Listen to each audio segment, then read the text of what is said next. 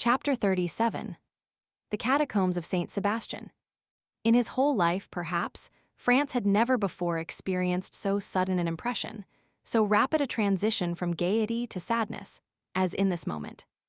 It seemed as though Rome, under the magic breath of some demon of the night, had suddenly changed into a vast tomb. By a chance, which added yet more to the intensity of the darkness, the moon, which was on the wane, did not rise until 11 o'clock, and the streets which the young man traversed were plunged in the deepest obscurity. The distance was short, and at the end of 10 minutes his carriage, or rather the Count's, stopped before the Hôtel de Londres. Dinner was waiting, but as Albert had told him that he should not return so soon, France sat down without him. Signor Pastrini, who had been accustomed to see them dine together, inquired into the cause of his absence, but France merely replied that Albert had received on the previous evening an invitation which he had accepted. The sudden extinction of the Maquet, the darkness which had replaced the light, and the silence which had succeeded the turmoil, had left in France's mind a certain depression which was not free from uneasiness. He therefore dined very silently, in spite of the officious attention of his host, who presented himself 2 or 3 times to inquire if he wanted anything. France resolved to wait for Albert as late as possible. He ordered the carriage, therefore, for 11 o'clock, desiring Signor Pastrini to inform him the moment that Albert returned to the hotel. At 11 o'clock, Albert had not come back. France dressed himself and went out, telling his host that he was going to pass the night at the Duke of Bracciano's. The house of the Duke of Bracciano is one of the most delightful in Rome. The Duchess, one of the last heiresses of the Colonnas, does its honors with the most consummate grace, and thus their fêtes have a European celebrity. France and Albert had brought to Rome letters of introduction to them, and their first question on his arrival was to inquire the whereabouts of his traveling companion. France replied that he had left him at the moment they were about to extinguish the Maquet, and that he had lost sight of him in the Via Macello. "Then he has not returned," said the Duke. "I waited for him until this hour," replied France. "And do you know whither he went?" "No, not precisely. However, I think it was something very like a rendezvous." "Diavolo," said the Duke, "this is a bad day, or rather a bad night, to be out late, is it not, Countess?" These words were addressed to the Countess G., who had just arrived and was leaning on the arm of Signor Torlonia, the Duke's brother. "I think, on the contrary, that it is a charming night," replied the Countess, "and those who are here will complain of but one thing, that of its too rapid flight." "I am not speaking," said the Duke with a smile, "of the persons who are here. The men run no other danger than that of falling in love with you, and the women of falling ill of jealousy at seeing you so lovely. I meant persons who were out in the streets of Rome." "Ah," asked the Countess, "who is out in the streets of Rome at this hour, unless it be to go to a ball?" "Our friend, Albert de Morcerf, Countess, whom I left in pursuit of his unknown about 7 o'clock this evening," said France, "and whom I have not seen since." "And don't you know where he is?" "Not at all." "Is he armed?" "He is in masquerade." "You should not have allowed him to go," said the Duke to France, "you, who know Rome better than he does. You might as well have tried to stop number 3 of the Barbary, who gained the prize in the race today," replied France. "And then, moreover, what could happen to him?" "Who can tell? The night is gloomy, and the Tiber is very near the Via Macello." France felt a shudder run through his veins at observing that the feeling of the Duke and the Countess was so much in unison with his own personal disquietude. "I informed them at the hotel that I had the honor of passing the night here, Duke," said France, "and desired them to come and inform me of his return." "Ah," replied the Duke, "here, I think, is one of my servants who is seeking you." The Duke was not mistaken. When he saw France, the servant came up to him. "Your Excellency," he said, "the master of the Hôtel de Londres has sent to let you know that a man is waiting for you with a letter from the Viscount of Morcerf." "A letter from the Viscount?" exclaimed France. "Yes." "And who is the man?" "I do not know." "Why did he not bring it to me here?" "The messenger did not say." "And where is the messenger?" "He went away directly. He saw me enter the ballroom to find you." "Oh," said the Countess to France, Go with all speed, poor young man. Perhaps some accident has happened to him. I will hasten, replied France. Shall we see you again to give us any information? Inquired the Countess. Yes, if it is not any serious affair, otherwise I cannot answer as to what I may do myself. Be prudent in any event, said the Countess. Oh, pray be assured of that. France took his hat and went away in haste. He had sent away his carriage with orders for it to fetch him at 2 o'clock. Fortunately, the Palazzo Bracciano, which is on one side in the Corso, and on the other in the Square of the Holy Apostles, is hardly 10 minutes' walk from the Hotel de Londres. As he came near the hotel, France saw a man in the middle of the street. He had no doubt that it was the messenger from Albert. The man was wrapped up in a large cloak. He went up to him, but, to his extreme astonishment, the stranger first addressed him. "What wants your excellency of me?" inquired the man, retreating a step or two, as if to keep on his guard. "Are not you the person who brought me a letter?" inquired France, "from the Viscount of Morcerf?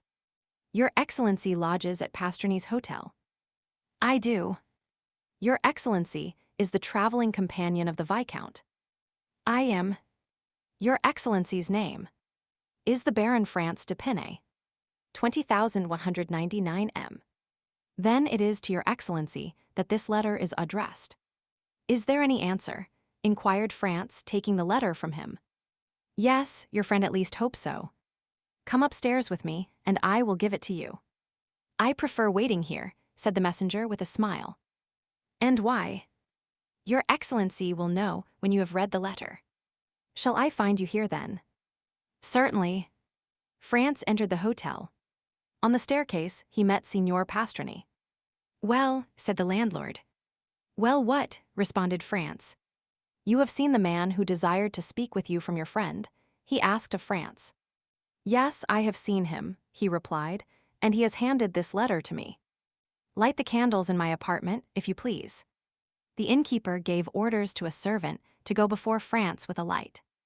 The young man had found Signor Pastrini looking very much alarmed, and this had only made him the more anxious to read Albert's letter.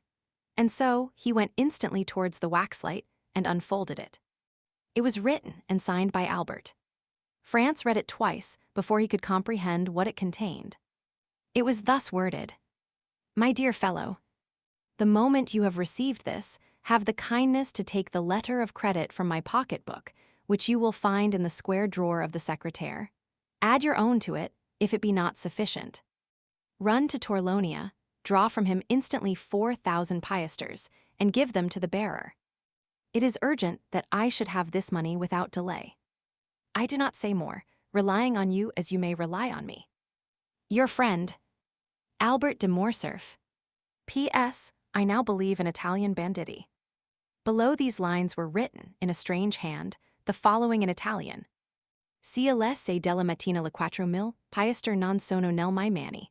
Alicet il conte Alberto avrà cessato di vivere. Luigi Vampa.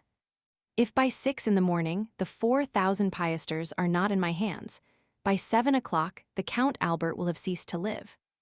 This second signature explained everything to France, who now understood the objection of the messenger to coming up into the apartment.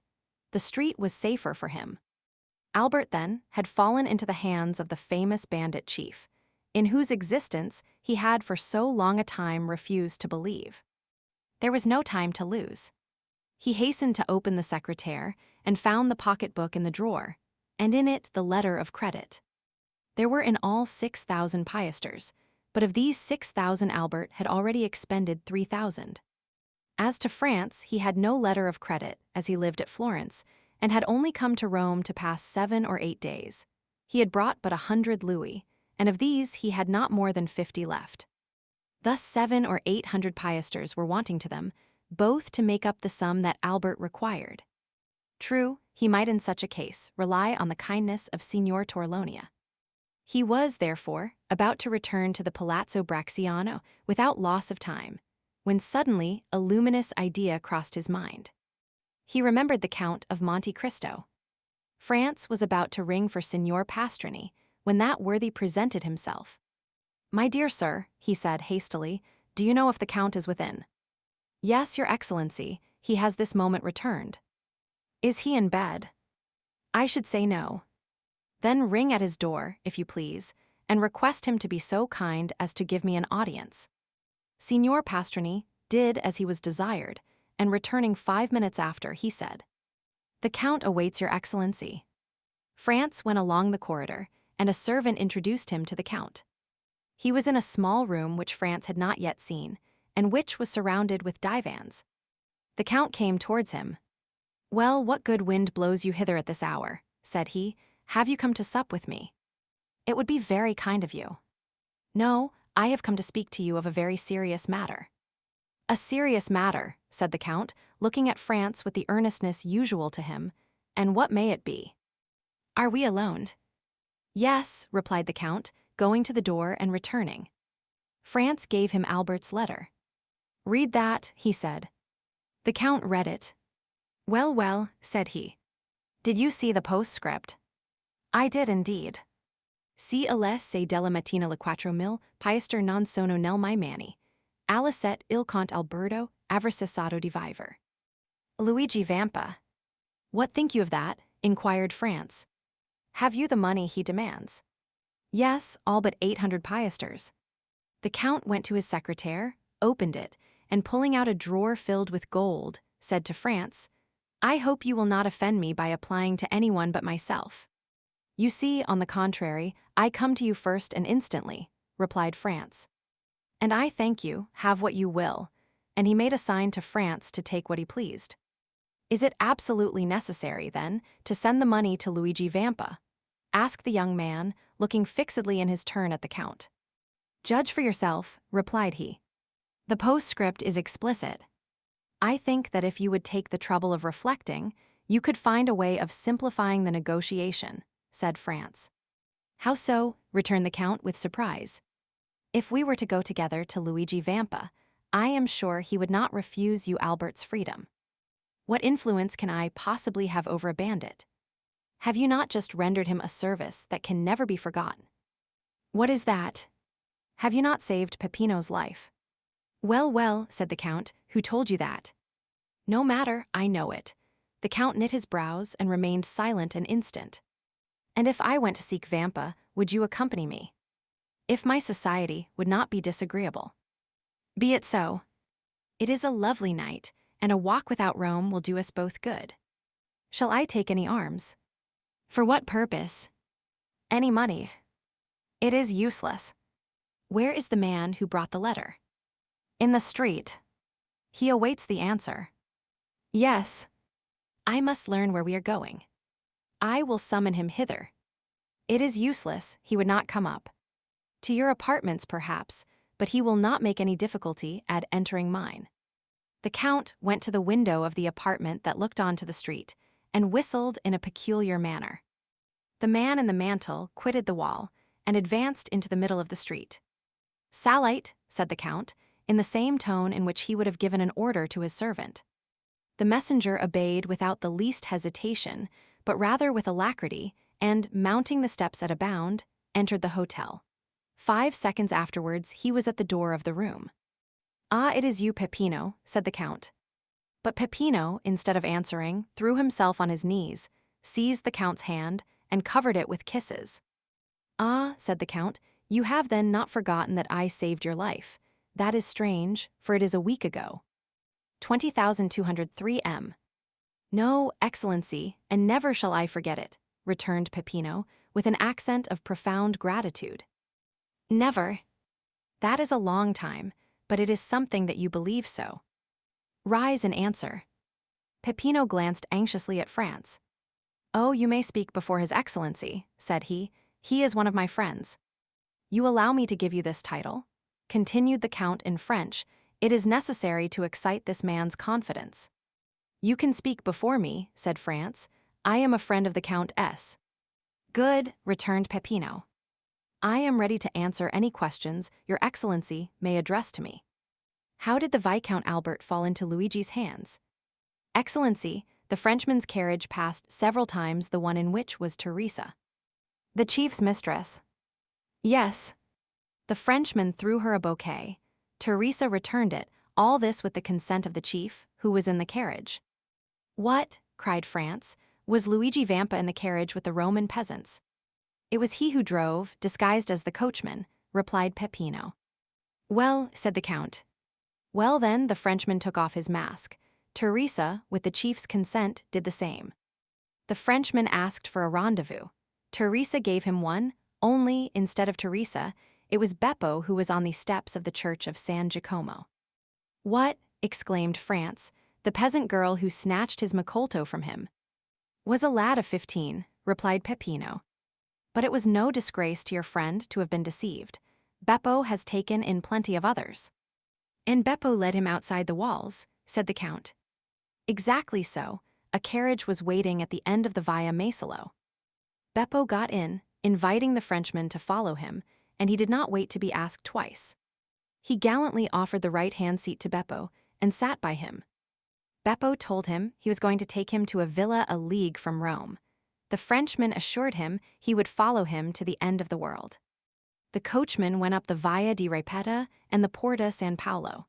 And when they were 200 yards outside, as the Frenchman became somewhat too forward, Beppo put a brace of pistols to his head. The coachman pulled up and did the same. At the same time, 4 of the band, who were concealed on the banks of the Olmo, surrounded the carriage. The Frenchman made some resistance and nearly strangled Beppo, but he could not resist 5 armed men and was forced to yield. They made him get out, walk along the banks of the river, and then brought him to Teresa and Luigi, who were waiting for him in the catacombs of St. Sebastian. "Well," said the Count, turning towards France, "it seems to me that this is a very likely story. What do you say to it?" "Why, that I should think it very amusing," replied France, "if it had happened to anyone but poor Albert."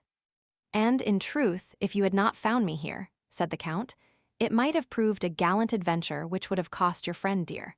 But now, be assured, his alarm will be the only serious consequence." "And shall we go and find him?" inquired France. "Oh, decidedly, sir. He is in a very picturesque place. Do you know the catacombs of St. Sebastian?"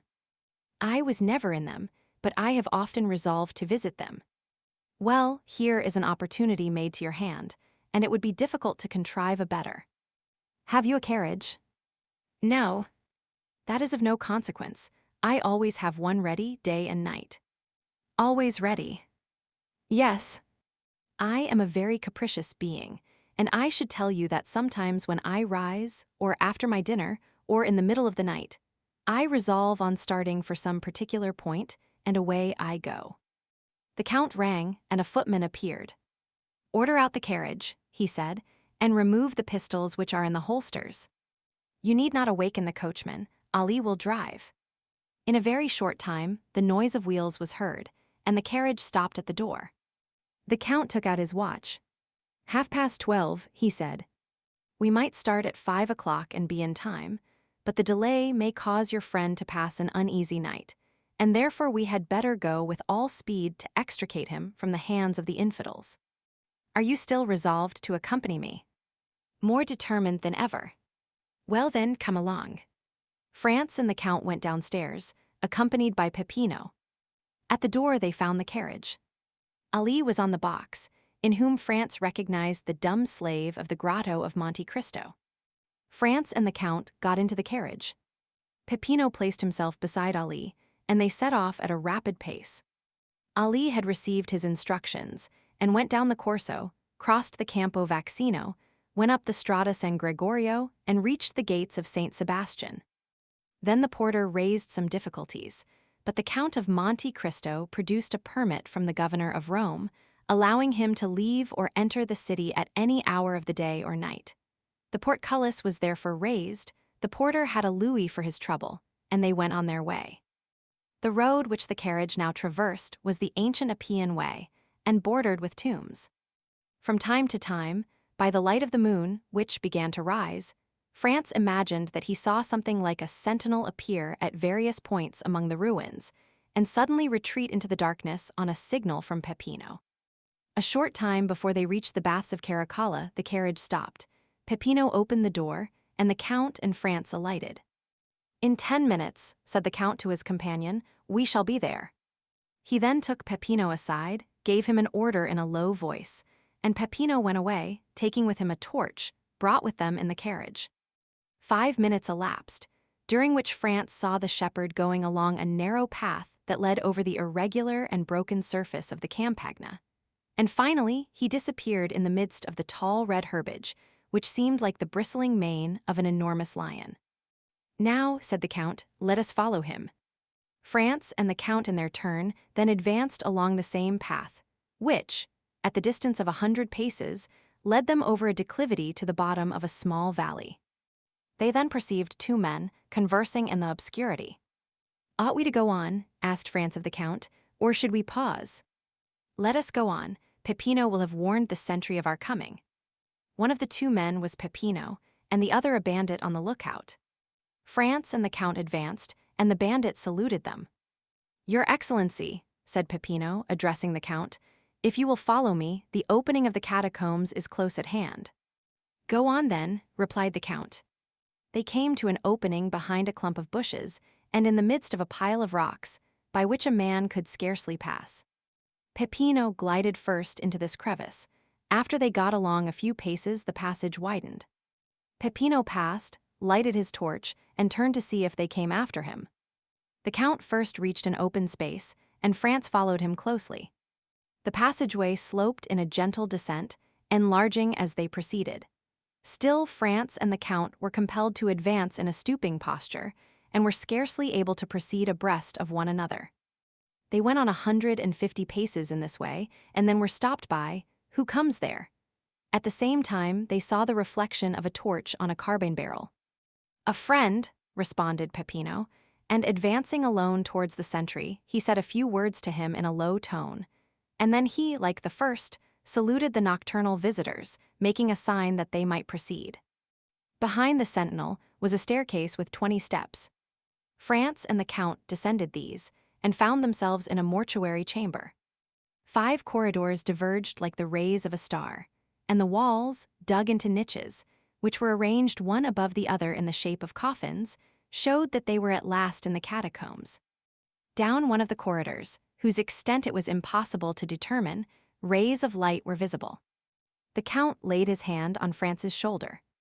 "Would you like to see a camp of bandits in repose?" he inquired. "Exceedingly," replied France. "Come with me, then." Peppino put out the torch. Peppino obeyed, and France and the Count were in utter darkness, except that 50 paces in advance of them a reddish glare, more evident since Peppino had put out his torch, was visible along the wall. They advanced silently, the Count guiding France as if he had the singular faculty of seeing in the dark. France himself, however, saw his way more plainly in proportion as he went on towards the light, which served in some manner as a guide. 3 arcades were before them, and the middle one was used as a door.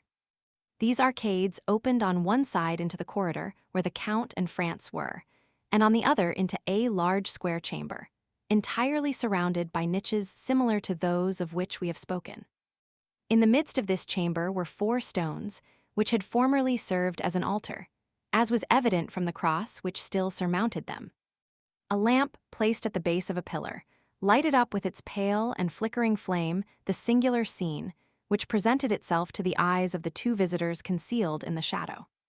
A man was seated with his elbow leaning on the column, and was reading with his back turned to the arcades, through the openings of which the newcomers contemplated him.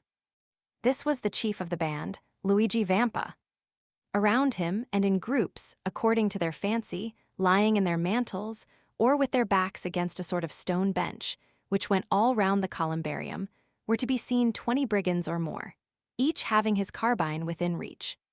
At the other end, silent, scarcely visible, and like a shadow, was a sentinel, who was walking up and down before a grotto, which was only distinguishable because in that spot the darkness seemed more dense than elsewhere. When the Count thought France had gazed sufficiently on this picturesque tableau, he raised his finger to his lips, to warn him to be silent, and, ascending the 3 steps which led to the corridor of the columbarium, entered the chamber by the middle arcade, and advanced towards Vampa, who was so intent on the book before him that he did not hear the noise of his footsteps. "Who comes there?" cried the sentinel, who was less abstracted, and who saw by the lamplight a shadow approaching his chief. At this challenge, Vampa rose quickly, drawing at the same moment a pistol from his girdle. In a moment, all the bandits were on their feet, and 20 carbines were leveled at the Count. "Well," said he in a voice perfectly calm, and no muscle of his countenance disturbed. "Well, my dear Vampa, it appears to me that you receive a friend with a great deal of ceremony." 20,207 M. "Ground arms," exclaimed the chief, with an imperative sign of the hand, while with the other he took off his hat respectfully. Then turning to the singular personage who had caused this scene, he said, "Your pardon, your excellency, but I was so far from expecting the honor of a visit that I did not really recognize you." "It seems that your memory is equally short in everything, Vampa," said the Count, "and that not only do you forget people's faces, but also the conditions you make with them."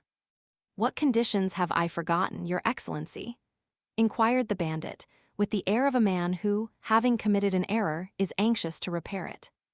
"Was it not agreed," asked the Count, "that not only my person, but also that of my friends, should be respected by you?" "And how have I broken that treaty, your excellency?" "You have this evening carried off, and conveyed hither the Viscount Albert de Morcerf." "Well," continued the Count, in a tone that made France shudder, "this young gentleman is one of my friends. This young gentleman lodges in the same hotel as myself.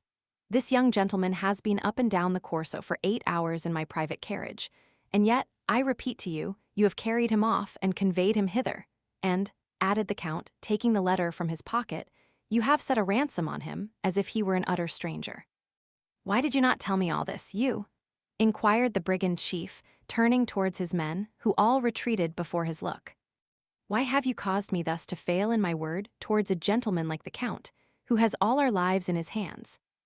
By heavens, if I thought one of you knew that the young gentleman was the friend of his excellency, I would blow his brains out with my own hand." 20,211 M. "Well," said the Count, turning towards France, "I told you there was some mistake in this." "Are you not alone?" asked Vampa with uneasiness. "I am with the person to whom this letter was addressed, and to whom I desired to prove that Luigi Vampa was a man of his word. Come, your excellency," the Count added, turning to France, "here is Luigi Vampa, who will himself express to you his deep regret at the mistake he has committed." France approached, the chief advancing several steps to meet him. "Welcome among us, your excellency," he said to him. "You heard what the Count just said, and also my reply. Let me add that I would not for the 4,000 piasters at which I had fixed your friend's ransom, that this had happened." "But," said France, looking round him uneasily, "where is the Viscount? I do not see him." "Nothing has happened to him, I hope," said the Count frowningly. "The prisoner is there," replied Vampa, pointing to the hollow space in front of which the bandit was on guard, "and I will go myself and tell him he is free." The chief went towards the place he had pointed out as Albert's prison, and France and the Count followed him. "What is the prisoner doing?" inquired Vampa of the sentinel. "Ma foi, captain," replied the sentry, "I do not know. For the last hour I have not heard him stir." "Come in, your excellency," said Vampa.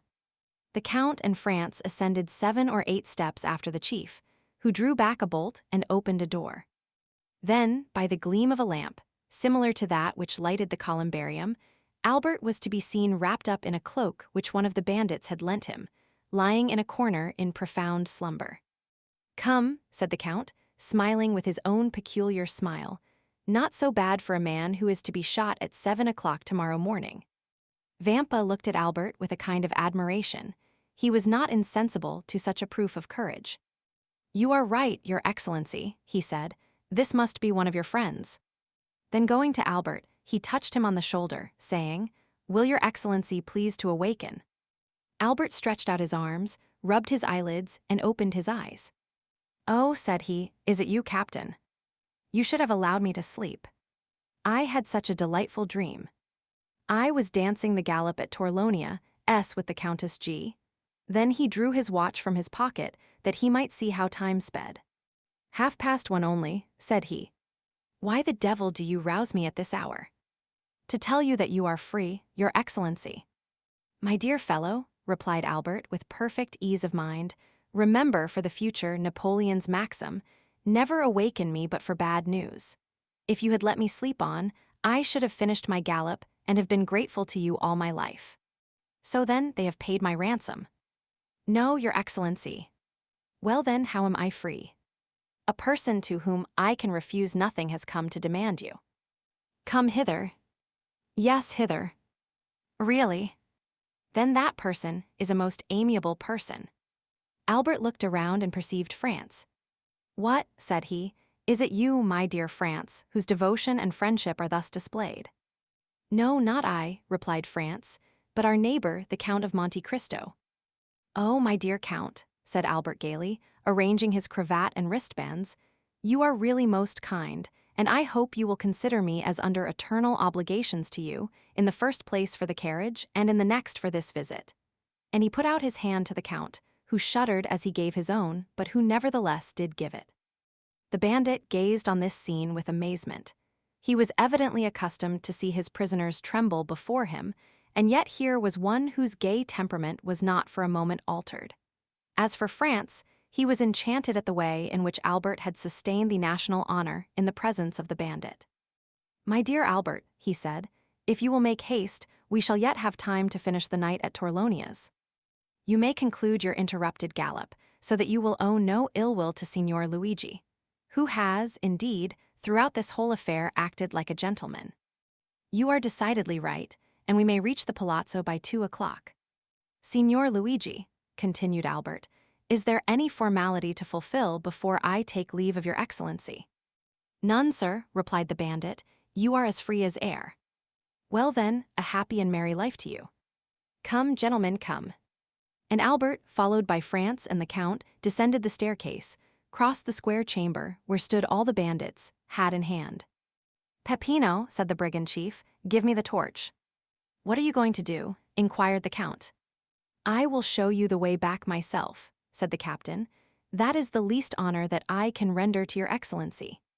And taking the lighted torch from the hands of the herdsman, he preceded his guests, not as a servant who performs an act of civility, but like a king who precedes ambassadors. On reaching the door, he bowed. And now, Your Excellency, added he, allow me to repeat my apologies, and I hope you will not entertain any resentment at what has occurred. No, my dear Vampa, replied the Count. Besides, you compensate for your mistakes in so gentlemanly a way that one almost feels obliged to you for having committed them. 20,214 M. Gentlemen, added the chief, turning towards the young men, perhaps the offer may not appear very tempting to you, but if you should ever feel inclined to pay me a second visit, wherever I may be, you shall be welcome. France and Albert bowed. The Count went out first, then Albert. France paused for a moment. Has Your Excellency anything to ask me? Said Vampa with a smile. Yes, I have, replied France. I am curious to know what work you were perusing with so much attention as we entered. Caesar's Commentaries, said the bandit. It is my favorite work. Well, are you coming? Asked Albert. Yes, replied France, here I am, and he in his turn left the caves. They advanced to the plain. Ah, your pardon, said Albert, turning round. Will you allow me, Captain? And he lighted his cigar at Vampa's torch. Now, my dear Count, he said, let us on with all the speed we may. I am enormously anxious to finish my night at the Duke of Bracciano's. They found the carriage where they had left it. The Count said a word in Arabic to Ali, and the horses went on at great speed. It was just 2 o'clock by Albert's watch when the two friends entered into the dancing room. Their return was quite an event, but as they entered together, all uneasiness on Albert's account ceased instantly. Madame, said the Viscount of Morcerf, advancing towards the Countess, yesterday you were so condescending as to promise me a gallop. I am rather late in claiming this gracious promise, but here is my friend, whose character for veracity you well know, and he will assure you the delay arose from no fault of mine. And as at this moment the orchestra gave the signal for the waltz, Albert put his arm round the waist of the Countess, and disappeared with her in the whirl of dancers. In the meanwhile, France was considering the singular shudder that had passed over the Count of Monte Cristo at the moment when he had been, in some sort, forced to give his hand to Albert. Chapter 38. The Rendezvous. The first words that Albert uttered to his friend, on the following morning, contained a request that France would accompany him on a visit to the Count. True, the young man had warmly and energetically thanked the Count on the previous evening, but services such as he had rendered could never be too often acknowledged. France, who seemed attracted by some invisible influence towards the Count, in which terror was strangely mingled, felt an extreme reluctance to permit his friend to be exposed alone to the singular fascination that this mysterious personage seemed to exercise over him, and therefore made no objection to Albert's request, but at once accompanied him to the desired spot. And after a short delay, the Count joined them in the salon.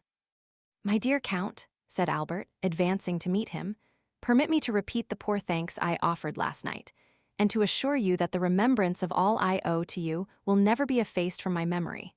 Believe me, as long as I live, I shall never cease to dwell with grateful recollection on the prompt and important service you rendered me, and also to remember that to you I am indebted even for my life." "My very good friend and excellent neighbor," replied the Count, with a smile, "you really exaggerate my trifling exertions. You owe me nothing but some trifle of 20,000 francs, which you have been saved out of your traveling expenses, so that there is not much of a score between us. But you must really permit me to congratulate you on the ease and unconcern with which you resigned yourself to your fate, and the perfect indifference you manifested as to the turn events might take." "Upon my word," said Albert, "I deserve no credit for what I could not help, namely, a determination to take everything as I found it, and to let those bandits see that although men get into troublesome scrapes all over the world, there is no nation but the French that can smile even in the face of grim death himself. All that, however, has nothing to do with my obligations to you, and I now come to ask you whether, in my own person, my family, or connections, I can in any way serve you. My father, the Comte de Morcerf, although of Spanish origin, possesses considerable influence, both at the court of France and Madrid, and I unhesitatingly place the best services of myself, and all to whom my life is dear, at your disposal."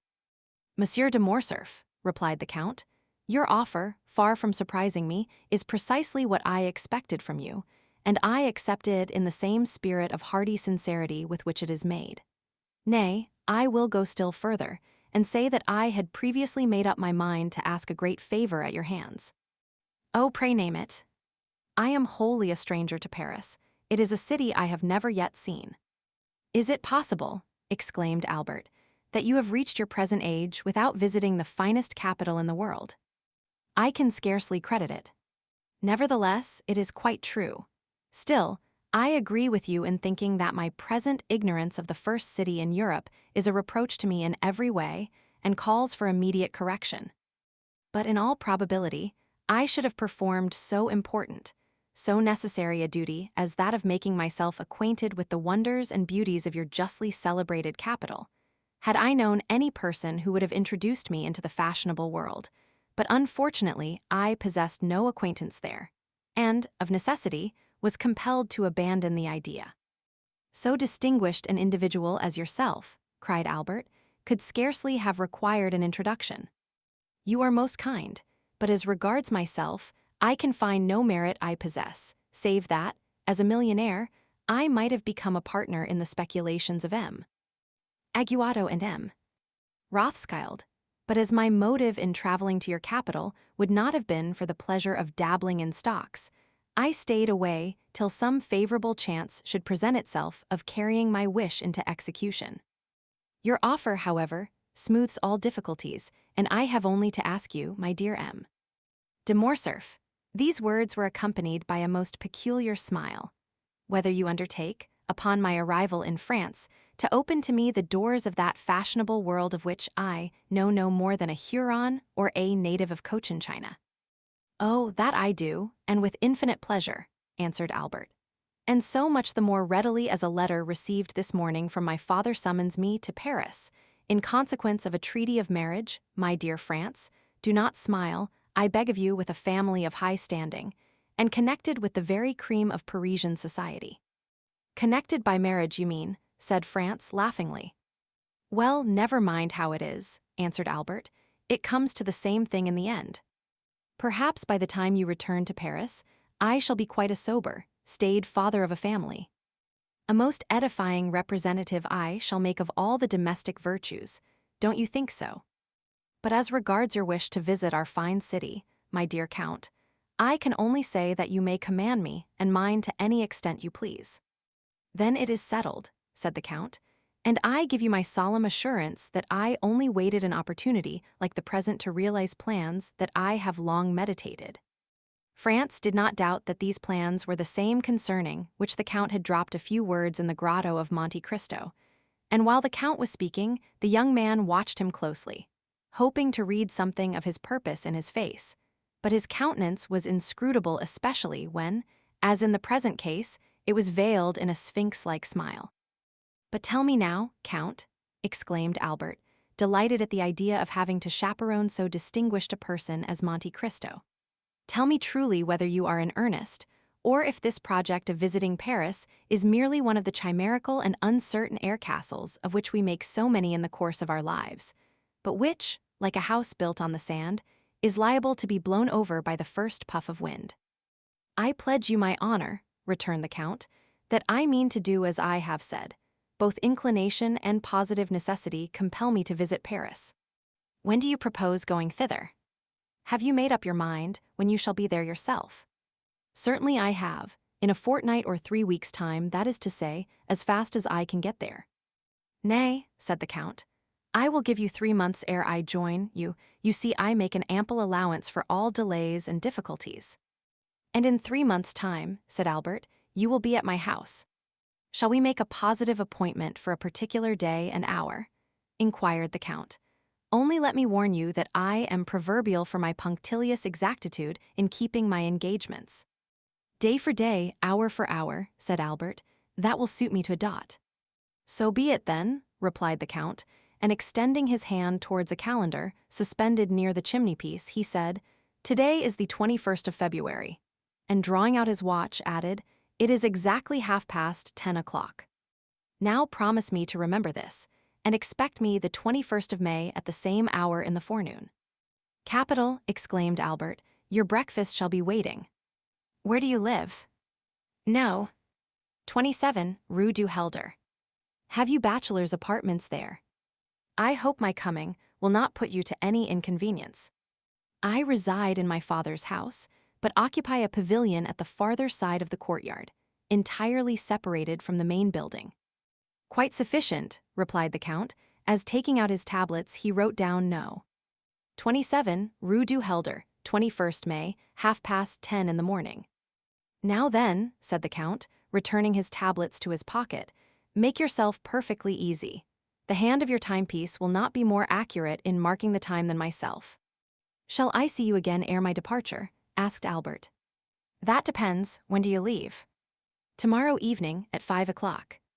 "In that case I must say adieu to you, as I am compelled to go to Naples, and shall not return hither before Saturday evening or Sunday morning." "And you, Baron," pursued the Count, addressing France, "do you also depart tomorrow?" "Yes." "For France?" "No, for Venice. I shall remain in Italy for another year or 2. "Then we shall not meet in Paris." "I fear I shall not have that honor." "Well, since we must part," said the Count, holding out a hand to each of the young men, "allow me to wish you both a safe and pleasant journey."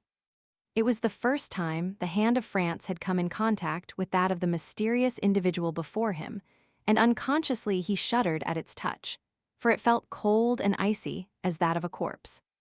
20,219 M. "Let us understand each other," said Albert. "It is agreed, is it not, that you are to be at No. 27 in the Rue du Helder on the 21st of May at 10:30 in the morning, and your word of honor passed for your punctuality?" "The 21st of May at 10:30 in the morning, Rue du Helder, No. 27, replied the Count. The young men then rose, and bowing to the Count, quitted the room. "What is the matter?" asked Albert of France, when they had returned to their own apartments. "You seem more than commonly thoughtful." "I will confess to you, Albert," replied France. "The Count is a very singular person, and the appointment you have made to meet him in Paris fills me with 1,000 apprehensions." "My dear fellow," exclaimed Albert, "what can there possibly be in that to excite uneasiness?" Why, you must have lost your senses. Whether I am in my senses or not, answered France, that is the way I feel. Listen to me, France, said Albert. I am glad that the occasion has presented itself for saying this to you, for I have noticed how cold you are in your bearing towards the Count, while he, on the other hand, has always been courtesy itself to us. Have you anything particular against him? Possibly. Did you ever meet him previously to coming hither? I have. And where? Will you promise me not to repeat a single word of what I am about to tell you? I promise. Upon your honor. Upon my honor. Then listen to me. France then related to his friend the history of his excursion to the island of Monte Cristo and of his finding a party of smugglers there, and the 2 Corsican bandits with them. He dwelt with considerable force and energy on the almost magical hospitality he had received from the Count, and the magnificence of his entertainment in the grotto of the 1,001 Nights. He recounted, with circumstantial exactitude, all the particulars of the supper, the hashish, the statues, the dream, and how, at his awakening, there remained no proof or trace of all these events, save the small yacht, seen in the distant horizon driving under full sail toward Porto Vecchio. Then he detailed the conversation overheard by him at the Colosseum, between the Count and Vampa, in which the Count had promised to obtain the release of the bandit Peppino, an engagement which, as our readers are aware, he most faithfully fulfilled. At last, he arrived at the adventure of the preceding night, and the embarrassment in which he found himself placed by not having sufficient cash by 600 or 700 piasters to make up the sum required, and finally of his application to the Count and the picturesque and satisfactory result that followed. Albert listened with the most profound attention. Well, said he, when France had concluded, what do you find to object to in all you have related? The Count is fond of traveling, and being rich possesses a vessel of his own. Go but to Portsmouth or Southampton, and you will find the harbors crowded with the yachts belonging to such of the English as can afford the expense, and have the same liking for this amusement. Now, by way of having a resting place during his excursions, avoiding the wretched cookery, which has been trying its best to poison me during the last 4 months, while you have manfully resisted its effects for as many years, and obtaining a bed on which it is possible to slumber, Monte Cristo has furnished for himself a temporary abode where you first found him. But to prevent the possibility of the Tuscan government taking a fancy to his enchanted palace, and thereby depriving him of the advantages naturally expected from so large an outlay of capital, he has wisely enough purchased the island and taken its name. Just ask yourself, my good fellow, whether there are not many persons of our acquaintance who assume the names of lands and properties they never in their lives were masters of. But, said France, the Corsican bandits that were among the crew of his vessel. Why, really the thing seems to me simple enough. Nobody knows better than yourself that the bandits of Corsica are not rogues or thieves, but purely and simply fugitives, driven by some sinister motive from their native town or village, and that their fellowship involves no disgrace or stigma. For my own part, I protest that, should I ever go to Corsica, my first visit, ere even I presented myself to the mayor or prefect, should be to the bandits of Colomba, if I could only manage to find them.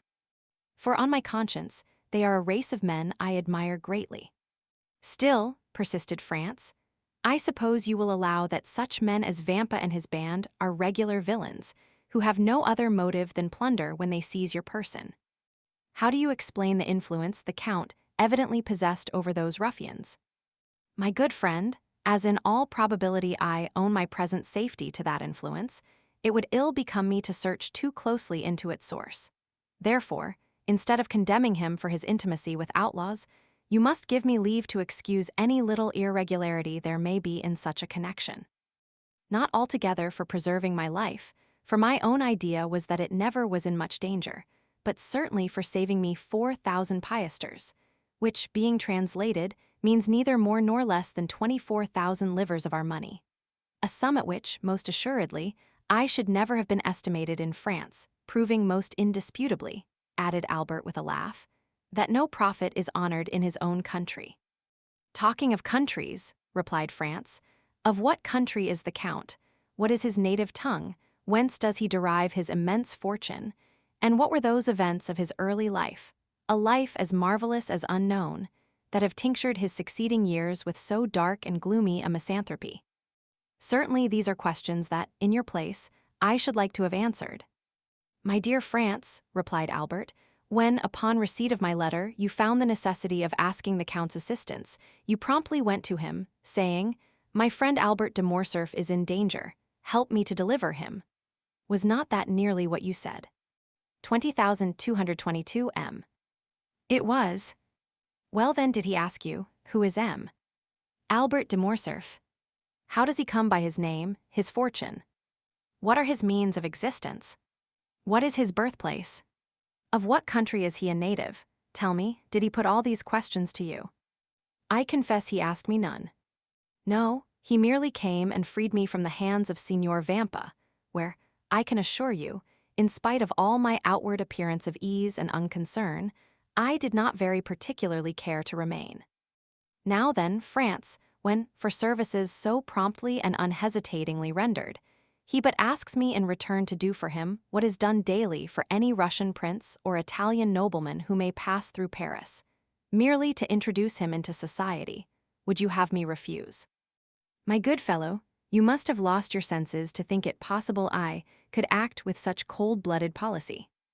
And this time it must be confessed that, contrary to the usual state of affairs in discussions between the young men, the effective arguments were all on Albert's side. Well, said France with a sigh, do as you please, my dear Viscount, for your arguments are beyond my powers of refutation. Still, in spite of all, you must admit that this Count of Monte Cristo is a most singular personage. He is a philanthropist, answered the other, and no doubt his motive in visiting Paris is to compete for the Montheian prize, given, as you are aware, to whoever shall be proved to have most materially advanced the interests of virtue and humanity. If my vote and interest can obtain it for him, I will readily give him the one and promise the other. And now, my dear France, let us talk of something else. Come, shall we take our luncheon, and then pay a last visit to St. Peter, S. France silently assented, and the following afternoon, at 5:30, the young men parted. Albert de Morcerf to return to Paris, and France d'Épinay to pass a fortnight at Venice. But ere he entered his traveling carriage, Albert, fearing that his expected guest might forget the engagement he had entered into, placed in the care of a waiter at the hotel a card to be delivered to the Count of Monte Cristo, on which, beneath the name of Viscount Albert de Morcerf, he had written in pencil, 27, Rue du Helder on the 21 St. May, 10:30 a.m. Chapter 39. The guests. In the house in the Rue du Helder, where Albert had invited the Count of Monte Cristo, everything was being prepared on the morning of the 21st of May to do honor to the occasion. Albert de Morcerf inhabited a pavilion situated at the corner of a large court and directly opposite another building, in which were the servants' apartments. 2 windows only of the pavilion faced the street, 3 other windows looked into the court, and 2 at the back into the garden. Between the court and the garden, built in the heavy style of the imperial architecture, was the large and fashionable dwelling of the Count and Countess of Morcerf. A high wall surrounded the whole of the property, surmounted at intervals by vases filled with flowers, and broken in the center by a large gate of gilded iron, which served as the carriage entrance. A small door, close to the lodge of the concierge, gave ingress and egress to the servants and masters when they were on foot. It was easy to discover that the delicate care of a mother, unwilling to part from her son, and yet aware that a young man of the Viscount's age required the full exercise of his liberty, had chosen this habitation for Albert. There were not lacking, however, evidences of what we may call the intelligent egoism of a youth who is charmed with the indolent, careless life of an only son, and who lives, as it were, in a gilded cage. By means of the 2 windows looking into the street, Albert could see all that passed. The sight of what is going on is necessary to young men, who always want to see the world traverse their horizon, even if that horizon is only a public thoroughfare. Then, should anything appear to merit a more minute examination, Albert de Morcerf could follow up his researches by means of a small gate, similar to that close to the concierge, door, and which merits a particular description. It was a little entrance that seemed never to have been opened since the house was built, so entirely was it covered with dust and dirt. But the well-oiled hinges and locks told quite another story.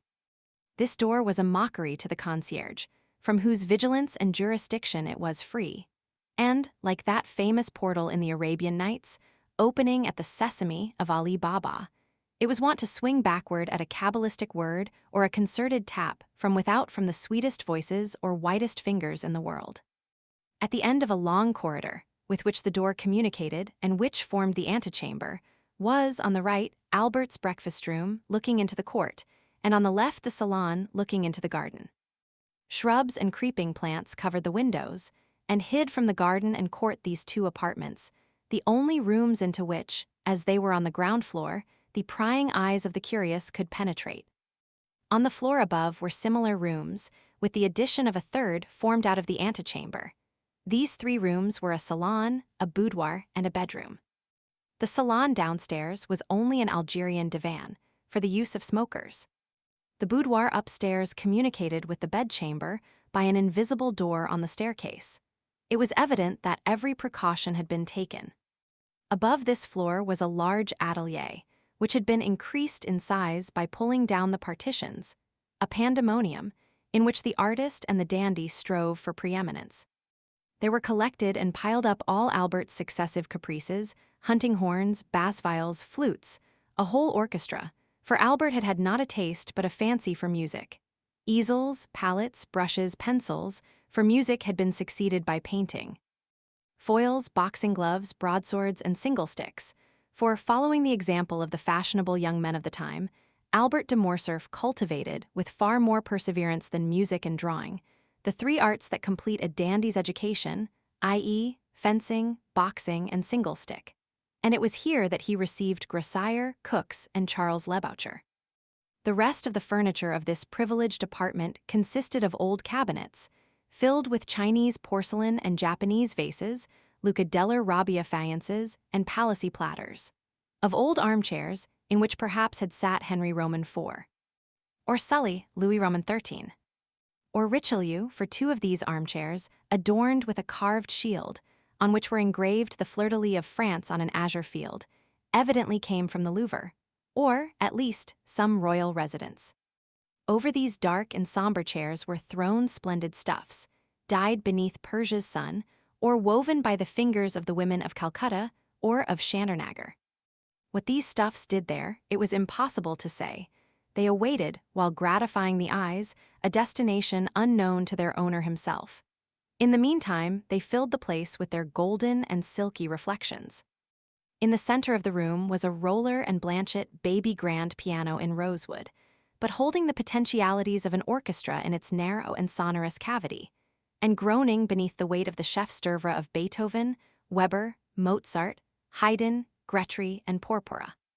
On the walls, over the doors, on the ceiling, were swords, daggers, Malay creeses, maces, battle axes, gilded, damasked, and inlaid suits of armor, dried plants, minerals, and stuffed birds, their flame-colored wings outspread in motionless flight, and their beaks forever open. This was Albert's favorite lounging place. However, the morning of the appointment, the young man had established himself in the small salon downstairs.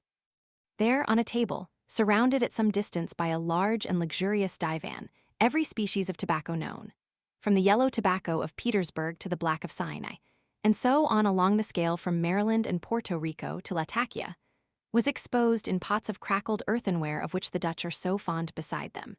In boxes of fragrant wood were ranged, according to their size and quality, puros, regalias, Havanas, and Manillas.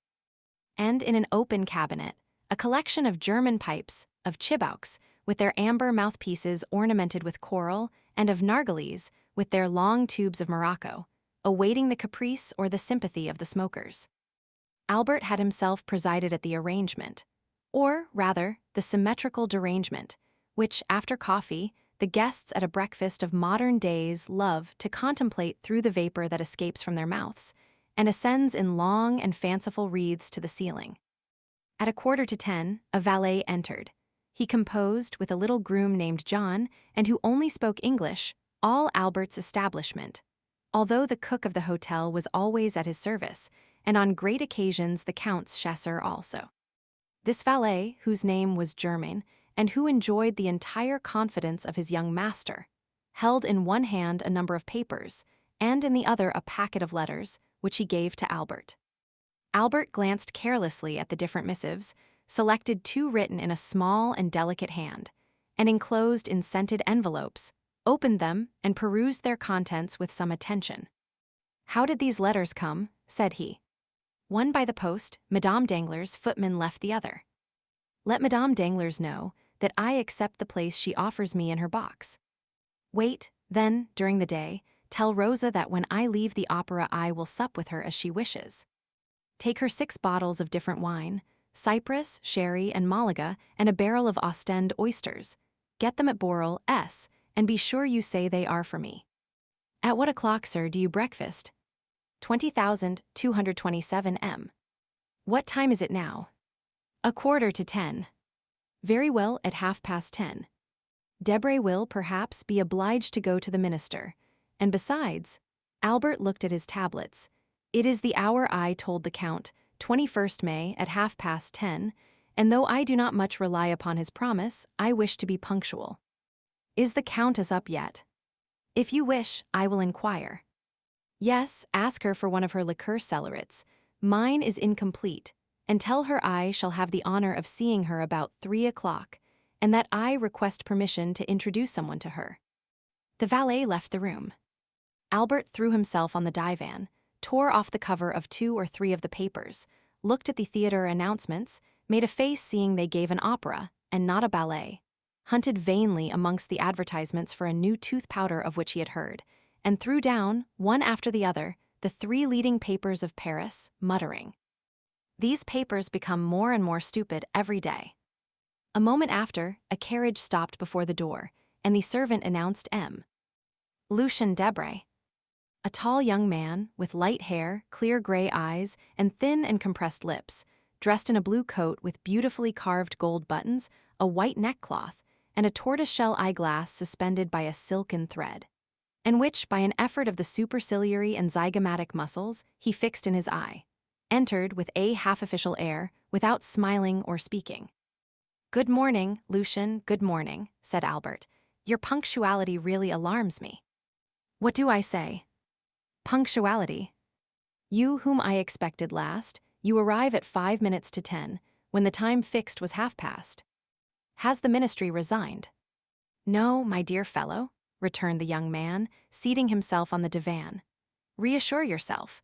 We are tottering always, but we never fall, and I begin to believe that we shall pass into a state of immobility, and then the affairs of the peninsula will completely consolidate us." "Ah, true, you drive Don Carlos out of Spain." "No, no, my dear fellow, do not confound our plans.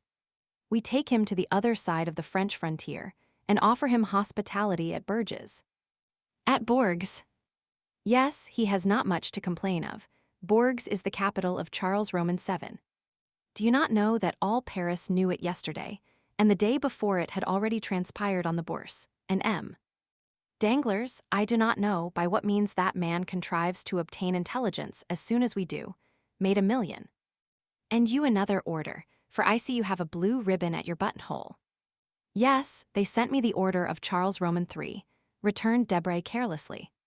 "Come, do not affect indifference, but confess you were pleased to have it."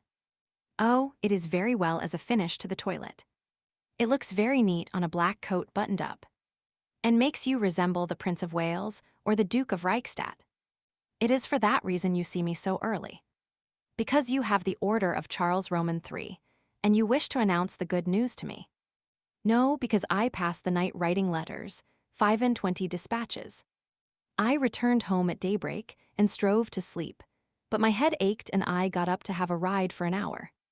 At the Bois de Boulogne, ennui and hunger attacked me at once, 2 enemies who rarely accompany each other, and who are yet leagued against me, a sort of Carlo-Republican alliance. I then recollected you gave a breakfast this morning, and here I am. I am hungry, feed me. I am bored, amuse me." "It is my duty as your host," returned Albert, ringing the bell, while Lucien turned over with his gold-mounted cane the papers that lay on the table. Germain, a glass of sherry and a biscuit.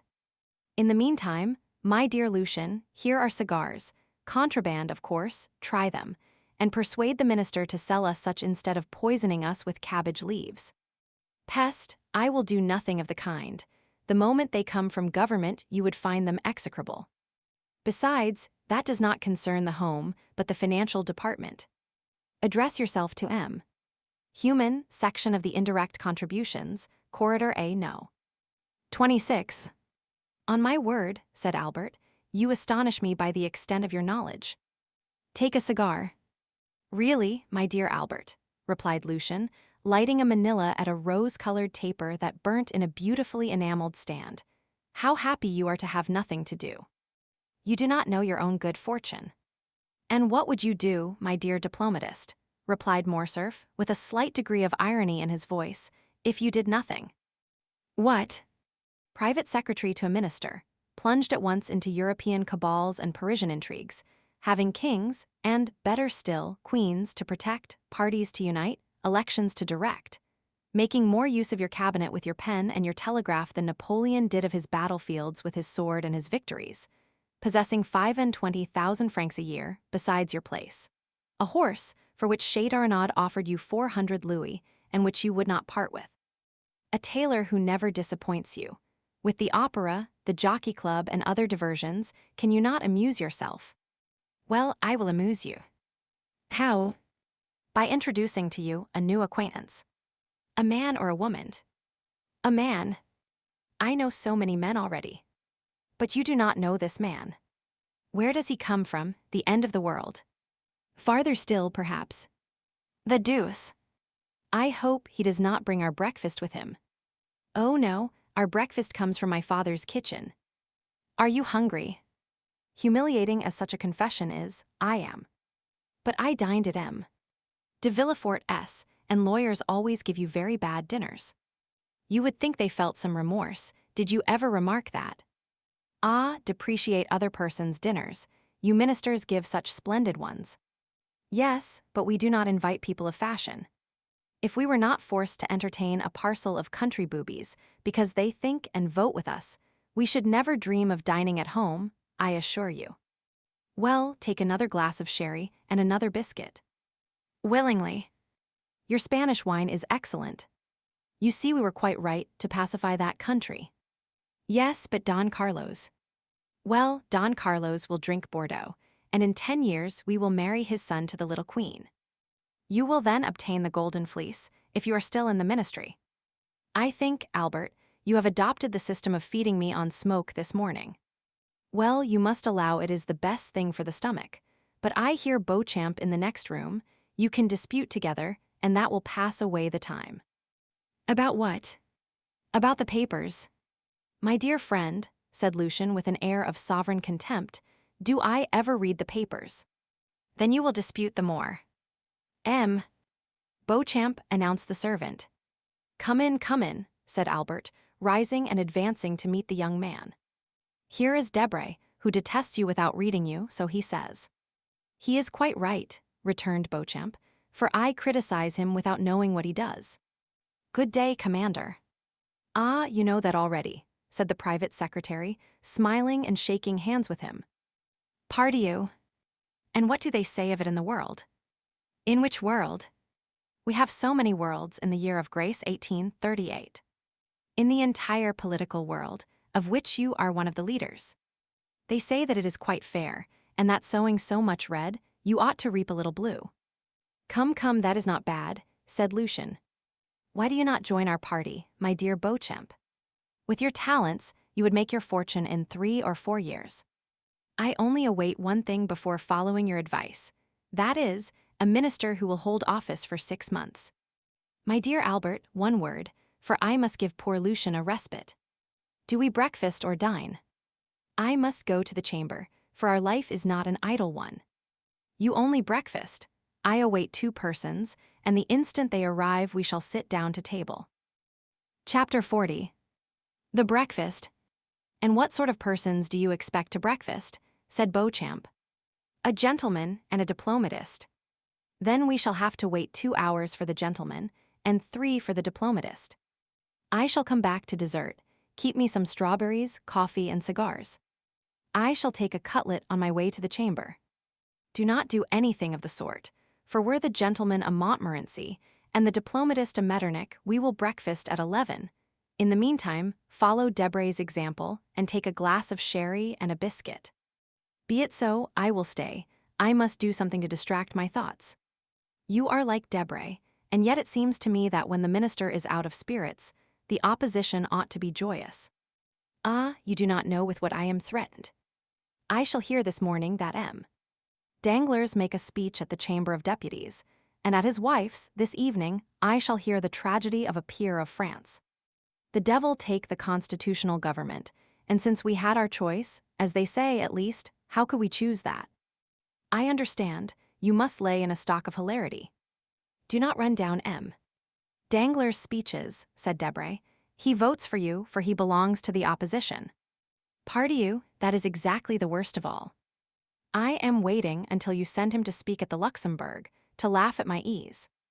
My dear friend, said Albert to Beauchamp, it is plain that the affairs of Spain are settled, for you are most desperately out of humor this morning. Recollect that Parisian gossip has spoken of a marriage between myself and Emile. Eugénie Danglars, I cannot in conscience, therefore, let you run down the speeches of a man who will one day say to me, Vicomte, you know I give my daughter 2 millions. Ah, this marriage will never take place, said Beauchamp. The king has made him a baron, and can make him a peer, but he cannot make him a gentleman, and the Count of Morcerf is too aristocratic to consent, for the paltry sum of 2 million francs, to a mésalliance. The Viscount of Morcerf can only wed a marchioness. But 2 million francs make a nice little sum, replied Morcerf. It is the social capital of a theatre on the boulevard, or a railroad from the Jardin des Plantes to La Rapée. Never mind what he says, Morcerf, said Debray. Do you marry her? You marry a money-bag label, it is true. Well, but what does that matter? It is better to have a blazon less, and a figure more on it. You have 7 martlets on your arms, give 3 to your wife, and you will still have 4.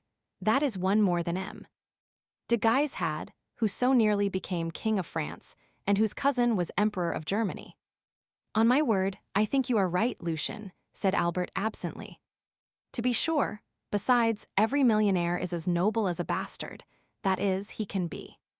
Do not say that, Debray, returned Beauchamp, laughing, for here is Château who, to cure you of your mania for paradoxes, will pass the sword of Renaud de Montauban, his ancestor, through your body.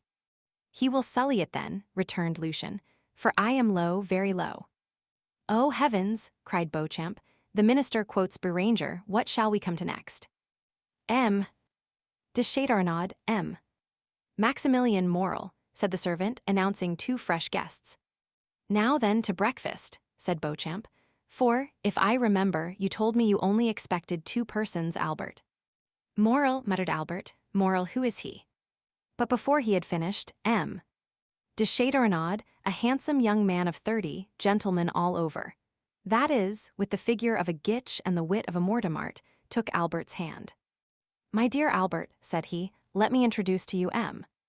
Maximilian Morel, captain of Spahis, my friend, and what is more, however the man speaks for himself, my preserver.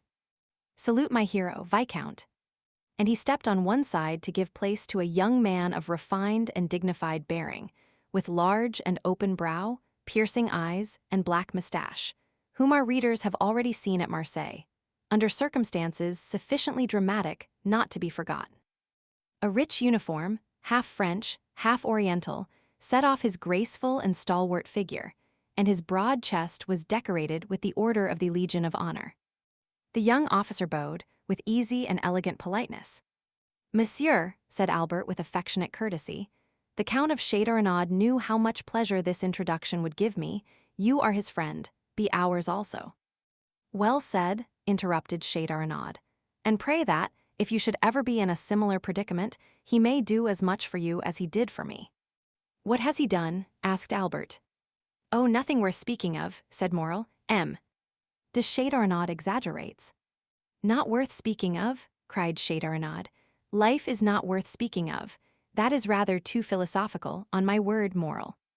It is very well for you, who risk your life every day, but for me, who only did so once. We gather from all this, Baron, that Captain Moral saved your life. Exactly so. On what occasion? Asked Beauchamp. Beauchamp, my good fellow, you know I am starving, said Debray. Do not set him off on some long story. Well, I do not prevent your sitting down to table, replied Beauchamp. Chedernaude can tell us while we eat our breakfast. Gentlemen, said Morcerf, it is only 10:15, and I expect someone else. Ah, true, a diplomatist, observed Debray. Diplomat or not, I don't know. I only know that he charged himself on my account with a mission, which he terminated so entirely to my satisfaction, that had I been king, I should have instantly created him knight of all my orders, even had I been able to offer him the golden fleece and the garter. Well, since we are not to sit down to table, said Debray, take a glass of sherry and tell us all about it. You all know that I had the fancy of going to Africa. It is a road your ancestors have traced for you, said Albert gallantly. Yes. But I doubt that your object was like theirs, to rescue the Holy Sepulchre. You are quite right, Beauchamp, observed the young aristocrat. It was only to fight as an amateur. I cannot bear dueling ever since 2 seconds, whom I had chosen to arrange an affair, forced me to break the arm of one of my best friends, one whom you all know, poor France de Pinay. Ah, true, said Debray, you did fight some time ago, about what? 20,235 m. The devil take me, if I remember, returned Chedernaude. But I recollect perfectly one thing, that, being unwilling to let such talents as mine sleep, I wished to try upon the Arabs the new pistols that had been given to me. In consequence, I embarked for Iran, and went from thence to Constantine, where I arrived just in time to witness the raising of the siege. I retreated with the rest, for 8 and 40 hours. I endured the rain during the day, and the cold during the night tolerably well, but the 3rd morning my horse died of cold. Poor brute, accustomed to be covered up, and to have a stove in the stable. The Arabian finds himself unable to bear 10 degrees of cold in Arabia. That's why you want to purchase my English horse, said Debray. You think he will bear the cold better. You are mistaken, for I have made a vow never to return to Africa. You were very much frightened then, asked Beauchamp. Well, yes, and I had good reason to be so, replied Chedernaude. I was retreating on foot, for my horse was dead. 6 Arabs came up full gallop to cut off my head. I shot 2 with my double-barreled gun and 2 more with my pistols, but I was then disarmed and 2 were still left. One seized me by the hair, that is why I now wear it so short, for no one knows what may happen. The other swung a yataghan, and I already felt the cold steel on my neck, when this gentleman whom you see here charged them, shot the one who held me by the hair, and cleft the skull of the other with his saber. He had assigned himself the task of saving a man's life that day. Chance caused that man to be myself. When I am rich I will order a statue of Chance from Clagman or Marichetti. Yes, said Morel, smiling, it was the 5th of September, the anniversary of the day on which my father was miraculously preserved. Therefore, as far as it lies in my power, I endeavor to celebrate it by some 20,237 m. Heroic action, interrupted Chedernaude. I was chosen. But that is not all. After rescuing me from the sword, he rescued me from the cold, not by sharing his cloak with me, like Saint Martin, but by giving me the whole. Then from hunger by sharing with me, guess what? A Strasbourg pie, asked Beauchamp. No, his horse, of which we each of us ate a slice with a hearty appetite. It was very hard. The horse, said Morcerf, laughing. No, the sacrifice, returned Chedernaude. Ask Debray if he would sacrifice his English steed for a stranger. Not for a stranger, said Debray, but for a friend I might, perhaps. I divined that you would become mine, Count, replied Morel. Besides, as I had the honor to tell you, heroism or not, sacrifice or not, that day I owed an offering to bad fortune in recompense for the favors good fortune had on other days granted to us. The history to which M. Morel alludes, continued Chedernaude, is an admirable one which he will tell you some day when you are better acquainted with him. Today let us fill our stomachs and not our memories. What time do you breakfast, Albert? At 10:30. Precisely, asked Debray, taking out his watch. Oh, you will give me 5 minutes grace, replied Morcerf, for I also expect a preserver. Of whom? Of myself, cried Morcerf. Parbleu, do you think I cannot be saved as well as anyone else, and that there are only Arabs who cut off heads? Our breakfast is a philanthropic one, and we shall have at table, at least, I hope so, 2 benefactors of humanity. What shall we do? Said Debray. We have only 1 Montheian prize. Well, it will be given to someone who has done nothing to deserve it, said Beauchamp. That is the way the Academy mostly escapes from the dilemma. And where does he come from? Asked Debray. You have already answered the question once, but so vaguely that I venture to put it a second time. Really, said Albert, I do not know. When I invited him 3 months ago, he was then at Rome, but since that time who knows where he may have gone. And you think him capable of being exact? Demanded Debray. I think him capable of everything. Well, with the 5 minutes grace, we have only 10 left. I will profit by them to tell you something about my guest. I beg pardon, interrupted Beauchamp. Are there any materials for an article in what you are going to tell us? Yes, and for a most curious one.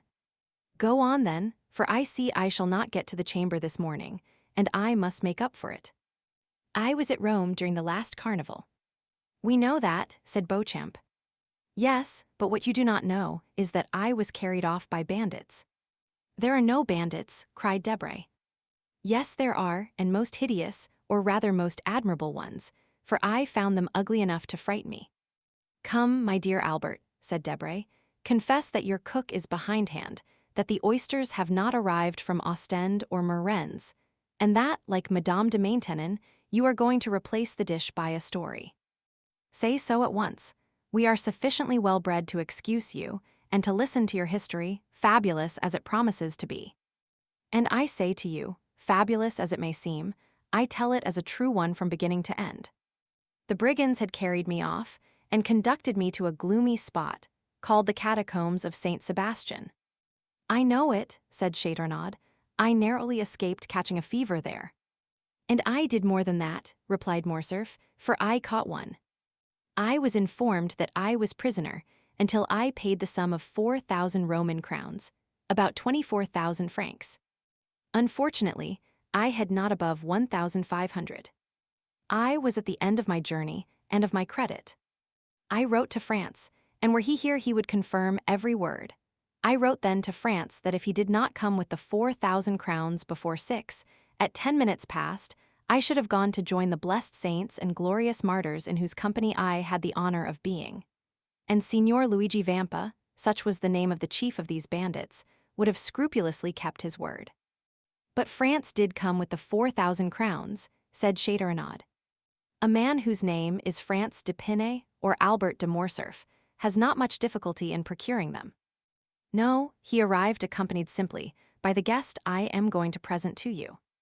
Ah, this gentleman is a Hercules killing Cacus, a Perseus freeing Andromeda. No, he is a man about my own size. Armed to the teeth. He had not even a knitting needle. But he paid your ransom. He said 2 words to the chief, and I was free. And they apologized to him for having carried you off, said Beauchamp. Just so. Why, he is a second Ariosto. No, his name is the Count of Monte Cristo. There is no Count of Monte Cristo, said Debray. I do not think so, added Châteaurenaud, with the air of a man who knows the whole of the European nobility perfectly. Does anyone know anything of a Count of Monte Cristo? He comes possibly from the Holy Land, and one of his ancestors possessed Calvary, as the Mortemarts did the Dead Sea. I think I can assist your researches, said Maximilian. Monte Cristo is a little island I have often heard spoken of by the old sailors my father employed, a grain of sand in the center of the Mediterranean, an atom in the infinite. Precisely, cried Albert. Well, he of whom I speak is the lord and master of this grain of sand, of this atom. He has purchased the title of Count somewhere in Tuscany. He is rich, then. I believe so. But that ought to be visible. That is what deceives you, Debray. I do not understand you. Have you read the Arabian Nights? What a question. Well, do you know if the persons you see there are rich or poor, if their sacks of wheat are not rubies or diamonds? They seem like poor fishermen, and suddenly they open some mysterious cavern filled with the wealth of the Indies. Which means that my Count of Monte Cristo is one of those fishermen. He has even a name taken from the book, since he calls himself Sinbad the Sailor and has a cave filled with gold. And you have seen this cavern, Morcerf? Asked Beauchamp. No, but France has. For heaven's sake, not a word of this before him.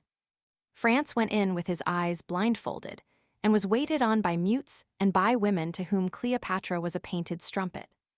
Only he is not quite sure about the women, for they did not come in until after he had taken hashish, so that what he took for women might have been simply a row of statues. The two young men looked at Morcerf as if to say, "Are you mad, or are you laughing at us?" "And I also," said Morrel thoughtfully, "have heard something like this from an old sailor named Penelon." "Ah," cried Albert, "it is very lucky that Morrel comes to aid me. You are vexed, are you not, that he thus gives a clue to the labyrinth?" "My dear Albert," said Debray, "what you tell us is so extraordinary." "Ah, because your ambassadors and your consuls do not tell you of them. They have no time. They are too much taken up with interfering in the affairs of their countrymen who travel. Now you get angry and attack our poor agents. How will you have them protect you? The chamber cuts down their salaries every day, so that now they have scarcely any. Will you be ambassador, Albert? I will send you to Constantinople. No, lest on the first demonstration I make in favor of Mehemet Ali, the Sultan send me the bowstring and make my secretaries strangle me." "You say very true," responded Debray. "Yes," said Albert, "but this has nothing to do with the existence of the Count of Monte Cristo. Pardieu, everyone exists. Doubtless, but not in the same way. Everyone has not black slaves, a princely retinue, an arsenal of weapons that would do credit to an Arabian fortress, horses that cost 6,000 francs apiece, and Greek mistresses. Have you seen the Greek mistress?" "I have both seen and heard her. I saw her at the theater, and heard her one morning when I breakfasted with the Count." "He eats then?" "Yes, but so little it can hardly be called eating. He must be a vampire. Laugh, if you will, the Countess G., who knew Lord Ruthven, declared that the Count was a vampire." "Ah, capital," said Beauchamp. "For a man not connected with newspapers, here is the pendant to the famous sea serpent of the Constitutional." "Wild eyes, the iris of which contracts or dilates at pleasure," said Debray. "Facial angles strongly developed, magnificent forehead, livid complexion, black beard, sharp and white teeth, politeness unexceptionable." "Just so, Lucien," returned Morcerf. "You have described him feature for feature." "Yes, keen and cutting politeness. This man has often made me shudder. And one day when we were viewing an execution, I thought I should faint, more from hearing the cold and calm manner in which he spoke of every description of torture, than from the sight of the executioner and the culprit." "Did he not conduct you to the ruins of the Colosseum and suck your blood?" asked Beauchamp. "Or, having delivered you, make you sign a flaming parchment, surrendering your soul to him as Esau did his birthright?" Rail on at your ease, gentlemen," said Morcerf, somewhat piqued. "When I look at you Parisians, idlers on the Boulevard de Gand or the Bois de Boulogne, and think of this man, it seems to me we are not of the same race." "I am highly flattered," returned Beauchamp. "At the same time," added Châteaurenaud, "your Count of Monte Cristo is a very fine fellow, always accepting his little arrangements with the Italian banditti." "There are no Italian banditti," said Debray. "No vampire," cried Beauchamp. "No Count of Monte Cristo," added Debray. "There is 10:30 striking Albert. 20,243 m. Confess you have dreamed this, and let us sit down to breakfast," continued Beauchamp. But the sound of the clock had not died away when Germain announced, "His Excellency the Count of Monte Cristo."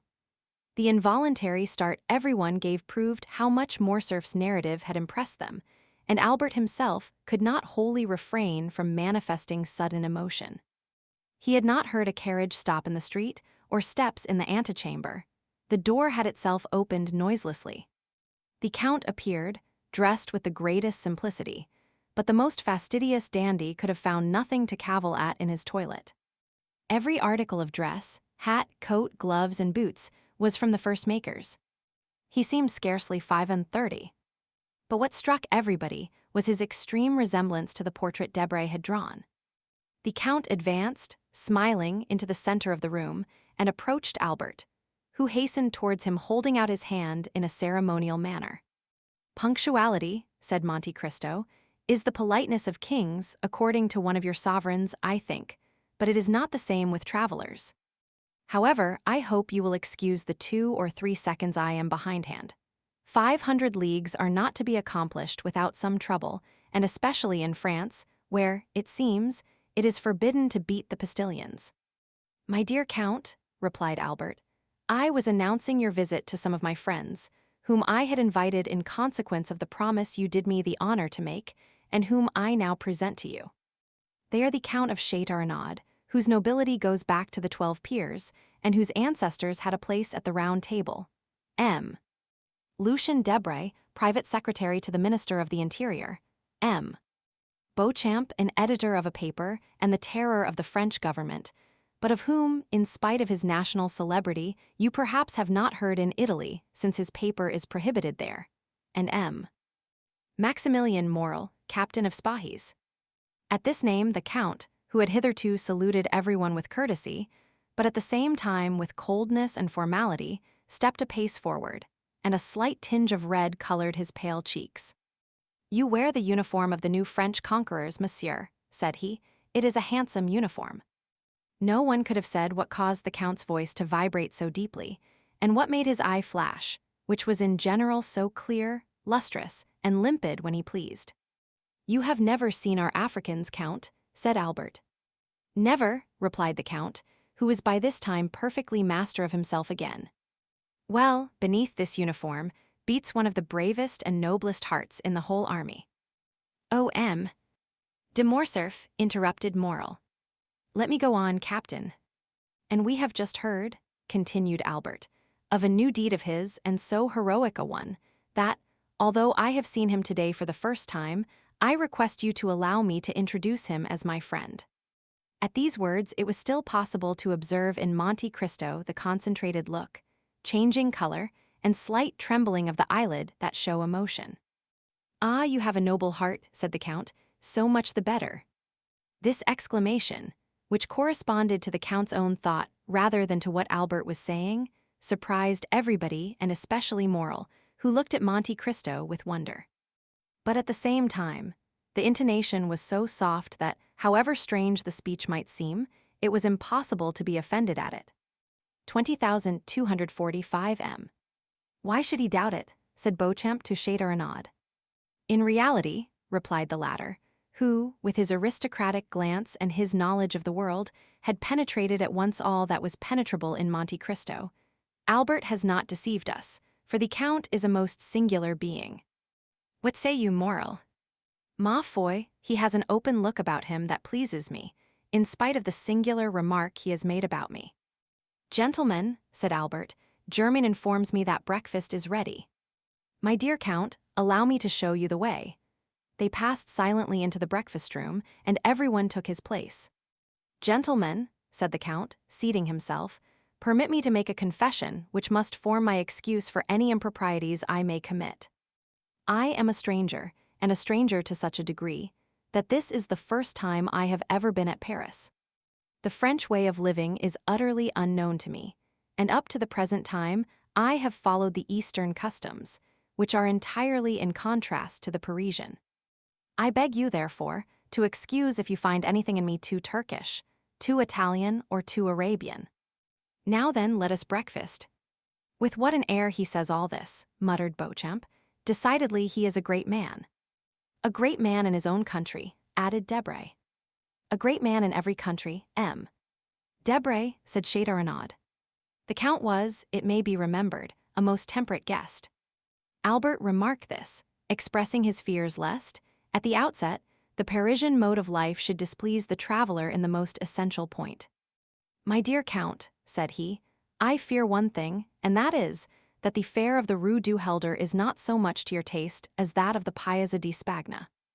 I ought to have consulted you on the point, and have had some dishes prepared expressly."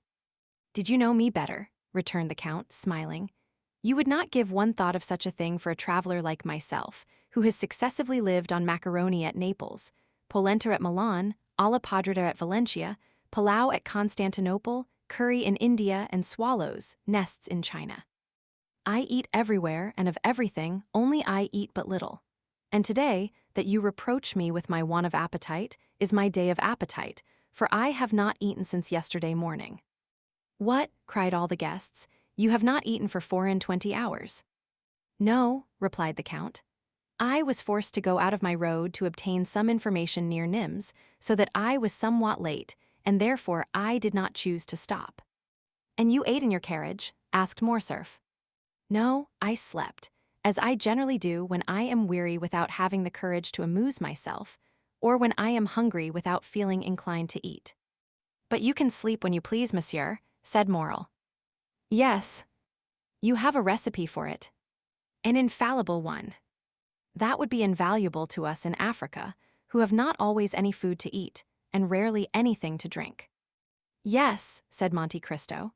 "But, unfortunately, a recipe excellent for a man like myself would be very dangerous applied to an army, which might not awake when it was needed." "May we inquire what is this recipe?" asked Debray. "Oh, yes," returned Monte Cristo. "I make no secret of it. It is a mixture of excellent opium, which I fetch myself from Canton in order to have it pure, and the best hashish which grows in the East, that is, between the Tigris and the Euphrates. These two ingredients are mixed in equal proportions, and formed into pills. 10 minutes after one is taken, the effect is produced. Ask Baron Franz de Pinay, I think he tasted them one day." "Yes," replied Morcerf, "he said something about it to me." "But," said Beauchamp, who, as became a journalist, was very incredulous, "you always carry this drug about you." "Always." "Would it be an indiscretion to ask to see those precious pills?" continued Beauchamp, hoping to take him at a disadvantage. "No, monsieur," returned the Count, and he drew from his pocket a marvelous casket, formed out of a single emerald and closed by a golden lid which unscrewed, and gave passage to a small greenish-colored pellet about the size of a pea. This ball had an acrid and penetrating odor. There were 4 or 5 more in the emerald, which would contain about a dozen. The casket passed around the table, but it was more to examine the admirable emerald than to see the pills that it passed from hand to hand. "And is it your cook who prepares these pills?" asked Beauchamp. "Oh, no, monsieur," replied Monte Cristo. "I do not thus betray my enjoyments to the vulgar. I am a tolerable chemist, and prepare my pills myself. This is a magnificent emerald, and the largest I have ever seen," said Châteaurenaud, "although my mother has some remarkable family jewels." "I had 3 similar ones," returned Monte Cristo. "I gave one to the Sultan, who mounted it in his sabre, another to our Holy Father the Pope, who had it set in his tiara, opposite to one nearly as large, though not so fine, given by the Emperor Napoleon to his predecessor, Pius Roman VII. I kept the third for myself, and I had it hollowed out, which reduced its value, but rendered it more commodious for the purpose I intended." Everyone looked at Monte Cristo with astonishment. He spoke with so much simplicity that it was evident he spoke the truth, or that he was mad. However, the sight of the emerald made them naturally incline to the former belief. "And what did these 2 sovereigns give you in exchange for these magnificent presents?" asked Debray. "The Sultan, the liberty of a woman," replied the Count. "The Pope, the life of a man, so that once in my life I have been as powerful as if heaven had brought me into the world on the steps of a throne." "And it was Peppino you saved, was it not?" cried Morcerf. "It was for him that you obtained pardon." "Perhaps," returned the Count, smiling. "My dear Count, you have no idea what pleasure it gives me to hear you speak thus," said Morcerf.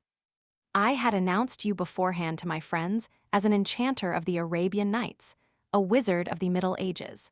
But the Parisians are so subtle in paradoxes that they mistake for caprices of the imagination the most incontestable truths, when these truths do not form a part of their daily existence. For example, here is Debray who reads and Beauchamp who prints every day. A member of the jockey club has been stopped and robbed on the boulevard. 4 persons have been assassinated in the Rue Saint-Denis, or the Faubourg Saint-Germain. 10, 15, or 20 thieves have been arrested in a café on the Boulevard du Temple or in the Thermes de Julien, and yet these same men deny the existence of the bandits in the Maremma, the Campagna di Romana, or the Pontine Marshes. Tell them yourself that I was taken by bandits, and that without your generous intercession, I should now have been sleeping in the catacombs of Saint Sebastian, instead of receiving them in my humble abode in the Rue du Helder.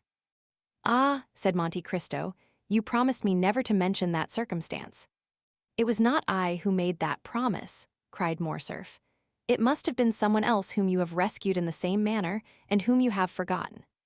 Pray speak of it, for I shall not only, I trust, relate the little I do know, but also a great deal I do not know.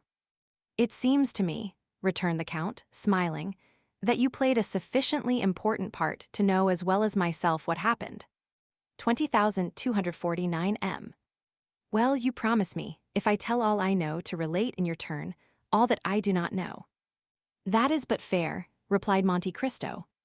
Well, said Morcerf, for 3 days I believed myself the object of the attentions of a mask, whom I took for a descendant of Tullia or Poppaea, while I was simply the object of the attentions of a contadina, and I say contadina to avoid saying peasant girl. What I know is that, like a fool, a greater fool than he of whom I spoke just now, I mistook for this peasant girl a young bandit of 15 or 16, with a beardless chin and slim waist, and who, just as I was about to imprint a chaste salute on his lips, placed a pistol to my head, and, aided by 7 or 8 others, led, or rather dragged me, to the catacombs of Saint Sebastian, where I found a highly educated brigand chief perusing Caesar's commentaries, and who deigned to leave off reading to inform me that unless the next morning, before 6 o'clock, 4,000 piasters were paid into his account at his banker, S. At 6:15 I should have ceased to exist. The letter is still to be seen, for it is in France d'Épinay's possession, signed by me and with a postscript of M. Luigi Vampa. This is all I know, but I know not, Count, how you contrive to inspire so much respect in the bandits of Rome, who ordinarily have so little respect for anything. I assure you, France and I were lost in admiration. Nothing more simple, returned the Count. I had known the famous Vampa for more than 10 years. When he was quite a child and only a shepherd, I gave him a few gold pieces for showing me my way, and he, in order to repay me, gave me a poniard, the hilt of which he had carved with his own hand, and which you may have seen in my collection of arms. In after years, whether he had forgotten this interchange of presents, which ought to have cemented our friendship, or whether he did not recollect me, he sought to take me. But on the contrary, it was I who captured him and a dozen of his band. I might have handed him over to Roman justice, which is somewhat expeditious, and which would have been particularly so with him. But I did nothing of the sort. I suffered him and his band to depart. With the condition that they should sin no more, said Beauchamp, laughing. I see they kept their promise. No, monsieur, returned Monte Cristo, upon the simple condition that they should respect myself and my friends. Perhaps what I am about to say may seem strange to you, who are socialists, and vaunt humanity and your duty to your neighbor. But I never seek to protect a society which does not protect me, and which I will even say, generally occupies itself about me only to injure me. And thus, by giving them a low place in my esteem, and preserving a neutrality towards them, it is society and my neighbor who are indebted to me. Bravo, cried Châteaurenaud. You are the first man I ever met sufficiently courageous to preach egotism. Bravo, Count, bravo. It is frank at least, said Morrel. But I am sure that the Count does not regret having once deviated from the principles he has so boldly avowed. How have I deviated from those principles, monsieur?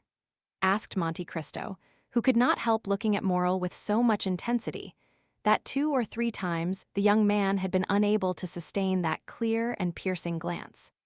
Why, it seems to me, replied Morrel, that in delivering M. de Morcerf, whom you did not know, you did good to your neighbor and to society. Of which he is the brightest ornament, said Beauchamp, drinking off a glass of champagne.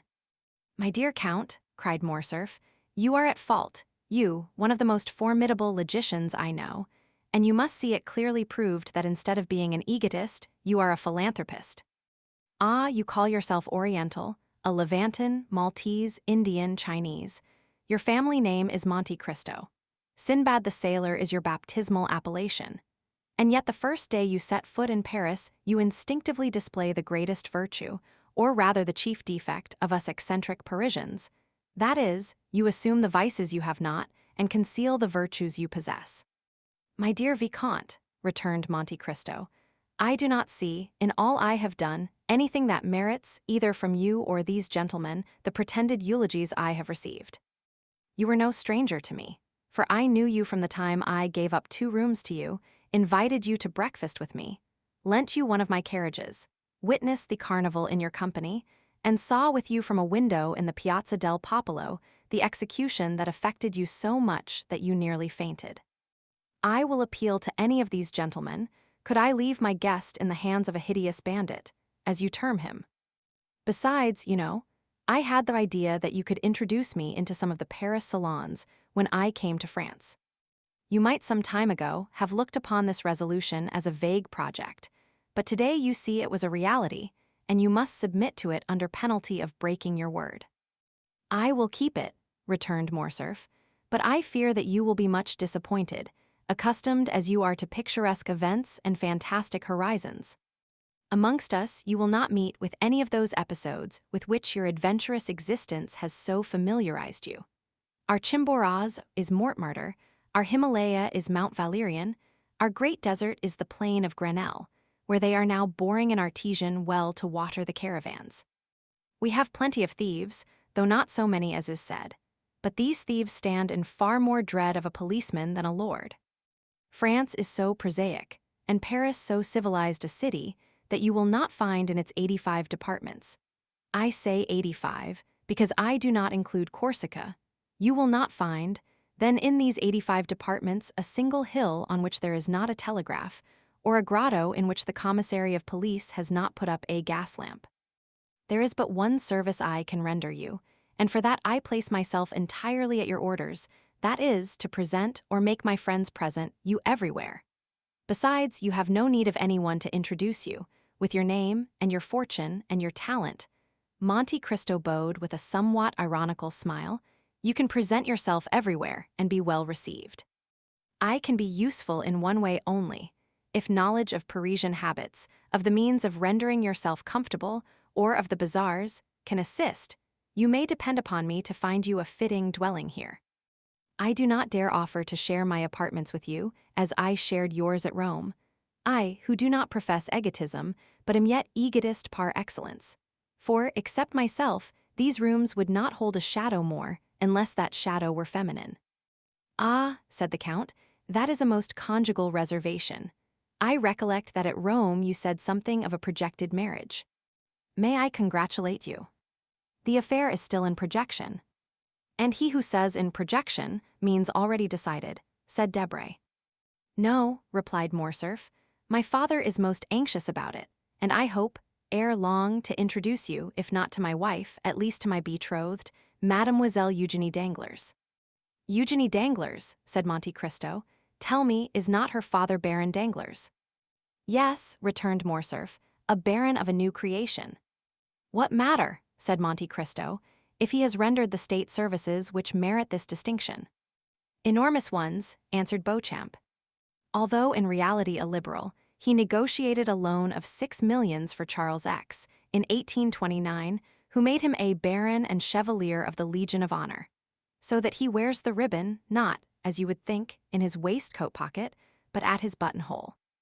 Ah, interrupted Morcerf, laughing, Beauchamp, keep that for the corsair or the charivari, but spare my future father-in-law before me. Then, turning to Monte Cristo, you just now spoke his name as if you knew the Baron. I do not know him, returned Monte Cristo, but I shall probably soon make his acquaintance, for I have a credit opened with him by the house of Richard and Blount, of London, Arstein and Esquels of Vienna, and Thomson and French at Rome.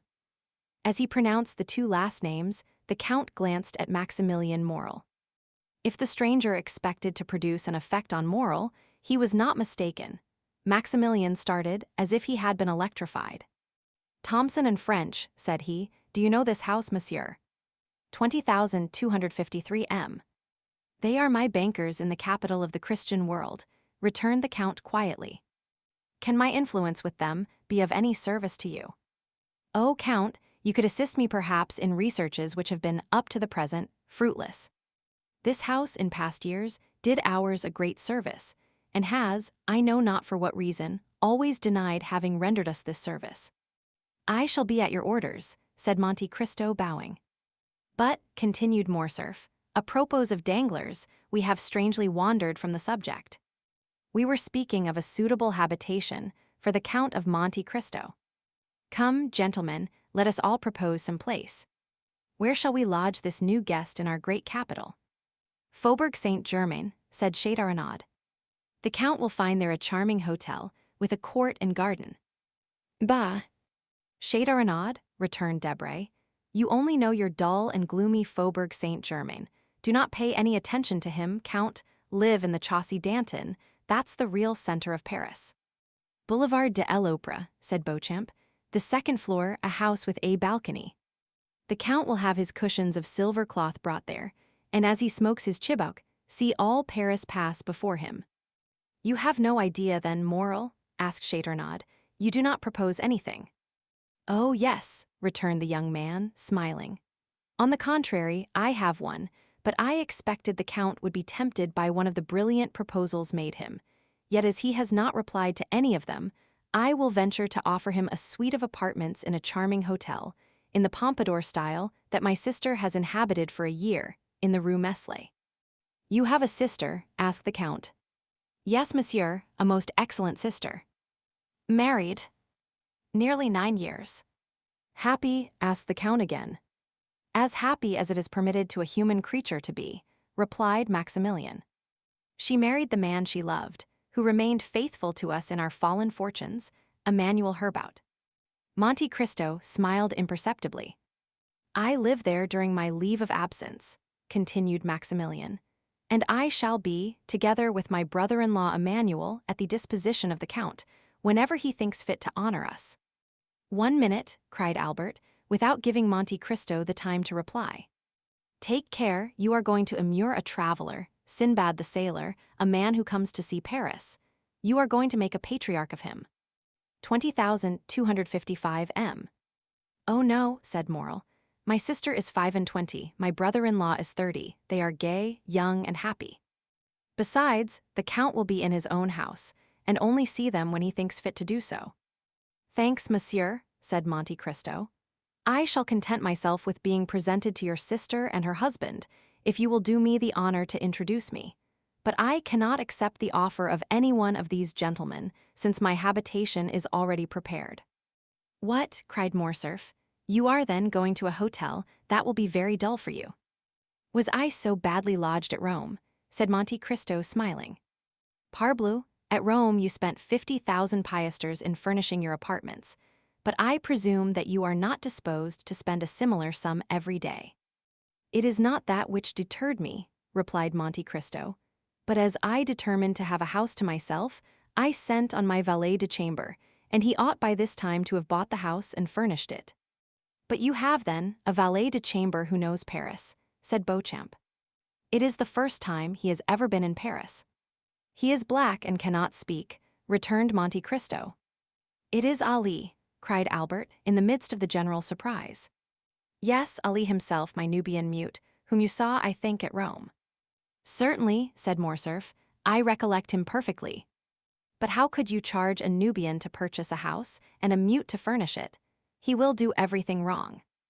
"Undeceive yourself, monsieur," replied Monte Cristo. "I am quite sure that, on the contrary, he will choose everything as I wish. He knows my tastes, my caprices, my wants. He has been here a week, with the instinct of a hound, hunting by himself. He will arrange everything for me. He knew that I should arrive today at 10 o'clock. He was waiting for me at 9 at the Barrière de Fontainebleau. He gave me this paper. It contains the number of my new abode. Read it yourself." And Monte Cristo passed a paper to Albert. "Ah, that is really original," said Beauchamp. "And very princely," added Châteaurenaud. What, do you not know your house? Asked Debray. No, said Monte Cristo. I told you I did not wish to be behind my time. I dressed myself in the carriage and descended at the Viscount's door. The young men looked at each other. They did not know if it was a comedy Monte Cristo was playing, but every word he uttered had such an air of simplicity that it was impossible to suppose what he said was false. Besides, why should he tell a falsehood? We must content ourselves, then, said Beauchamp, with rendering the Count all the little services in our power. I, in my quality of journalist, open all the theaters to him. Thanks, monsieur, returned Monte Cristo. My steward has orders to take a box at each theater. Is your steward also a Nubian? Asked Debray. No, he is a countryman of yours, if a Corsican is a countryman of anyone, s. But you know him, M. de Morcerf. Is it that excellent M. Bertuccio, who understands hiring windows so well? Yes, you saw him the day I had the honor of receiving you.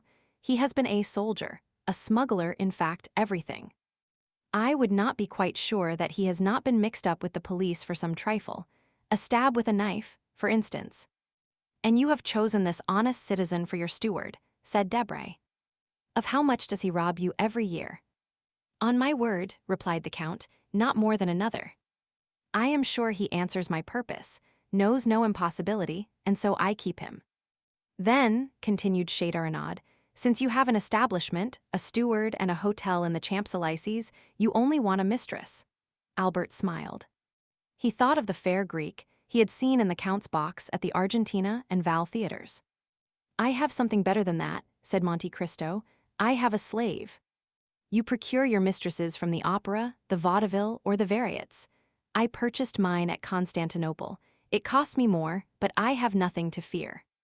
But you forget, replied Debray, laughing, that we are Franks by name and Franks by nature, as King Charles said, and that the moment she puts her foot in France your slave becomes free. Who will tell her? The first person who sees her. She only speaks Romaic. That is different. But at least we shall see her, said Beauchamp, or do you keep eunuchs as well as mutes? Oh no, replied Monte Cristo, I do not carry brutalism so far. Everyone who surrounds me is free to quit me, and when they leave me will no longer have any need of me or anyone else. It is for that reason, perhaps, that they do not quit me. They had long since passed to dessert and cigars. My dear Albert, said Debray, rising, it is 2:30. Your guest is charming, but you leave the best company to go into the worst sometimes. I must return to the minister, S. I will tell him of the Count, and we shall soon know who he is. Take care, returned Albert. No one has been able to accomplish that. Oh, we have 3 millions for our police. It is true they are almost always spent beforehand, but no matter, we shall still have 50,000 francs to spend for this purpose. And when you know, will you tell me? I promise you. Au revoir, Albert. Gentlemen, good morning. As he left the room, Debray called out loudly, my carriage. Bravo, said Beauchamp to Albert. I shall not go to the chamber, but I have something better to offer my readers than a speech of M.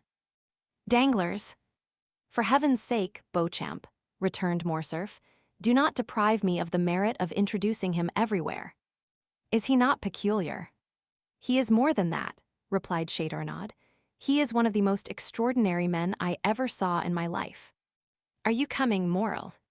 Directly I have given my card to the Count, who has promised to pay us a visit at Rue Meslay, no. 14. Be sure I shall not fail to do so, returned the Count, bowing. And Maximilian Morel left the room with the Baron de Châteaurenaud, leaving Monte Cristo alone with Morcerf. Chapter 41. The presentation. When Albert found himself alone with Monte Cristo, my dear Count, said he, allow me to commence my services as cicerone by showing you a specimen of a bachelor's apartment. You, who are accustomed to the palaces of Italy, can amuse yourself by calculating in how many square feet a young man who is not the worst lodged in Paris can live. As we pass from one room to another, I will open the windows to let you breathe. Monte Cristo had already seen the breakfast room and the salon on the ground floor. Albert led him first to his atelier, which was, as we have said, his favorite apartment. Monte Cristo quickly appreciated all that Albert had collected here: old cabinets, Japanese porcelain, Oriental stuffs, Venetian glass, arms from all parts of the world. Everything was familiar to him, and at the first glance he recognized their date, their country, and their origin. Morcerf had expected he should be the guide. On the contrary, it was he who, under the Count's guidance, followed a course of archaeology, mineralogy, and natural history. They descended to the first floor. Albert led his guest into the salon. The salon was filled with the works of modern artists. There were landscapes by Duper, with their long reeds and tall trees, their lowing oxen and marvelous skies. Delacroix's Arabian cavaliers, with their long white burnesses, their shining belts, their damasked arms, their horses, who tore each other with their teeth while their riders contended fiercely with their maces. Aquarelles of Boulanger, representing Notre Dame de Paris with that vigor that makes the artist the rival of the poet. There were paintings by Diaz, who makes his flowers more beautiful than flowers, his suns more brilliant than the sun. Designs by Decamp, as vividly colored as those of Salvator Rosa, but more poetic. Pastels by Giraud and Muller, representing children like angels and women with the features of a virgin. Sketches torn from the album of Dauzet's, Travels in the East, that had been made in a few seconds on the saddle of a camel or beneath the dome of a mosque. In a word, all that modern art can give in exchange and as recompense for the art lost and gone with ages long since past. Albert expected to have something new this time to show to the traveler, but, to his great surprise, the latter, without seeking for the signatures, many of which, indeed, were only initials, named instantly the author of every picture in such a manner that it was easy to see that each name was not only known to him, but that each style associated with it had been appreciated and studied by him. From the salon, they passed into the bedchamber. It was a model of taste and simple elegance. A single portrait, signed by Leopold Robert, shone in its carved and gilded frame. This portrait attracted the Count of Monte Cristo's attention, for he made 3 rapid steps in the chamber and stopped suddenly before it. It was the portrait of a young woman of 5 or 26, with a dark complexion and light and lustrous eyes, veiled beneath long lashes. She wore the picturesque costume of the Catalan fisherwomen, a red and black bodice, and golden pins in her hair. She was looking at the sea, and her form was outlined on the blue ocean and sky. The light was so faint in the room that Albert did not perceive the pallor that spread itself over the Count's visage, or the nervous heaving of his chest and shoulders. Silence prevailed for an instant, during which Monte Cristo gazed intently on the picture. "You have there a most charming mistress, Viscount," said the Count in a perfectly calm tone, "and this costume, a ball costume doubtless, becomes her admirably." "Ah, monsieur," returned Albert, "I would never forgive you this mistake if you had seen another picture beside this. You do not know my mother, she it is whom you see here. She had her portrait painted thus 6 or 8 years ago. This costume is a fancy one, it appears, and the resemblance is so great that I think I still see my mother the same as she was in 1830. The Countess had this portrait painted during the Count's absence. She doubtless intended giving him an agreeable surprise, but strange to say, this portrait seemed to displease my father, and the value of the picture, which is, as you see, one of the best works of Leopold Robert, could not overcome his dislike to it. It is true between ourselves that M. de Morcerf is one of the most assiduous peers at the Luxembourg, a general renowned for theory, but a most mediocre amateur of art. It is different with my mother, who paints exceedingly well, and who, unwilling to part with so valuable a picture, gave it to me to put here, where it would be less likely to displease M. de Morcerf, whose portrait by Gros I will also show you. Excuse my talking of family matters, but as I shall have the honor of introducing you to the Count, I tell you this to prevent you making any allusions to this picture. The picture seems to have a malign influence, for my mother rarely comes here without looking at it, and still more rarely does she look at it without weeping.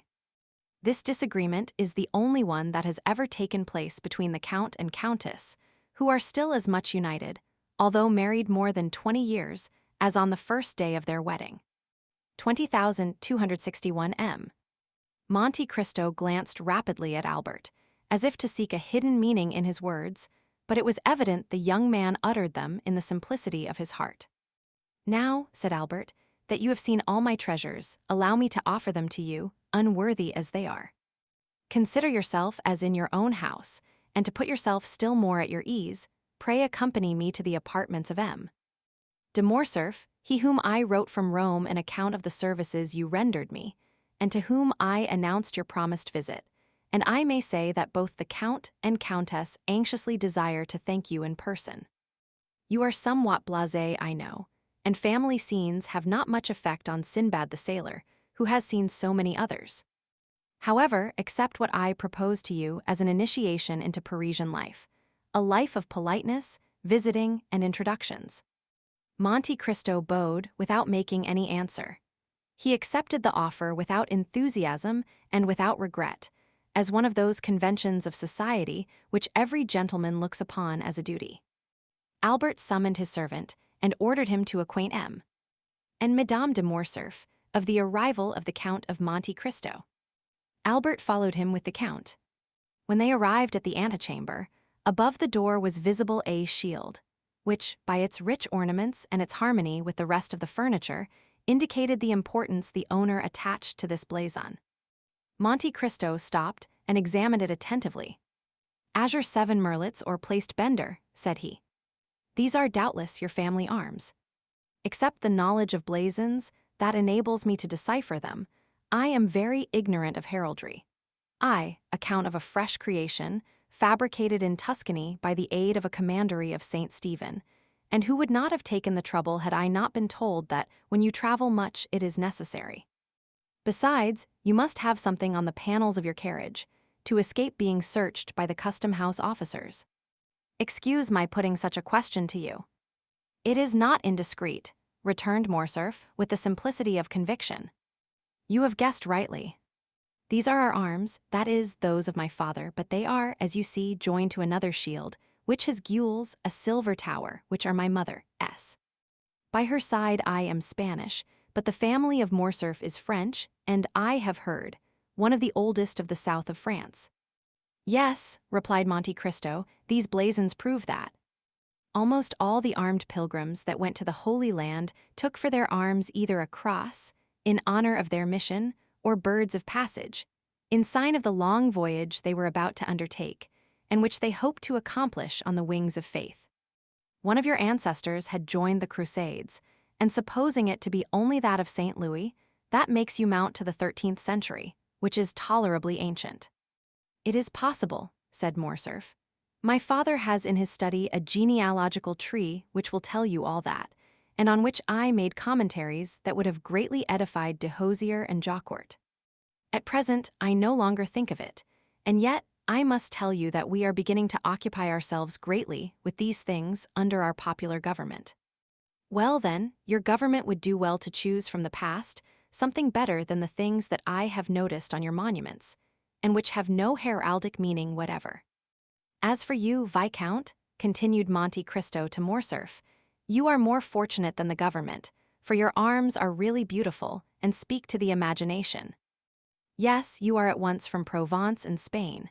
That explains, if the portrait you showed me be like, the dark hue I so much admired on the visage of the noble Catalan. It would have required the penetration of Oedipus or the Sphinx to have divined the irony the Count concealed beneath these words, apparently uttered with the greatest politeness." Morcerf thanked him with a smile, and pushed open the door above which were his arms, and which, as we have said, opened into the salon. In the most conspicuous part of the salon was another portrait. It was that of a man, from 5 to 38, in the uniform of a general officer, wearing the double epaulet of heavy bullion that indicates superior rank, the ribbon of the Legion of Honor around his neck, which showed he was a commander, and on the right breast, the star of a grand officer of the Order of the Savior, and on the left that of the Grand Cross of Charles Roman III, which proved that the person represented by the picture had served in the wars of Greece and Spain, or, what was just the same thing as regarded decorations, had fulfilled some diplomatic mission in the two countries. Monte Cristo was engaged in examining this portrait with no less care than he had bestowed upon the other, when another door opened, and he found himself opposite to the Count of Morcerf in person. He was a man of 40 to 45 years, but he seemed at least 50, and his black mustache and eyebrows contrasted strangely with his almost white hair, which was cut short in the military fashion. He was dressed in plain clothes and wore at his buttonhole the ribbons of the different orders to which he belonged. He entered with a tolerably dignified step and some little haste. Monte Cristo saw him advance towards him without making a single step. It seemed as if his feet were rooted to the ground, and his eyes on the Count of Morcerf. "Father," said the young man, "I have the honor of presenting to you the Count of Monte Cristo, the generous friend whom I had the good fortune to meet in the critical situation of which I have told you." "You are most welcome, monsieur," said the Count of Morcerf, saluting Monte Cristo with a smile, "and monsieur has rendered our house, in preserving its only heir, a service which ensures him our eternal gratitude." As he said these words, the Count of Morcerf pointed to a chair, while he seated himself in another opposite the window. Monte Cristo, in taking the seat Morcerf offered him, placed himself in such a manner as to remain concealed in the shadow of the large velvet curtains, and read on the careworn and livid features of the Count a whole history of secret griefs written in each wrinkle time had planted there. "The Countess," said Morcerf, "was at her toilet when she was informed of the visit she was about to receive. She will, however, be in the salon in 10 minutes. "It is a great honor to me," returned Monte Cristo, "to be thus, on the first day of my arrival in Paris, brought in contact with a man whose merit equals his reputation, and to whom fortune has for once been equitable, but has she not still on the plains of Mitige, or in the mountains of Atlas, a marshal's staff to offer you?" "Oh," replied Morcerf, reddening slightly, "I have left the service, monsieur. Made a peer at the Restoration, I served through the first campaign under the orders of Marshal Bermont. I could, therefore, expect a higher rank, and who knows what might have happened had the elder branch remained on the throne. But the Revolution of July was, it seems, sufficiently glorious to allow itself to be ungrateful, and it was so for all services that did not date from the imperial period. I tendered my resignation, for when you have gained your epaulettes on the battlefield, you do not know how to maneuver on the slippery grounds of the salons. I have hung up my sword and cast myself into politics. I have devoted myself to industry. I study the useful arts. During the 20 years I served, I often wished to do so, but I had not the time. These are the ideas that render your nation superior to any other," returned Monte Cristo. "A gentleman of high birth, possessor of an ample fortune, you have consented to gain your promotion as an obscure soldier. Step by step, this is uncommon. Then become general, peer of France, commander of the Legion of Honor, you consent to again commence a second apprenticeship, without any other hope or any other desire than that of one day becoming useful to your fellow creatures. This, indeed, is praiseworthy. Nay, more, it is sublime. 20,265 m. Albert looked on and listened with astonishment. He was not used to see Monte Cristo give vent to such bursts of enthusiasm. "Alas," continued the stranger, doubtless to dispel the slight cloud that covered Morcerf's brow, "we do not act thus in Italy. We grow according to our race and our species, and we pursue the same lines and often the same uselessness all our lives." "But, monsieur," said the Count of Morcerf, "for a man of your merit, Italy is not a country, and France opens her arms to receive you, respond to her call. France will not, perhaps, be always ungrateful. She treats her children ill, but she always welcomes strangers." "Ah, father," said Albert with a smile, "it is evident you do not know the Count of Monte Cristo. He despises all honors, and contents himself with those written on his passport." "That is the most just remark," replied the stranger, "I ever heard made concerning myself." "You have been free to choose your career," observed the Count of Morcerf with a sigh, "and you have chosen the path strewed with flowers." "Precisely, monsieur," replied Monte Cristo with one of those smiles that a painter could never represent or a physiologist analyze. "If I did not fear to fatigue you," said the general, evidently charmed with the Count's manners, "I would have taken you to the chamber.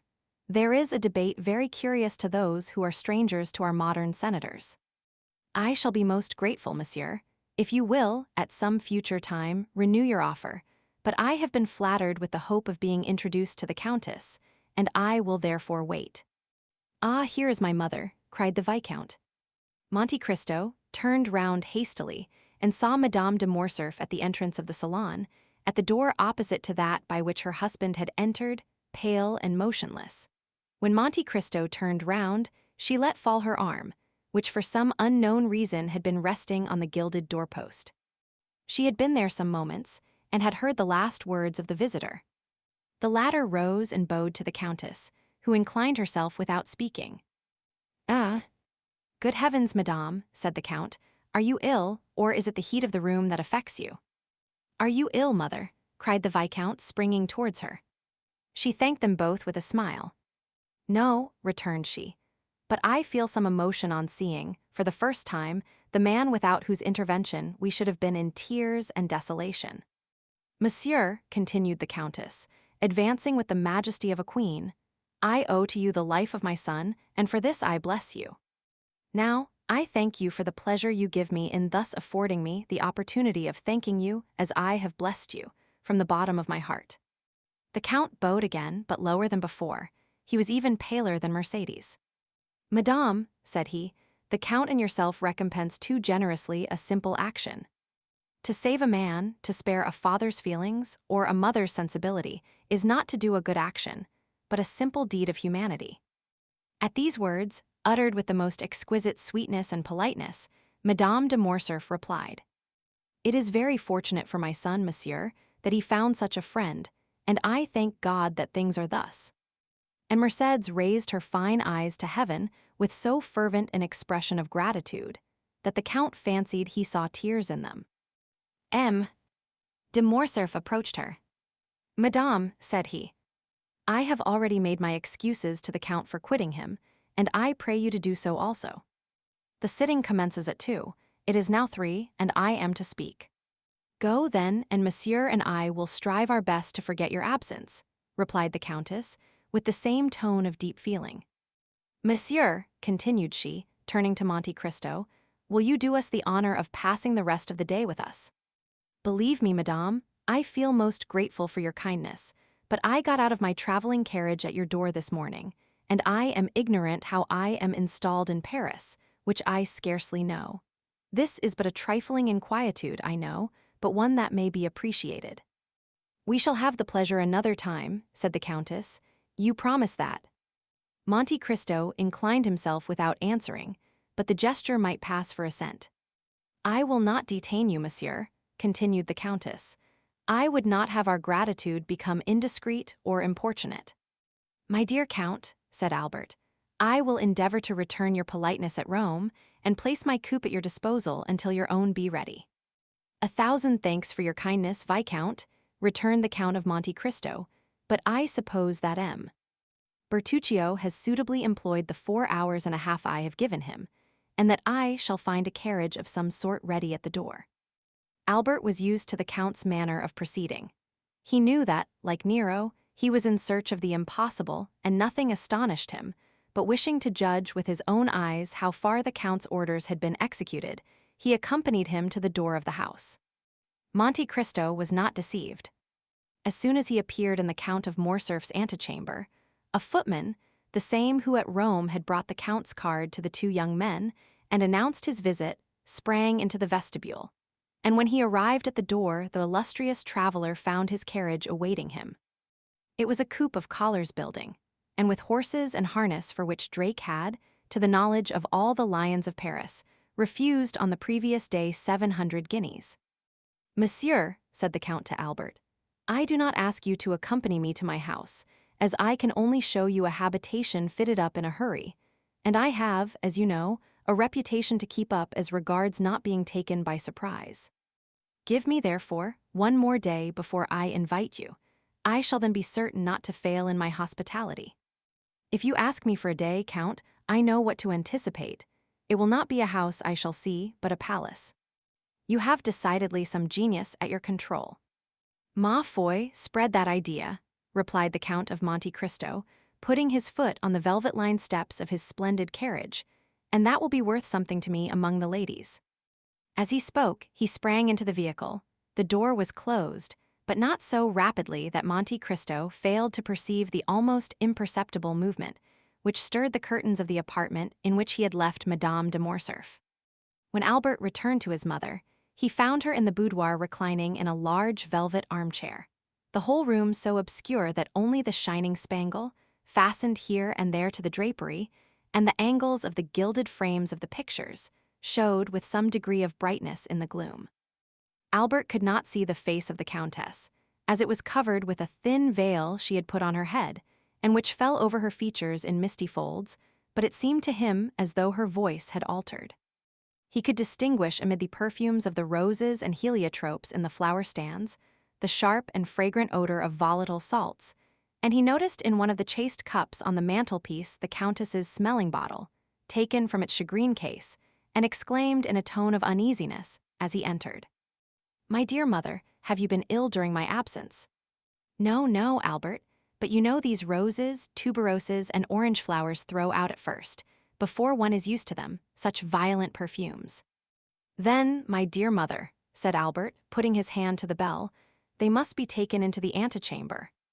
You are really ill, and just now were so pale as you came into the room." "Was I pale, Albert?" "Yes, a pallor that suits you admirably, mother, but which did not the less alarm my father and myself." "Did your father speak of it?" inquired Mercédès eagerly. "No, madame, but do you not remember that he spoke of the fact to you?" 20,269 m. "Yes, I do remember," replied the Countess. A servant entered, summoned by Albert's ring of the bell. "Take these flowers into the anteroom or dressing-room," said the Viscount. "They make the Countess ill." The footman obeyed his orders. A long pause ensued, which lasted until all the flowers were removed. "What is this name of Monte Cristo?" inquired the Countess, when the servant had taken away the last vase of flowers. "Is it a family name, or the name of the estate, or a simple title?" "I believe, mother, it is merely a title." "The Count purchased an island in the Tuscan archipelago, and, as he told you today, has founded a commandery. You know the same thing was done for Saint Stephen of Florence, Saint George Constantinian of Parma, and even for the Order of Malta. Except this, he has no pretension to nobility, and calls himself a chance count, although the general opinion at Rome is that the Count is a man of very high distinction." "His manners are admirable," said the Countess, "at least, as far as I could judge in the few minutes he remained here." "They are perfect, mother, so perfect that they surpass by far all I have known in the leading aristocracy of the three proudest nobilities of Europe, the English, the Spanish, and the German." The Countess paused a moment, then, after a slight hesitation, she resumed. "You have seen, my dear Albert, I ask the question as a mother, you have seen M. de Monte Cristo in his house, you are quick-sighted, have much knowledge of the world, more tact than is usual at your age. Do you think the Count is really what he appears to be?" "What does he appear to be?" "Why, you have just said, a man of high distinction." "I told you, my dear mother, he was esteemed such." "But what is your own opinion, Albert?" "I must tell you that I have not come to any decided opinion respecting him, but I think him a Maltese. I do not ask you of his origin, but what he is." "Ah, what he is, that is quite another thing. I have seen so many remarkable things in him, that if you would have me really say what I think, I shall reply that I really do look upon him as one of Byron's heroes, whom misery has marked with a fatal brand. Some Manfred, some Lara, some Werner, one of those wrecks, as it were, of some ancient family, who, disinherited of their patrimony, have achieved one by the force of their adventurous genius, which has placed them above the laws of society. You say, I say that Monte Cristo is an island in the midst of the Mediterranean, without inhabitants or garrison, the resort of smugglers of all nations and pirates of every flag.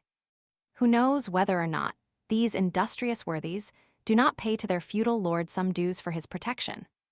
"That is possible," said the Countess, reflecting. "Never mind," continued the young man. "Smuggler or not, you must agree, mother dear, as you have seen him, that the Count of Monte Cristo is a remarkable man, who will have the greatest success in the salons of Paris. Why, this very morning, in my rooms, he made his entrée amongst us by striking every man of us with amazement, not even excepting Châteaurenaud. "And what do you suppose is the Count's age?" inquired Mercédès, evidently attaching great importance to this question. 35 or 36, mother." "So young, it is impossible," said Mercédès, replying at the same time to what Albert said as well as to her own private reflection. "It is the truth, however. 3 or 4 times he has said to me, and certainly without the slightest premeditation, 'At such a period I was 5 years old, at another 10 years old, at another 12. And I, induced by curiosity, which kept me alive to these details, have compared the dates, and never found him inaccurate. The age of this singular man, who is of no age, is then, I am certain, 35. Besides, mother, remark how vivid his eye, how raven-black his hair, and his brow, though so pale, is free from wrinkles. He is not only vigorous, but also young." The Countess bent her head, as if beneath a heavy wave of bitter thoughts. "And has this man displayed a friendship for you, Albert?" she asked with a nervous shudder. "I am inclined to think so." "And do you like him?" "Why, he pleases me in spite of France d'Épinay, who tries to convince me that he is a being returned from the other world." The Countess shuddered. "Albert," she said, in a voice which was altered by emotion, "I have always put you on your guard against new acquaintances. Now you are a man and are able to give me advice. Yet I repeat to you, Albert, be prudent. Why, my dear mother, it is necessary, in order to make your advice turn to account, that I should know beforehand what I have to distrust. The Count never plays, he only drinks pure water tinged with a little sherry, and is so rich that he cannot, without intending to laugh at me, try to borrow money. What then have I to fear from him?" "You are right," said the Countess, "and my fears are weakness, especially when directed against a man who has saved your life. How did your father receive him, Albert? It is necessary that we should be more than complacent to the Count. M. de Morcerf is sometimes occupied, his business makes him reflective, and he might, without intending it." "Nothing could be in better taste than my father's demeanor, madame," said Albert. Nay, more, he seemed greatly flattered at 2 or 3 compliments, which the Count very skillfully and agreeably paid him with as much ease as if he had known him these 30 years. "Each of these little tickling arrows must have pleased my father," added Albert with a laugh. And thus they parted the best possible friends, and M. de Morcerf even wished to take him to the chamber to hear the speakers. The Countess made no reply. She fell into so deep a reverie that her eyes gradually closed. The young man, standing up before her, gazed upon her with that filial affection which is so tender and endearing with children whose mothers are still young and handsome. Then, after seeing her eyes closed and hearing her breathe gently, he believed she had dropped asleep and left the apartment on tiptoe, closing the door after him with the utmost precaution. "This devil of a fellow," he muttered, shaking his head. "I said at the time he would create a sensation here, and I measure his effect by an infallible thermometer. My mother has noticed him, and he must therefore, perforce, be remarkable." He went down to the stables, not without some slight annoyance, when he remembered that the Count of Monte Cristo had laid his hands on a turnout, which sent his bays down to second place in the opinion of connoisseurs. "Most decidedly," said he, "men are not equal, and I must beg my father to develop this theorem in the Chamber of Peers." Chapter 42. Monsieur Bertuccio. Meanwhile, the Count had arrived at his house. It had taken him 6 minutes to perform the distance, but these 6 minutes were sufficient to induce 20 young men who knew the price of the equipage they had been unable to purchase themselves, to put their horses in a gallop in order to see the rich foreigner who could afford to give 20,000 francs apiece for his horses. The house Ali had chosen, and which was to serve as a town residence to Monte Cristo, was situated on the right hand as you ascend the Champs-Élysées. A thick clump of trees and shrubs rose in the center and masked a portion of the front. Around this shrubbery, 2 alleys, like 2 arms, extended right and left and formed a carriage drive from the iron gates to a double portico, on every step of which stood a porcelain vase filled with flowers. This house, isolated from the rest, had, besides the main entrance, another in the Rue de Ponthieu. Even before the coachman had hailed the concierge, the massy gates rolled on their hinges. They had seen the Count coming, and at Paris, as everywhere else, he was served with the rapidity of lightning. The coachman entered and traversed the half-circle without slackening his speed, and the gates were closed ere the wheels had ceased to sound on the gravel. The carriage stopped at the left side of the portico. Two men presented themselves at the carriage window. The one was Ali, who, smiling with an expression of the most sincere joy, seemed amply repaid by a mere look from Monte Cristo. The other bowed respectfully and offered his arm to assist the Count in descending. "Thanks, M. Bertuccio," said the Count, springing lightly up the 3 steps of the portico, "and the notary." "He is in the small salon, Excellency," returned Bertuccio. "And the cards I ordered to be engraved as soon as you knew the number of the house." "Your Excellency, it is done already. I have been myself to the best engraver of the Palais Royal, who did the plate in my presence. The first card struck off was taken, according to your orders, to the Baron Danglars, Rue de la Chaussée-d'Antin, No. 7. The others are on the mantelpiece of your Excellency's bedroom." "Good, what o'clock is it?" 4 o'clock. Monte Cristo gave his hat, cane, and gloves to the same French footman who had called his carriage at the Count of Morcerf's, and then he passed into the small salon, preceded by Bertuccio, who showed him the way. "These are but indifferent marbles in this antechamber," said Monte Cristo. "I trust all this will soon be taken away." Bertuccio bowed. As the steward had said, the notary awaited him in the small salon. He was a simple-looking lawyer's clerk, elevated to the extraordinary dignity of a provincial scrivener. "You are the notary empowered to sell the country house that I wish to purchase, monsieur?" asked Monte Cristo. "Yes, Count," returned the notary. "Is the deed of sale ready?" "Yes, Count." "Have you brought it?" "Here it is." "Very well, and where is this house that I purchase?" asked the Count carelessly, addressing himself half to Bertuccio, half to the notary. The steward made a gesture that signified, "I do not know." The notary looked at the Count with astonishment. "What," said he, "does not the Count know where the house he purchases is situated?" "No," returned the Count. "The Count does not know." "How should I know?" "I have arrived from Cadiz this morning. I have never before been at Paris, and it is the first time I have ever even set my foot in France." "Ah, that is different. The house you purchase is at Auteuil." At these words Bertuccio turned pale. "And where is Auteuil?" asked the Count. "Close by here, monsieur," replied the notary. "A little beyond Passy, a charming situation in the heart of the Bois de Boulogne." "So near as that," said the Count, "but that is not in the country. What made you choose a house at the gates of Paris, M. Bertuccio?" "I," cried the steward with a strange expression. "His Excellency did not charge me to purchase this house. If His Excellency will recollect, if you will think." "Ah, true," observed Monte Cristo, "I recollect now. I read the advertisement in one of the papers, and was tempted by the false title, a country house." "It is not yet too late," cried Bertuccio eagerly. "And if your Excellency will entrust me with the commission, I will find you a better at Enghien, at Fontenay-aux-Roses, or at Bellevue." "Oh no," returned Monte Cristo negligently. "Since I have this, I will keep it." "And you are quite right," said the notary, who feared to lose his fee. "It is a charming place, well supplied with spring water and fine trees. A comfortable habitation, although abandoned for a long time, without reckoning the furniture, which, although old, is yet valuable, now that old things are so much sought after. I suppose the Count has the tastes of the day." "To be sure," returned Monte Cristo, "it is very convenient then." "It is more, it is magnificent." "Peste, let us not lose such an opportunity," returned Monte Cristo. "The deed, if you please, Mr. Notary."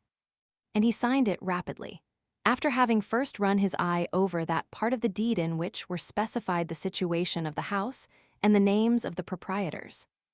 "Bertuccio," said he, "give 55,000 francs to monsieur." The steward left the room with a faltering step, and returned with a bundle of banknotes, which the notary counted like a man who never gives a receipt for money until after he is sure it is all there. "And now," demanded the Count, "are all the forms complied with?" "All, sir." "Have you the keys?" "They are in the hands of the concierge, who takes care of the house. but here is the order I have given him to install the Count in his new possessions." "Very well," and Monte Cristo made a sign with his hand to the notary, which said, "I have no further need of you, you may go." "But," observed the honest notary, "the Count is, I think, mistaken. It is only 50,000 francs, everything included." "And your fee?" "Is included in this sum." "But have you not come from Auteuil here?" "Yes, certainly." "Well, then, it is but fair that you should be paid for your loss of time and trouble," said the Count, and he made a gesture of polite dismissal. The notary left the room backwards and bowing down to the ground. It was the first time he had ever met a similar client. "See this gentleman out," said the Count to Bertuccio. And the steward followed the notary out of the room. Scarcely was the Count alone when he drew from his pocket a book closed with a lock, and opened it with a key which he wore round his neck, and which never left him. After having sought for a few minutes, he stopped at a leaf which had several notes, and compared them with the deed of sale, which lay on the table, and recalling his souvenirs. "Auteuil, Rue de la Fontaine, no. 28, it is indeed the same," said he. "And now, am I to rely upon an avowal extorted by religious or physical terror? However, in an hour I shall know all. Bertuccio," cried he, striking a light hammer with a pliant handle on a small gong. "Bertuccio." The steward appeared at the door. "Monsieur Bertuccio," said the Count, "did you never tell me that you had traveled in France?" "In some parts of France, yes, Excellency." "You know the environs of Paris, then?" "No, Excellency, no," returned the steward, with a sort of nervous trembling, which Monte Cristo, a connoisseur in all emotions, rightly attributed to great disquietude. "It is unfortunate," returned he, "that you have never visited the environs, for I wish to see my new property this evening, and had you gone with me, you could have given me some useful information." "To Auteuil," cried Bertuccio, whose copper complexion became livid, "I go to Auteuil." "Well, what is there surprising in that? When I live at Auteuil, you must come there, as you belong to my service." Bertuccio hung down his head before the imperious look of his master, and remained motionless, without making any answer. "Why, what has happened to you? Are you going to make me ring a second time for the carriage?" asked Monte Cristo, in the same tone that Louis Roman XIV. "Pronounce the famous, I have been almost obliged to wait." Bertuccio made but one bound to the antechamber, and cried in a hoarse voice, "His Excellency's horses." Monte Cristo wrote 2 or 3 notes, and, as he sealed the last, the steward appeared. "Your Excellency's carriage is at the door," said he. "Well, take your hat and gloves," returned Monte Cristo. "Am I to accompany you, Your Excellency?" cried Bertuccio. "Certainly, you must give the orders, for I intend residing at the house. 20,277 m. It was unexampled for a servant of the Count's to dare to dispute an order of his. So the steward, without saying a word, followed his master, who got into the carriage, and signed to him to follow, which he did, taking his place respectfully on the front seat. Chapter 43. The house at Auteuil. Monte Cristo noticed, as they descended the staircase, that Bertuccio signed himself in the Corsican manner. That is, had formed the sign of the cross in the air with his thumb, and as he seated himself in the carriage, muttered a short prayer. Anyone but a man of exhaustless thirst for knowledge would have had pity on seeing the steward's extraordinary repugnance for the Count's projected drive without the walls. But the Count was too curious to let Bertuccio off from this little journey. In 20 minutes they were at Auteuil. The steward's emotion had continued to augment as they entered the village. Bertuccio, crouched in the corner of the carriage, began to examine with a feverish anxiety every house they passed.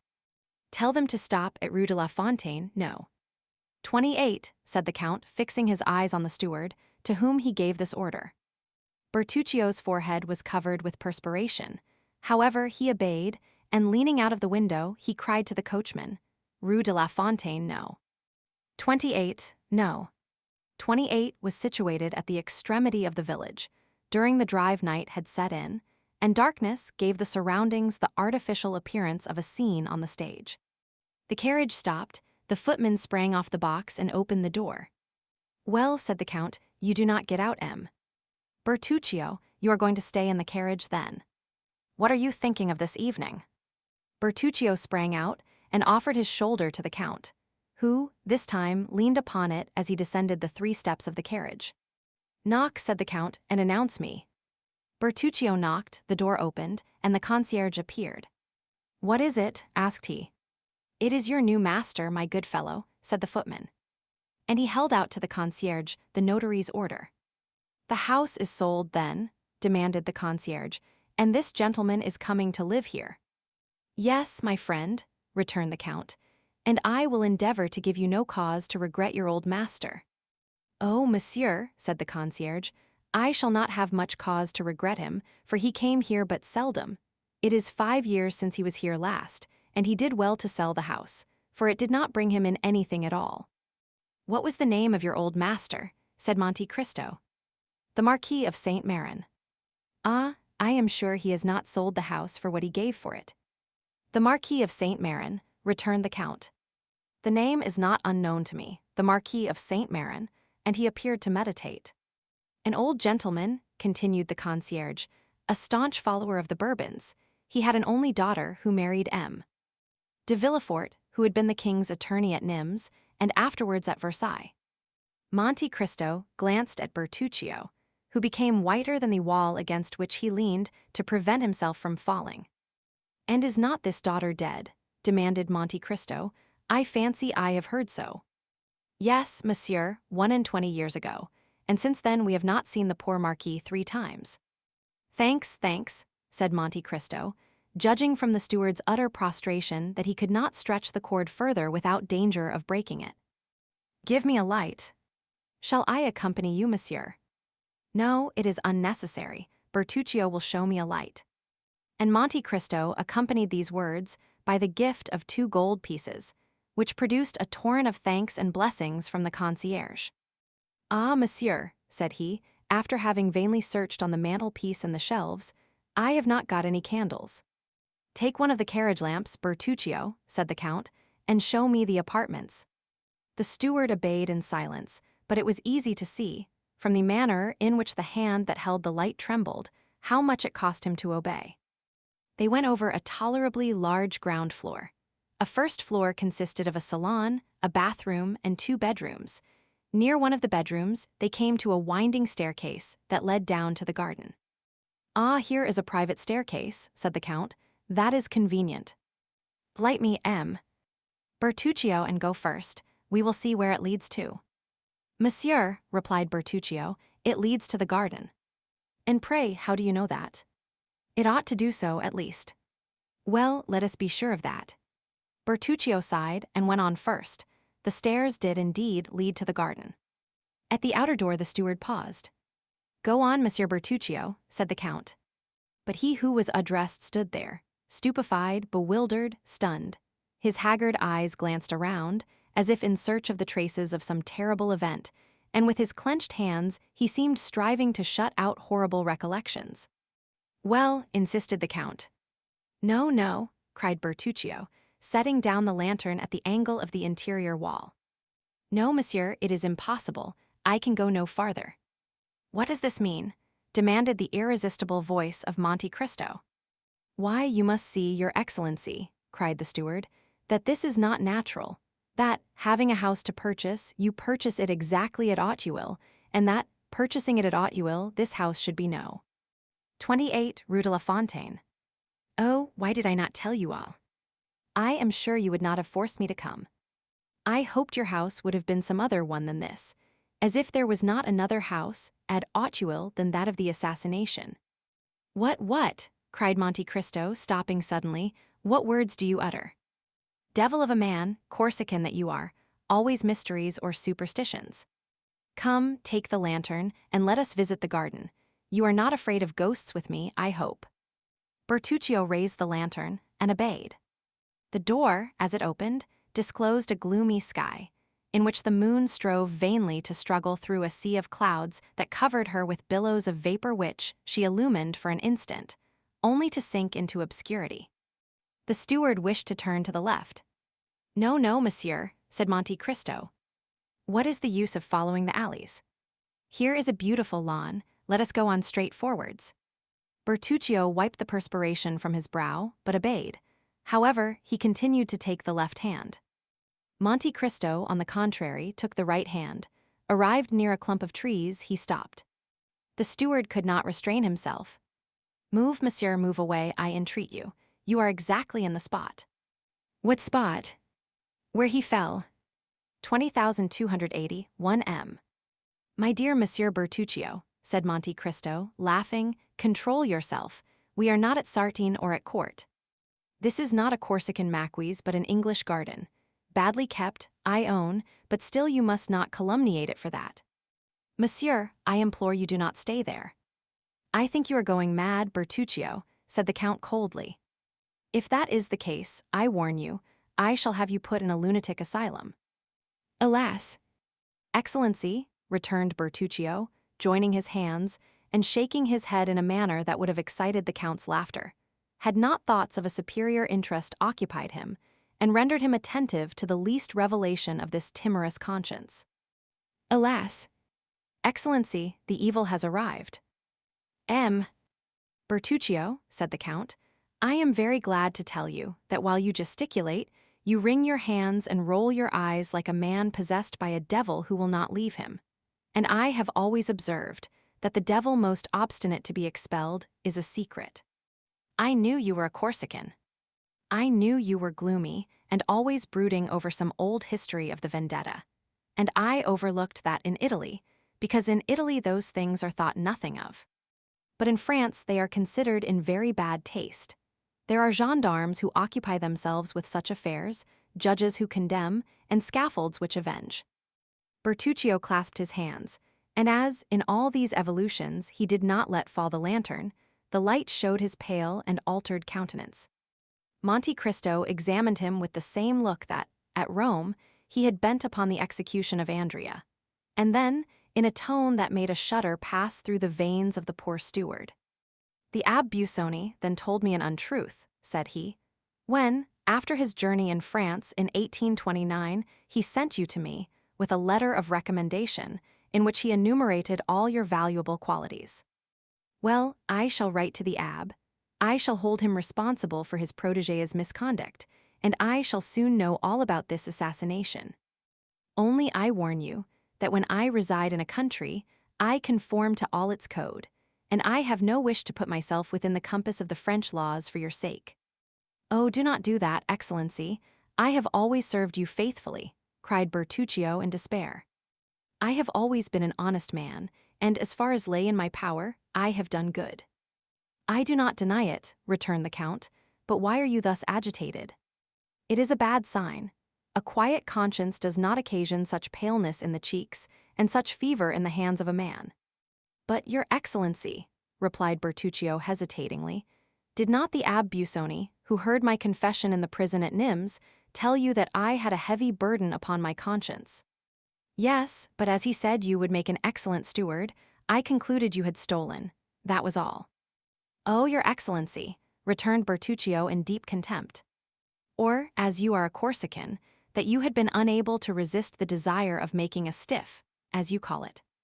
"Yes, my good master," cried Bertuccio, casting himself at the Count's feet, "it was simply vengeance, nothing else." "I understand that, but I do not understand what it is that galvanizes you in this manner." "But, monsieur, it is very natural," returned Bertuccio, "since it was in this house that my vengeance was accomplished." "What? My house? Oh, Your Excellency, it was not yours then." "Whose then?" "The Marquis de Saint-Méran, I think," the concierge said. "What had you to revenge on the Marquis de Saint-Méran?" "Oh, it was not on him, monsieur, it was on another." "This is strange," returned Monte Cristo, seeming to yield to his reflections, "that you should find yourself without any preparation in a house where the event happened that causes you so much remorse." "Monsieur," said the steward, "it is fatality, I am sure. First, you purchase a house at Auteuil. This house is the one where I have committed an assassination. You descend to the garden by the same staircase by which he descended. You stop at the spot where he received the blow, and 2 paces farther is the grave in which he had just buried his child. This is not chance, for chance in this case is too much like providence." Well, amiable Corsican, let us suppose it is Providence. I always suppose anything people please, and besides, you must concede something to diseased minds. Come, collect yourself and tell me all. I have related it but once, and that was to the Abbé Busoni. Such things, continued Bertuccio, shaking his head, are only related under the seal of confession. Then, said the Count, I refer you to your confessor. Turn chartreux or Trappist, and relate your secrets. But as for me, I do not like anyone who is alarmed by such phantasms, and I do not choose that my servants should be afraid to walk in the garden of an evening. I confess I am not very desirous of a visit from the commissary of police, for, in Italy, justice is only paid when silent. In France she is paid only when she speaks. Peste, I thought you somewhat Corsican, a great deal smuggler, and an excellent steward. But I see you have other strings to your bow. You are no longer in my service, Monsieur Bertuccio. Oh, your excellency, cried the steward, struck with terror at this threat. If that is the only reason I cannot remain in your service, I will tell all, for if I quit you, it will only be to go to the scaffold. That is different, replied Monte Cristo, but if you intend to tell an untruth, reflect it were better not to speak at all. No, monsieur, I swear to you, by my hopes of salvation, I will tell you all, for the Abbé Busoni himself only knew a part of my secret. But I pray you, go away from that plane tree. The moon is just bursting through the clouds, and there, standing where you do, and wrapped in that cloak that conceals your figure, you remind me of M. de Villefort. What? Cried Monte Cristo, it was M. de Villefort. Your Excellency knows him. The former royal attorney at Nimes. Yes. Who married the Marquis of Saint Méran's daughter. Yes. Who enjoyed the reputation of being the most severe, the most upright, the most rigid magistrate on the bench. Well, monsieur, said Bertuccio, this man with this spotless reputation. Well, was a villain. Bah, replied Monte Cristo, impossible. It is as I tell you. Ah, really, said Monte Cristo. Have you proof of this? I had it. And you have lost it, how stupid. Yes, but by careful search it might be recovered. Really, returned the Count, relate it to me, for it begins to interest me. And the Count, humming an air from Lucia, went to sit down on a bench, while Bertuccio followed him, collecting his thoughts. Bertuccio remained standing before him. 20,285 m. Chapter 44. The Vendetta. At what point shall I begin my story, Your Excellency? Asked Bertuccio. Where you please, returned Monte Cristo, since I know nothing at all of it.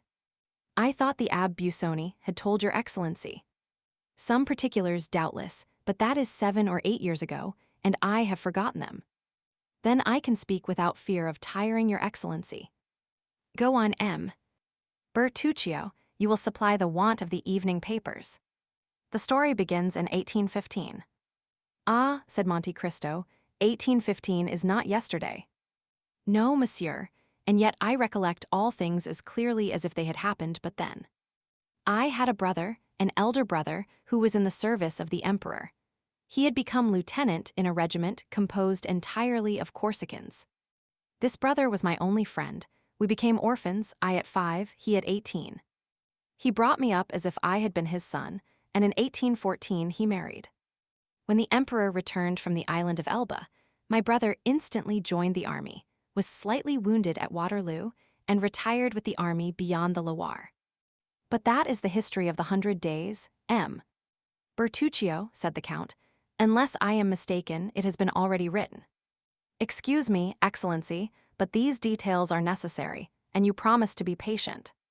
Go on, I will keep my word. One day we received a letter.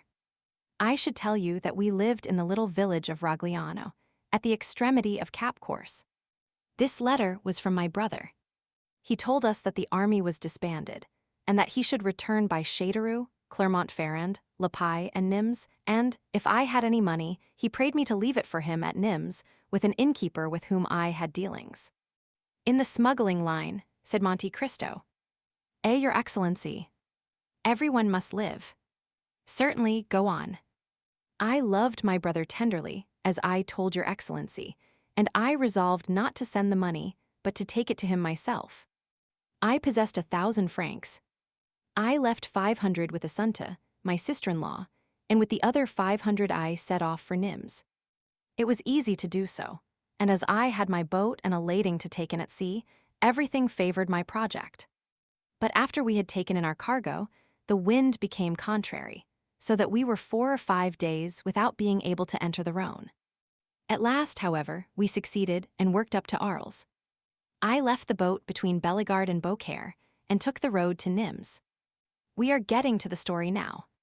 Yes, your excellency, excuse me, but as you will see, I only tell you what is absolutely necessary. Just at this time, the famous massacres took place in the south of France.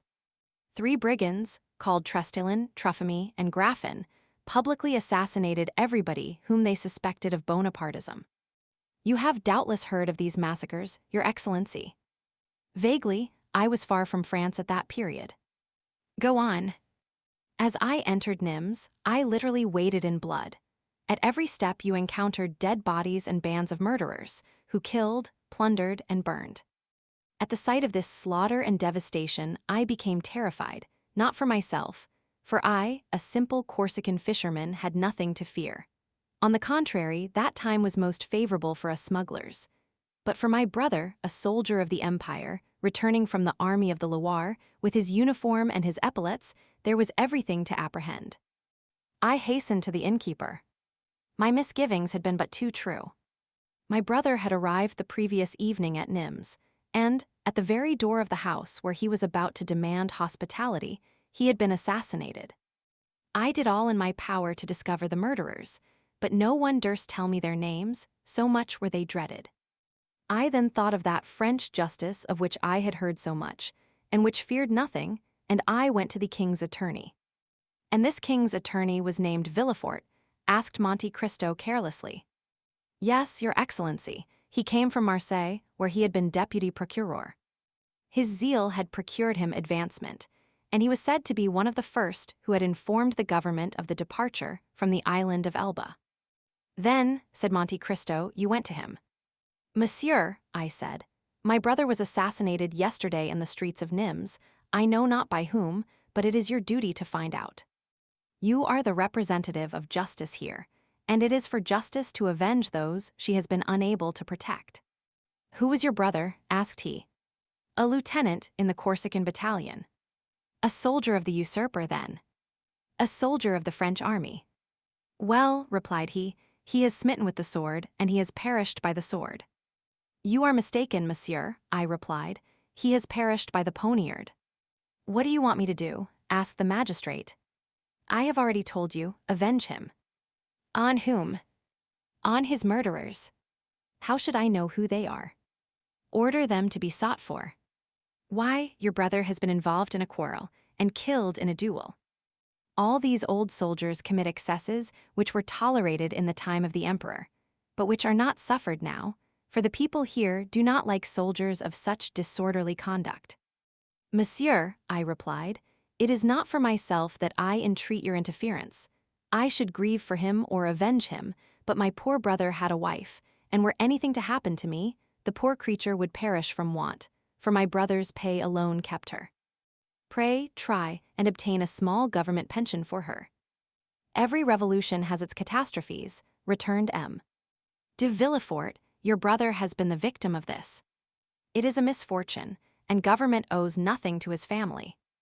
If we are to judge by all the vengeance that the followers of the usurper exercised on the partisans of the king, when, in their turn, they were in power, your brother would be today, in all probability, condemned to death. What has happened is quite natural, and in conformity with the law of reprisals. What, cried I, do you, a magistrate, speak thus to me? All these Corsicans are mad on my honor, replied M. De Villefort, they fancy that their countryman is still emperor. You have mistaken the time, you should have told me this 2 months ago, it is too late now. Go now at once, or I shall have you put out. I looked at him, an instant to see if there was anything to hope from further entreaty. But he was a man of stone. I approached him and said in a low voice, Well, since you know the Corsicans so well, you know that they always keep their word. You think that it was a good deed to kill my brother, who is a Bonapartist, because you are a royalist. Well, I, who am a Bonapartist also, declare one thing to you, which is, that I will kill you. From this moment, I declare the vendetta against you, so protect yourself as well as you can, for the next time we meet your last hour has come. And before he had recovered from his surprise, I opened the door and left the room.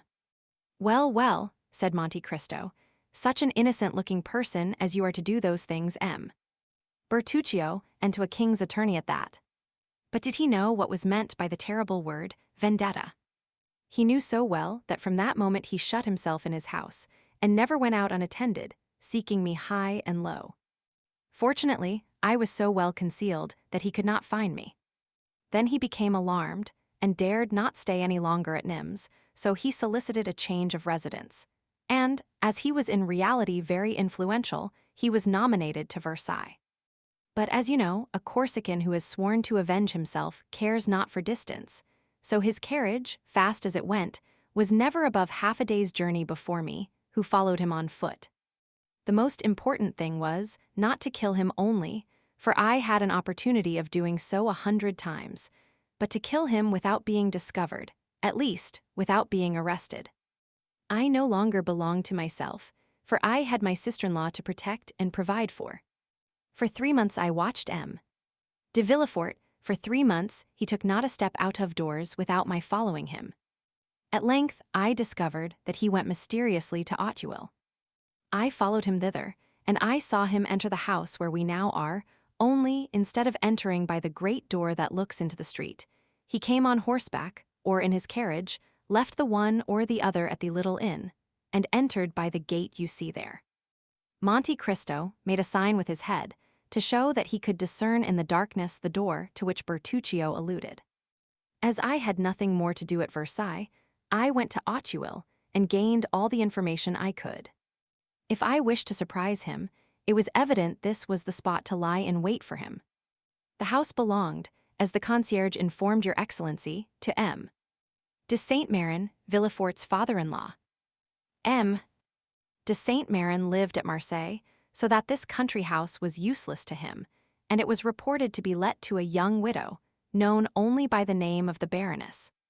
One evening, as I was looking over the wall, I saw a young and handsome woman who was walking alone in that garden, which was not overlooked by any windows, and I guessed that she was awaiting M. de Villefort. When she was sufficiently near for me to distinguish her features, I saw she was from 18 to 19, tall and very fair. As she had a loose muslin dress on, and as nothing concealed her figure, I saw she would ere long become a mother. A few moments after, the little door was opened and a man entered. The young woman hastened to meet him. They threw themselves into each other's arms, embraced tenderly, and returned together to the house. The man was M. de Villefort. I fully believed that when he went out in the night, he would be forced to traverse the whole of the garden alone. 20,291 M. And, asked the Count, did you ever know the name of this woman? No, Excellency, returned Bertuccio. You will see that I had no time to learn it. Go on. That evening, continued Bertuccio, I could have killed the procureur, but as I was not sufficiently acquainted with the neighborhood, I was fearful of not killing him on the spot, and that if his cries were overheard I might be taken. So I put it off until the next occasion, and in order that nothing should escape me, I took a chamber looking into the street bordered by the wall of the garden. 3 days after, about 7 o'clock in the evening, I saw a servant on horseback leave the house at full gallop and take the road to Sèvres. I concluded that he was going to Versailles, and I was not deceived. 3 hours later, the man returned covered with dust. His errand was performed, and 2 minutes after, another man on foot, muffled in a mantle, opened the little door of the garden, which he closed after him. I descended rapidly. Although I had not seen Villefort's face, I recognized him by the beating of my heart. I crossed the street and stopped at a post placed at the angle of the wall, and by means of which I had once before looked into the garden. This time I did not content myself with looking, but I took my knife out of my pocket, felt that the point was sharp and sprang over the wall. My first care was to run to the door. He had left the key in it, taking the simple precaution of turning it twice in the lock. Nothing, then, preventing my escape by this means, I examined the grounds. The garden was long and narrow. A stretch of smooth turf extended down the middle, and at the corners were clumps of trees with thick and massy foliage that made a background for the shrubs and flowers. In order to go from the door to the house, or from the house to the door, M. de Villefort would be obliged to pass by one of these clumps of trees. 20,293 m. It was the end of September. The wind blew violently. The faint glimpses of the pale moon, hidden momentarily by masses of dark clouds that were sweeping across the sky, whitened the gravel walks that led to the house, but were unable to pierce the obscurity of the thick shrubberies, in which a man could conceal himself without any fear of discovery. I hid myself in the one nearest to the path Villefort must take, and scarcely was I there when, amidst the gusts of wind, I fancied I heard groans. But you know, or rather you do not know, Your Excellency, that he who is about to commit an assassination fancies that he hears low cries perpetually ringing in his ears. 2 hours passed thus, during which I imagined I heard moans repeatedly. Midnight struck. As the last stroke died away, I saw a faint light shine through the windows of the private staircase, by which we have just descended. The door opened, and the man in the mantle reappeared.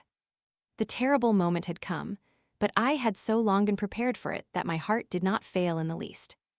I drew my knife from my pocket again, opened it, and made ready to strike. The man in the mantle advanced towards me, but as he drew near I saw that he had a weapon in his hand.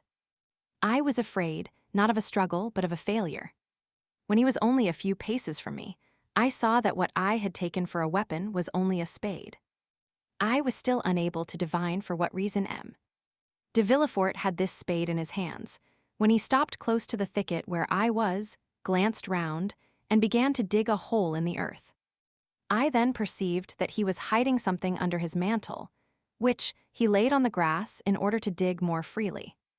Then, I confess, curiosity mingled with hatred. I wished to see what Villefort was going to do there, and I remained motionless, holding my breath. Then an idea crossed my mind, which was confirmed when I saw the procureur lift from under his mantle a box, 2 feet long and 6 or 8 inches deep. I let him place the box in the hole he had made. Then, while he stamped with his feet to remove all traces of his occupation, I rushed on him and plunged my knife into his breast, exclaiming, "I am Giovanni Bertuccio, thy death for my brother S., thy treasure for his widow. Thou seest that my vengeance is more complete than I had hoped." I know not if he heard these words. I think he did not, for he fell without a cry. I felt his blood gush over my face, but I was intoxicated, I was delirious, and the blood refreshed instead of burning me. In a second I had disinterred the box. Then, that it might not be known I had done so, I filled up the hole, threw the spade over the wall, and rushed through the door, which I double-locked, carrying off the key. "Ah," said Monte Cristo, "it seems to me this was nothing but murder and robbery." "No, Your Excellency," returned Bertuccio, "it was a vendetta followed by restitution." "And was the sum a large one?" "It was not money." "Ah, I recollect," replied the Count. "Did you not say something of an infant?" "Yes, Excellency. I hastened to the river, sat down on the bank, and with my knife forced open the lock of the box. In a fine linen cloth was wrapped a newborn child. Its purple visage and its violet-colored hands showed that it had perished from suffocation, but as it was not yet cold, I hesitated to throw it into the water that ran at my feet. After a moment, I fancied that I felt a slight pulsation of the heart, and as I had been assistant at the hospital at Bastia, I did what a doctor would have done. I inflated the lungs by blowing air into them, and at the expiration of a quarter of an hour, it began to breathe and cried feebly. In my turn, I uttered a cry, but a cry of joy. "God has not cursed me then," I cried, "since he permits me to save the life of a human creature, in exchange for the life I have taken away." 20,295 m. "And what did you do with the child?" asked Monte Cristo. "It was an embarrassing load for a man seeking to escape." I had not for a moment the idea of keeping it, but I knew that at Paris there was an asylum where they receive such creatures. As I passed the city gates, I declared that I had found the child on the road, and I inquired where the asylum was. The box confirmed my statement. The linen proved that the infant belonged to wealthy parents. The blood with which I was covered might have proceeded from the child as well as from anyone else. No objection was raised, but they pointed out the asylum, which was situated at the upper end of the Rue d'Enfer. And after having taken the precaution of cutting the linen in 2 pieces, so that one of the 2 letters which marked it was on the piece wrapped around the child, while the other remained in my possession, I rang the bell and fled with all speed. A fortnight after, I was at Rogliano, and I said to Assunta, "Console thyself, sister, Israel is dead, but he is avenged." She demanded what I meant, and when I had told her all, "Giovanni," said she, "you should have brought this child with you. We would have replaced the parents it has lost, have called it Benedetto, and then in consequence of this good action, God would have blessed us." In reply, I gave her the half of the linen I had kept in order to reclaim him if we became rich. "What letters were marked on the linen?" said Monte Cristo. "An H and an N, surmounted by a baron's coronet." "By heaven, M. Bertuccio, you make use of heraldic terms. Where did you study heraldry?" "In your service, Excellency, where everything is learned." "Go on, I am curious to know 2 things." "What are they, your Excellency?" "What became of this little boy? For I think you told me it was a boy, M. Bertuccio." "No, Excellency, I do not recollect telling you that." "I thought you did. I must have been mistaken." "No, you were not, for it was in reality a little boy." "But your Excellency wished to know 2 things. What was the second?" "The second was the crime of which you were accused when you asked for a confessor, and the Abbé Busoni came to visit you at your request in the prison at Nimes." "The story will be very long, Excellency." "What matter? You know I take but little sleep, and I do not suppose you are very much inclined for it either."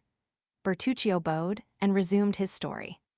"Partly to drown the recollections of the past that haunted me, partly to supply the wants of the poor widow, I eagerly returned to my trade of smuggler, which had become more easy since that relaxation of the laws which always follows a revolution. The southern districts were ill-watched in particular, in consequence of the disturbances that were perpetually breaking out in Avignon, Nimes, or Uzes. We profited by this respite, on the part of the government, to make friends everywhere. Since my brother's assassination in the streets of Nimes, I had never entered the town. The result was that the innkeeper with whom we were connected, seeing that we would no longer come to him, was forced to come to us, and had established a branch to his inn, on the road from Bellegarde to Beaucaire, at the sign of the Pont du Gard. We had thus, at Aigues-Mortes, Martigues, or Bouc, a dozen places where we left our goods, and where, in case of necessity, we concealed ourselves from the gendarmes and custom-house officers. Smuggling is a profitable trade, when a certain degree of vigor and intelligence is employed. As for myself, brought up in the mountains, I had a double motive for fearing the gendarmes and custom-house officers, as my appearance before the judges would cause an inquiry, and an inquiry always looks back into the past. And in my past life, they might find something far more grave than the selling of smuggled cigars, or barrels of brandy without a permit. So, preferring death to capture, I accomplished the most astonishing deeds, and which, more than once, showed me that the too great care we take of our bodies is the only obstacle to the success of those projects which require rapid decision and vigorous and determined execution. In reality, when you have once devoted your life to your enterprises, you are no longer the equal of other men, or, rather, other men are no longer your equals, and whosoever has taken this resolution feels his strength and resources doubled. Philosophy, M. Bertuccio, interrupted the Count, you have done a little of everything in your life. Oh, Excellency! No, but philosophy at 10:30 at night is somewhat late. Yet I have no other observation to make, for what you say is correct, which is more than can be said for all philosophy. My journeys became more and more extensive and more productive. Assunta took care of all, and our little fortune increased. One day as I was setting off on an expedition, "Go," said she, "at your return I will give you a surprise." I questioned her, but in vain. She would tell me nothing, and I departed. Our expedition lasted nearly 6 weeks. We had been to Lucca to take in oil, to Leghorn for English cottons, and we ran our cargo without opposition and returned home full of joy. When I entered the house, the first thing I beheld in the middle of Assunta's chamber was a cradle that might be called sumptuous compared with the rest of the furniture, and in it a baby 7 or 8 months old. I uttered a cry of joy. The only moments of sadness I had known since the assassination of the procureur were caused by the recollection that I had abandoned this child. For the assassination itself, I had never felt any remorse. Poor Assunta had guessed all. She had profited by my absence and furnished with the half of the linen, and having written down the day and hour at which I had deposited the child at the asylum, had set off for Paris and had reclaimed it. No objection was raised, and the infant was given up to her. Ah, I confess, Your Excellency, when I saw this poor creature sleeping peacefully in its cradle, I felt my eyes filled with tears. "Ah, Assunta," cried I, "you are an excellent woman, and heaven will bless you." "This," said Monte Cristo, "is less correct than your philosophy, it is only faith." "Alas, Your Excellency is right," replied Bertuccio, "and God made this infant the instrument of our punishment." Never did a perverse nature declare itself more prematurely, and yet it was not owing to any fault in his bringing up. He was a most lovely child, with large blue eyes of that deep color that harmonizes so well with the blonde complexion. Only his hair, which was too light, gave his face a most singular expression, and added to the vivacity of his look and the malice of his smile. Unfortunately, there is a proverb which says that red is either altogether good or altogether bad. The proverb was but too correct as regarded Benedetto, and even in his infancy he manifested the worst disposition. It is true that the indulgence of his foster mother encouraged him. This child, for whom my poor sister would go to the town, 5 or 6 leagues off, to purchase the earliest fruits and the most tempting sweetmeats, preferred to Palma grapes or Genos preserves, the chestnuts stolen from a neighbor's orchard, or the dried apples in his loft, when he could eat as well of the nuts and apples that grew in my garden. One day, when Benedetto was about 5 or 6, our neighbor Wasilio, who, according to the custom of the country, never locked up his purse or his valuables, for, as Your Excellency knows, there are no thieves in Corsica, complained that he had lost a louis out of his purse. We thought he must have made a mistake in counting his money, but he persisted in the accuracy of his statement. One day, Benedetto, who had been gone from the house since morning to our great anxiety, did not return until late in the evening, dragging a monkey after him, which he said he had found chained to the foot of a tree. For more than a month past, the mischievous child, who knew not what to wish for, had taken it into his head to have a monkey. A boatman who had passed by Rogliano, and who had several of these animals, whose tricks had greatly diverted him, had doubtless suggested this idea to him. "Monkeys are not found in our woods chained to trees," said I. "Confess how you obtained this animal." Benedetto maintained the truth of what he had said, and accompanied it with details that did more honor to his imagination than to his veracity. I became angry. He began to laugh, I threatened to strike him, and he made 2 steps backwards. "You cannot beat me," said he. "You have no right, for you are not my father." 20,299 M. We never knew who had revealed this fatal secret, which we had so carefully concealed from him. However, it was this answer, in which the child's whole character revealed itself, that almost terrified me, and my arm fell without touching him. The boy triumphed, and this victory rendered him so audacious that all the money of Assunta, whose affection for him seemed to increase as he became more unworthy of it, was spent in caprices she knew not how to contend against, and follies she had not the courage to prevent. When I was at Rogliano, everything went on properly, but no sooner was my back turned than Benedetto became master, and everything went ill. When he was only 11, he chose his companions from among the young men of 18 or 20, the worst characters in Bastia, or, indeed, in Corsica, and they had already, for some mischievous pranks, been several times threatened with a prosecution. I became alarmed, as any prosecution might be attended with serious consequences. I was compelled, at this period, to leave Corsica on an important expedition, I reflected for a long time, and with the hope of averting some impending misfortune, I resolved that Benedetto should accompany me. I hoped that the active and laborious life of a smuggler, with the severe discipline on board, would have a salutary effect on his character, which was now well nigh, if not quite, corrupt. I spoke to Benedetto alone, and proposed to him to accompany me, endeavoring to tempt him by all the promises most likely to dazzle the imagination of a child of 12. He heard me patiently, and when I had finished, burst out laughing. "Are you mad, uncle?" He called me by this name when he was in good humor. "Do you think I am going to change the life I lead for your mode of existence, my agreeable indolence for the hard and precarious toil you impose on yourself, exposed to the bitter frost at night, and the scorching heat by day, compelled to conceal yourself, and when you are perceived, receive a volley of bullets, all to earn a paltry sum? Why, I have as much money as I want. Mother Assunta always furnishes me when I ask for it. You see that I should be a fool to accept your offer." The arguments and his audacity perfectly stupefied me. Benedetto rejoined his associates, and I saw him from a distance point me out to them as a fool. "Sweet child," murmured Monte Cristo. "Oh, had he been my own son," replied Bertuccio, "or even my nephew, I would have brought him back to the right road, for the knowledge that you are doing your duty gives you strength. But the idea that I was striking a child whose father I had killed made it impossible for me to punish him. I gave my sister, who constantly defended the unfortunate boy, good advice, and as she confessed that she had several times missed money to a considerable amount, I showed her a safe place in which to conceal our little treasure for the future.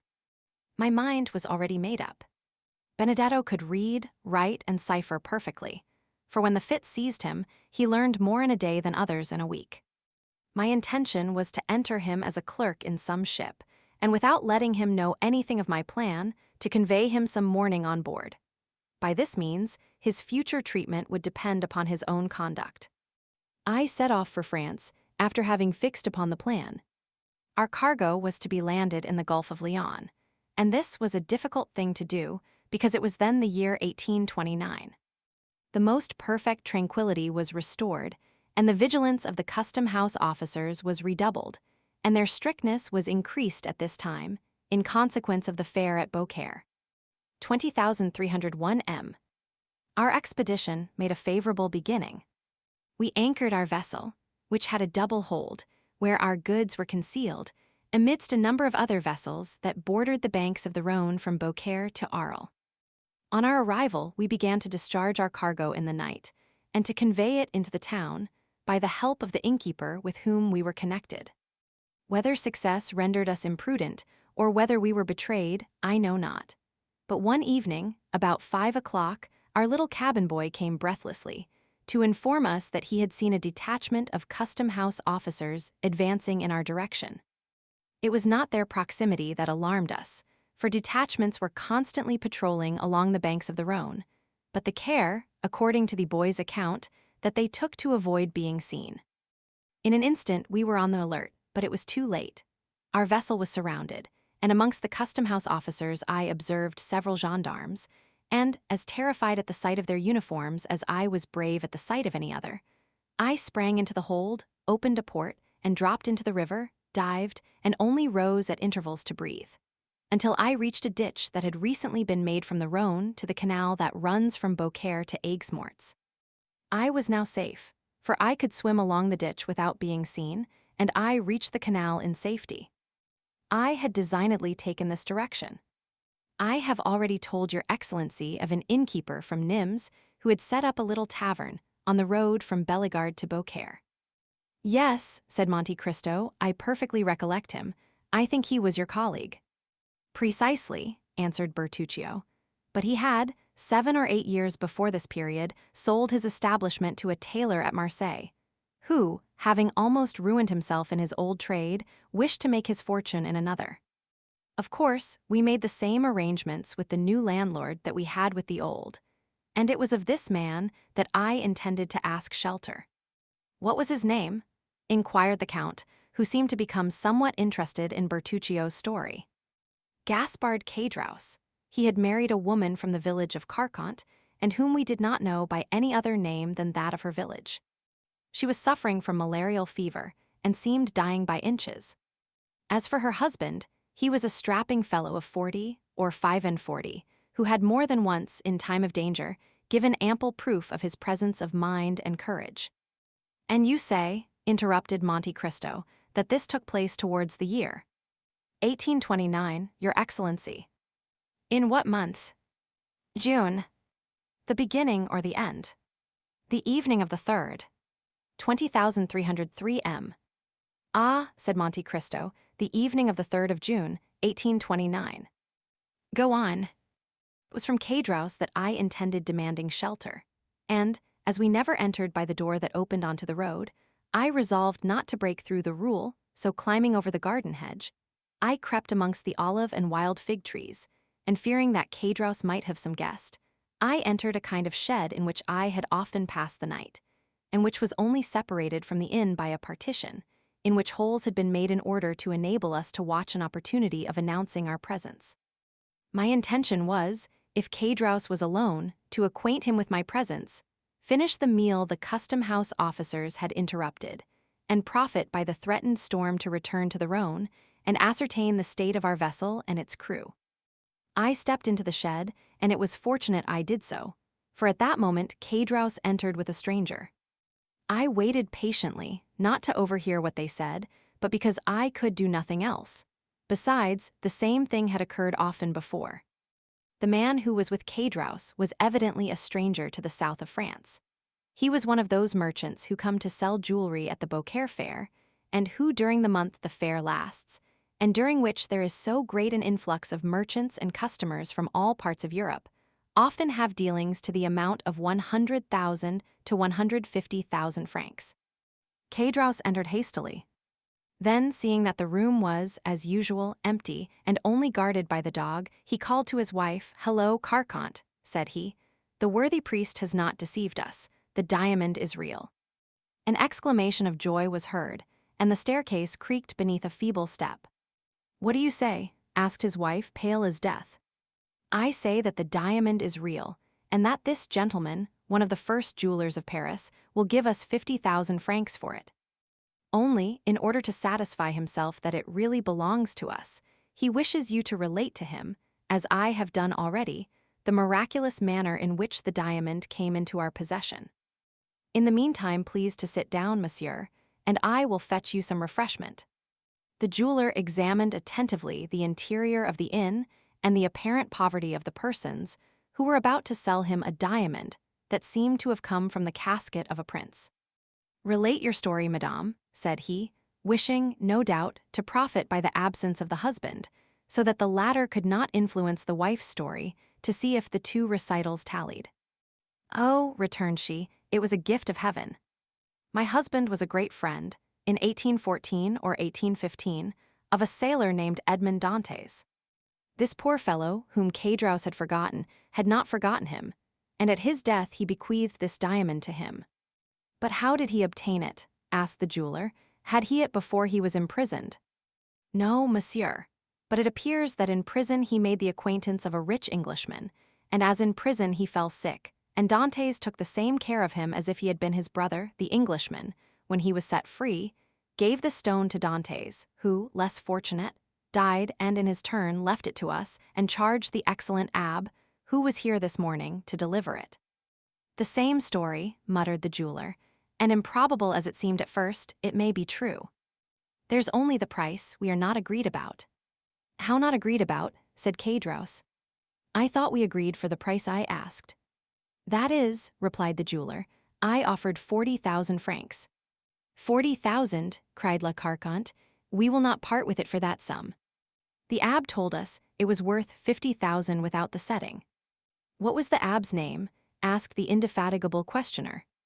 "The Abbé Busoni," said La Carcante. "He was a foreigner. An Italian from the neighborhood of Mantua, I believe." "Let me see this diamond again," replied the jeweler. "The first time you are often mistaken as to the value of a stone." Cadros took from his pocket a small case of black shagreen opened, and gave it to the jeweler.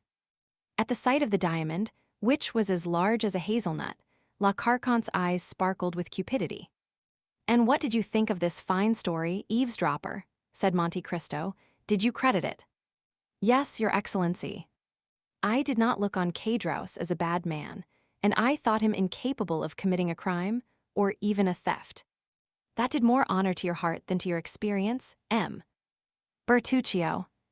Had you known this Edmond Dantès, of whom they spoke?" "No, your excellency, I had never heard of him before, and never but once afterwards, and that was from the Abbé Busoni himself, when I saw him in the prison at Nimes." "Go on." The jeweler took the ring, and drawing from his pocket a pair of steel pliers and a small set of copper scales, he took the stone out of its setting and weighed it carefully. "I will give you 45,000, said he, "but not a sou more. Besides, as that is the exact value of the stone, I brought just that sum with me." "Oh, that's no matter," replied Caedros. "I will go back with you to fetch the other 5,000 francs. "No," returned the jeweler, giving back the diamond and the ring to Caedros. "No, it is worth no more, and I am sorry I offered so much, for the stone has a flaw in it which I had not seen. However, I will not go back on my word, and I will give 45,000. "At least, replace the diamond in the ring," said La Carconte sharply. "Ah, true," replied the jeweler, and he reset the stone. "No matter," observed Caedros, replacing the box in his pocket. "Someone else will purchase it." "Yes," continued the jeweler, "but someone else will not be so easy as I am, or content himself with the same story. It is not natural that a man like you should possess such a diamond. He will inform against you. You will have to find the Abbé Busoni, and abbes who give diamonds worth 2,000 louis are rare. The law would seize it and put you in prison. If at the end of 3 or 4 months you are set at liberty, the ring will be lost, or a false stone, worth 3 francs, will be given you, instead of a diamond worth 50,000 or perhaps 55,000 francs, from which you must allow that one runs considerable risk in purchasing." Caedros and his wife looked eagerly at each other. "No," said Caedros, "we are not rich enough to lose 5,000 francs. "As you please, my dear sir," said the jeweler. "I had, however, as you see, brought you the money in bright coin." And he drew from his pocket a handful of gold, and held it sparkling before the dazzled eyes of the innkeeper, and in the other hand he held a packet of banknotes. There was evidently a severe struggle in the mind of Caedros. It was plain that the small shagreen case, which he turned over and over in his hand, did not seem to him commensurate in value to the enormous sum which fascinated his gaze. He turned towards his wife. "What do you think of this?" he asked in a low voice. Let him have it," she said. "If he returns to Beaucaire without the diamond, he will inform against us, and, as he says, who knows if we shall ever again see the Abbé Busoni?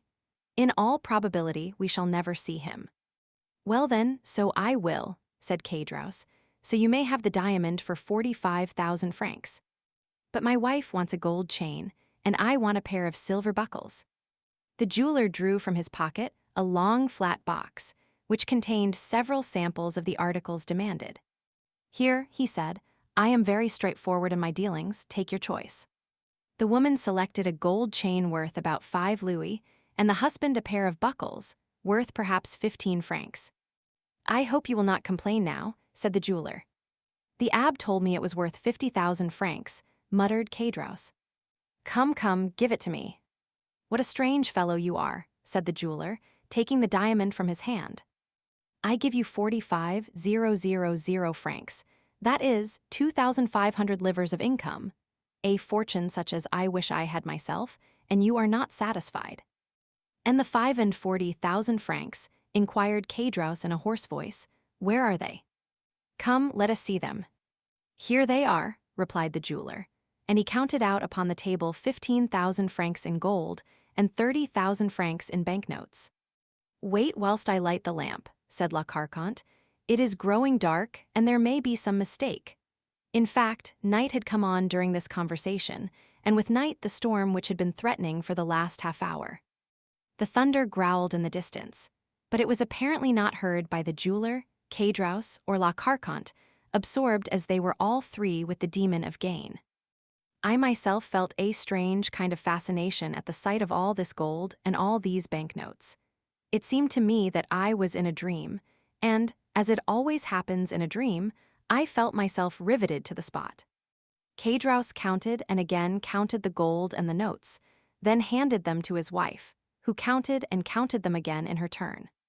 During this time, the jeweler made the diamond play and sparkle in the lamplight, and the gem threw out jets of light which made him unmindful of those which, precursors of the storm, began to play in at the windows. "Well," inquired the jeweler, "is the cash all right?" "Yes," said Caedros. "Give me the pocketbook, La Carconte, and find a bag somewhere." La Carconte went to a cupboard and returned with an old leathern pocketbook and a bag. From the former she took some greasy letters and put in their place the banknotes, and from the bag took 2 or 3 crowns of 6 livres each, which, in all probability, formed the entire fortune of the miserable couple. "There," said Caedros, "and now, although you have wronged us of perhaps 10,000 francs, will you have your supper with us? I invite you with goodwill." "Thank you," replied the jeweler. "It must be getting late, and I must return to Beaucaire. My wife will be getting uneasy." He drew out his watch and exclaimed, "Morbleu, nearly 9 o'clock, why, I shall not get back to Beaucaire before midnight. Good night, my friends. If the Abbé Busoni should by any accident return, think of me." "In another week you will have left Beaucaire," remarked Caedros, "for the fair ends in a few days." "True, but that makes no difference. Write to me at Paris, to M.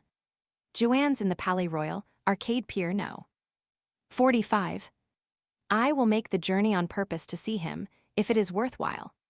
At this moment there was a tremendous clap of thunder, accompanied by a flash of lightning so vivid that it quite eclipsed the light of the lamp. 20,307 M. "See here," exclaimed Caedros. "You cannot think of going out in such weather as this." "Oh, I am not afraid of thunder," said the jeweler. "And then there are robbers," said Le Carconte. "The road is never very safe during fair time." "Oh, as to the robbers," said Joannes, "here is something for them," and he drew from his pocket a pair of small pistols, loaded to the muzzle. "Here," said he, "are dogs who bark and bite at the same time. They are for the 2 first who shall have a longing for your diamond friend Caedros." Caedros and his wife again interchanged a meaning look. It seemed as though they were both inspired at the same time with some horrible thought.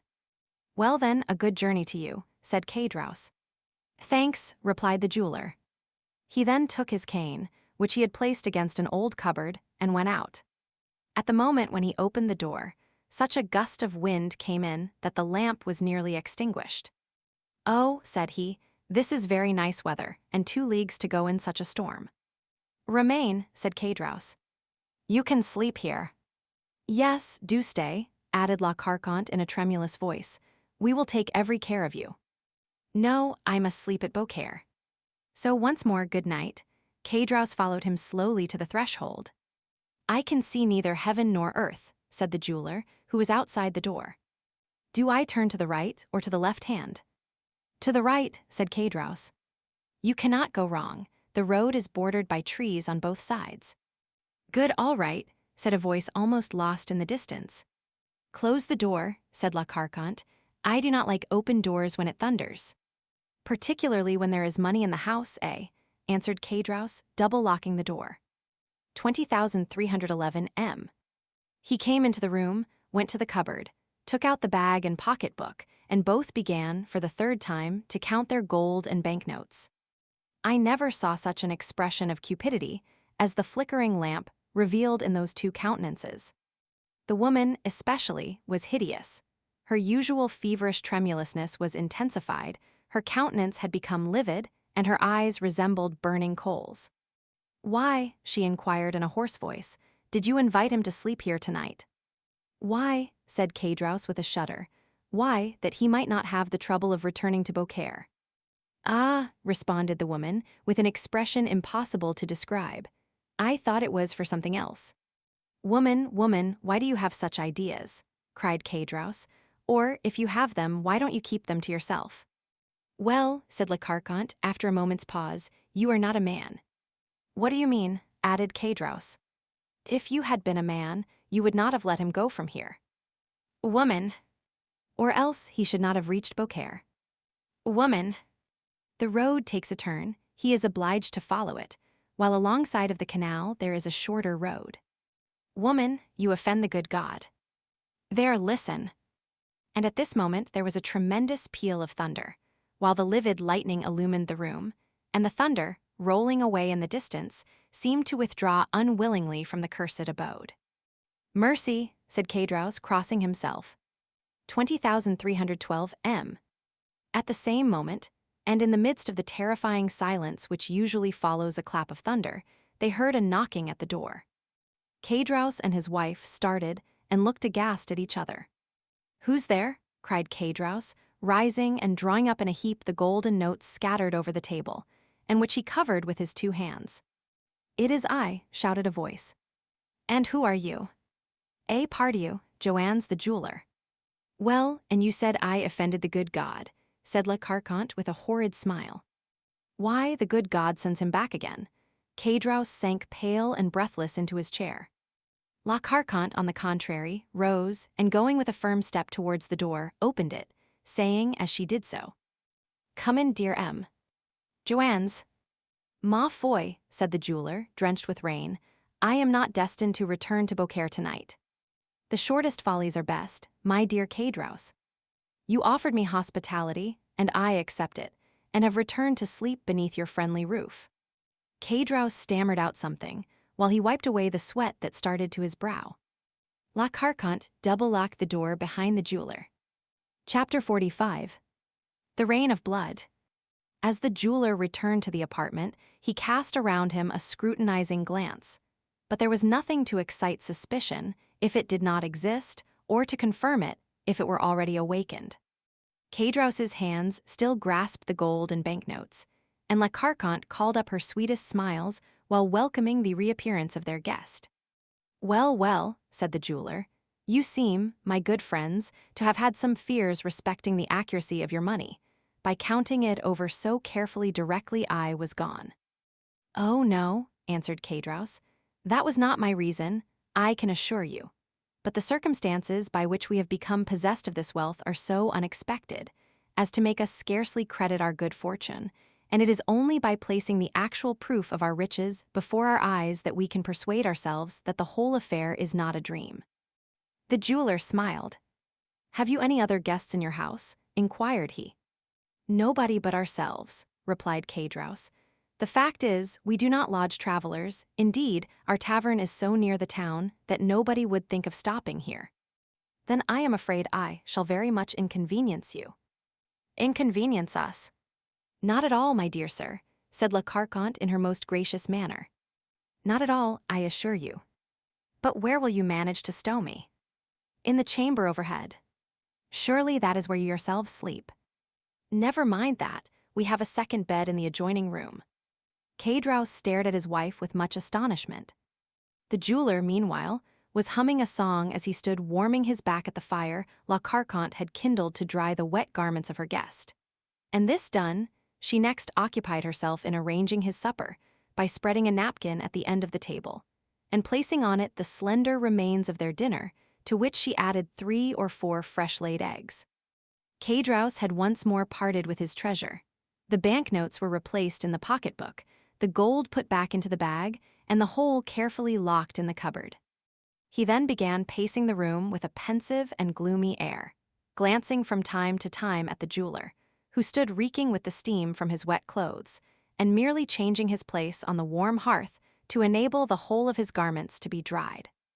There, said La Carconte, as she placed a bottle of wine on the table, supper is ready whenever you are. And you? Asked Joannes. I don't want any supper, said Caedros. We dine so very late, hastily interposed La Carconte. Then it seems I am to eat alone, remarked the jeweler. Oh, we shall have the pleasure of waiting upon you, answered La Carconte. With an eager attention she was not accustomed to manifest even to guests who paid for what they took. From time to time Caedros darted on his wife keen, searching glances, but rapid as the lightning flash. The storm still continued. There, said La Carconte, do you hear that? Upon my word, you did well to come back. "Nevertheless," replied the jeweler, "if by the time I have finished my supper the tempest has at all abated, I shall make another start." "It's the mistral," said Kadrouse, "and it will be sure to last till tomorrow morning." He sighed heavily. "Well," said the jeweler, as he placed himself at table, "all I can say is, so much the worse for those who are abroad." "Yes," chimed in La Carconte, "they will have a wretched night of it." The jeweler began eating his supper, and the woman, who was ordinarily so querulous and indifferent to all who approached her, was suddenly transformed into the most smiling and attentive hostess. Had the unhappy man on whom she lavished her assiduities been previously acquainted with her, so sudden an alteration might well have excited suspicion in his mind, or at least have greatly astonished him. Kadrouse, meanwhile, continued to pace the room in gloomy silence, sedulously avoiding the sight of his guest. But as soon as the stranger had completed his repast, the agitated innkeeper went eagerly to the door and opened it. "I believe the storm is over," said he. But as if to contradict his statement, at that instant a violent clap of thunder seemed to shake the house to its very foundation, while a sudden gust of wind, mingled with rain, extinguished the lamp he held in his hand. Trembling and awestruck, Kadrouse hastily shut the door and returned to his guest, while La Carconte lighted a candle by the smoldering ashes that glimmered on the hearth. "You must be tired," said she to the jeweler. "I have spread a pair of white sheets on your bed. Go up when you are ready and sleep well." Joanne stayed for a while to see whether the storm seemed to abate in its fury, but a brief space of time sufficed to assure him that, instead of diminishing, the violence of the rain and thunder momentarily increased. Resigning himself, therefore, to what seemed inevitable, he bade his host good night and mounted the stairs. He passed over my head, and I heard the flooring creak beneath his footsteps. The quick, eager glance of La Carconte followed him as he ascended, while Kadrouse, on the contrary, turned his back and seemed most anxiously to avoid even glancing at him. All these circumstances did not strike me as painfully at the time as they have since done. In fact, all that had happened, with the exception of the story of the diamond, which certainly did wear an air of improbability, appeared natural enough and called for neither apprehension nor mistrust. But worn out as I was with fatigue, and fully purposing to proceed onwards directly the tempest abated, I determined to obtain a few hours' sleep. Overhead I could accurately distinguish every movement of the jeweler, who, after making the best arrangements in his power for passing a comfortable night, threw himself on his bed, and I could hear it creak and groan beneath his weight. Insensibly, my eyelids grew heavy, deep sleep stole over me, and having no suspicion of anything wrong, I sought not to shake it off. I looked into the kitchen once more and saw Kadrouse sitting by the side of a long table upon one of the low wooden stools which in country places are frequently used instead of chairs. His back was turned towards me, so that I could not see the expression of his countenance. Neither should I have been able to do so had he been placed differently, as his head was buried between his two hands. La Carconte continued to gaze on him for some time, then shrugging her shoulders, she took her seat immediately opposite to him. At this moment, the expiring embers threw up a fresh flame from the kindling of a piece of wood that lay near, and a bright light flashed over the room. La Carconte still kept her eyes fixed on her husband, but as he made no sign of changing his position, she extended her hard, bony hand and touched him on the forehead. 20,317 M. Kadrouse shuddered. The woman's lips seemed to move, as though she were talking, but because she merely spoke in an undertone, or my senses were dulled by sleep, I did not catch a word she uttered. Confused sights and sounds seemed to float before me, and gradually I fell into a deep, heavy slumber. How long I had been in this unconscious state I know not, when I was suddenly aroused by the report of a pistol, followed by a fearful cry. Weak and tottering footsteps resounded across the chamber above me, and the next instant a dull, heavy weight seemed to fall powerless on the staircase. I had not yet fully recovered consciousness, when again I heard groans, mingled with half-stifled cries, as if from persons engaged in a deadly struggle.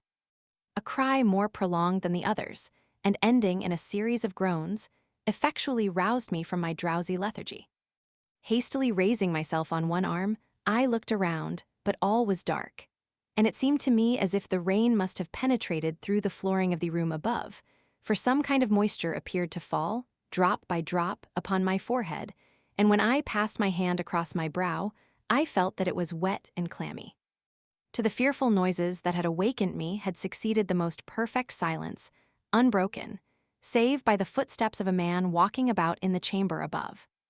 The staircase creaked. He descended into the room below, approached the fire, and lit a candle. The man was Cadrouse. He was pale, and his shirt was all bloody. Having obtained the light, he hurried upstairs again, and once more I heard his rapid and uneasy footsteps. A moment later he came down again, holding in his hand the small shagreen case, which he opened to assure himself it contained the diamond, seemed to hesitate as to which pocket he should put it in, then, as if dissatisfied with the security of either pocket, he deposited it in his red handkerchief, which he carefully rolled round his head. After this he took from his cupboard the banknotes and gold he had put there, thrust the one into the pocket of his trousers, and the other into that of his waistcoat, hastily tied up a small bundle of linen, and rushing towards the door, disappeared in the darkness of the night. Then all became clear and manifest to me, and I reproached myself with what had happened, as though I myself had done the guilty deed. I fancied that I still heard faint moans, and imagining that the unfortunate jeweler might not be quite dead, I determined to go to his relief, by way of atoning in some slight degree, not for the crime I had committed, but for that which I had not endeavored to prevent. For this purpose I applied all the strength I possessed to force an entrance from the cramped spot in which I lay to the adjoining room. The poorly fastened boards which alone divided me from it yielded to my efforts, and I found myself in the house. Hastily snatching up the lighted candle, I hurried to the staircase.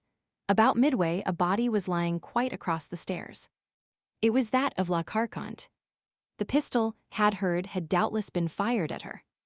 The shot had frightfully lacerated her throat, leaving 2 gaping wounds from which, as well as the mouth, the blood was pouring in floods. She was stone dead. I strode past her and ascended to the sleeping chamber, which presented an appearance of the wildest disorder. The furniture had been knocked over in the deadly struggle that had taken place there, and the sheets, to which the unfortunate jeweler had doubtless clung, were dragged across the room. The murdered man lay on the floor, his head leaning against the wall, and about him was a pool of blood which poured forth from 3 large wounds in his breast. There was a 4th gash, in which a long table knife was plunged up to the handle. I stumbled over some object. I stooped to examine. It was the 2nd pistol, which had not gone off, probably from the powder being wet. I approached the jeweler, who was not quite dead, and at the sound of my footsteps and the creaking of the floor, he opened his eyes, fixed them on me with an anxious and inquiring gaze, moved his lips as though trying to speak. Then, overcome by the effort, fell back and expired. This appalling sight almost bereft me of my senses, and finding that I could no longer be of service to anyone in the house, my only desire was to fly. I rushed towards the staircase, clutching my hair and uttering a groan of horror. Upon reaching the room below, I found 5 or 6 custom-house officers and 2 or 3 gendarmes, all heavily armed. They threw themselves upon me. I made no resistance. I was no longer master of my senses. When I strove to speak, a few inarticulate sounds alone escaped my lips. As I noticed the significant manner in which the whole party pointed to my blood-stained garments, I involuntarily surveyed myself, and then I discovered that the thick, warm drops that had so bedewed me as I lay beneath the staircase must have been the blood of La Carconte. I pointed to the spot where I had concealed myself. "What does he mean?" asked a gendarme. One of the officers went to the place I directed. "He means," replied the man upon his return, "that he got in that way," and he showed the hole I had made when I broke through. Then I saw that they took me for the assassin. I recovered force and energy enough to free myself from the hands of those who held me, while I managed to stammer forth, "I did not do it. Indeed, I did not." A couple of gendarmes held the muzzles of their carbines against my breast. "Stir but a step," said they, "and you are a dead man." "Why should you threaten me with death," cried I, "when I have already declared my innocence?" "Tush, tush," cried the men. "Keep your innocent stories to tell to the judge at Nims. Meanwhile, come along with us, and the best advice we can give you is to do so unresistingly." Alas, resistance was far from my thoughts. I was utterly overpowered by surprise and terror, and without a word, I suffered myself to be handcuffed and tied to a horse's tail, and thus they took me to Nims.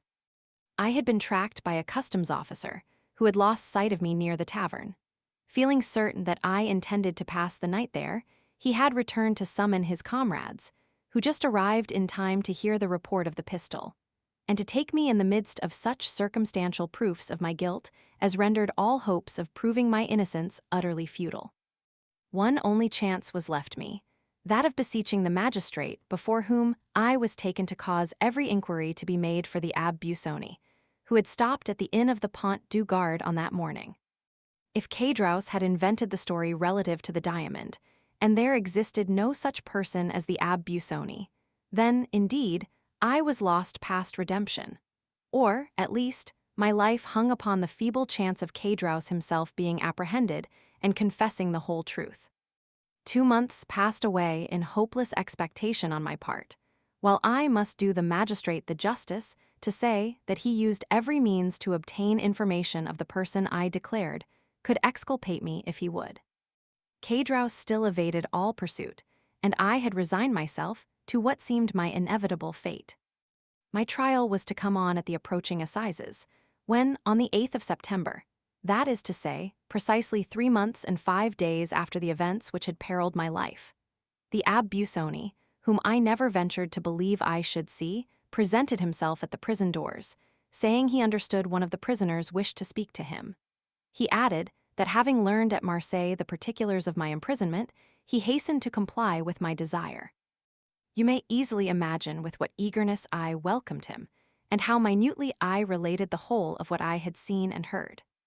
I felt some degree of nervousness as I entered upon the history of the diamond, but, to my inexpressible astonishment, he confirmed it in every particular, and to my equal surprise, he seemed to place entire belief in all I said. And then it was that, won by his mild charity, seeing that he was acquainted with all the habits and customs of my own country, and considering also that pardon for the only crime of which I was really guilty might come with a double power from lips so benevolent and kind, I besought him to receive my confession, under the seal of which I recounted the Audiobook affair in all its details, as well as every other transaction of my life. That which I had done by the impulse of my best feelings produced the same effect as though it had been the result of calculation. My voluntary confession of the assassination at Auteuil proved to him that I had not committed that of which I stood accused. When he quitted me, he bade me be of good courage, and to rely upon his doing all in his power to convince my judges of my innocence. I had speedy proofs that the excellent Abbé was engaged in my behalf, for the rigors of my imprisonment were alleviated by many trifling though acceptable indulgences, and I was told that my trial was to be postponed to the assizes following those now being held. In the interim, it pleased Providence to cause the apprehension of Cadraus, who was discovered in some distant country, and brought back to France, where he made a full confession, refusing to make the fact of his wife's having suggested and arranged the murder any excuse for his own guilt.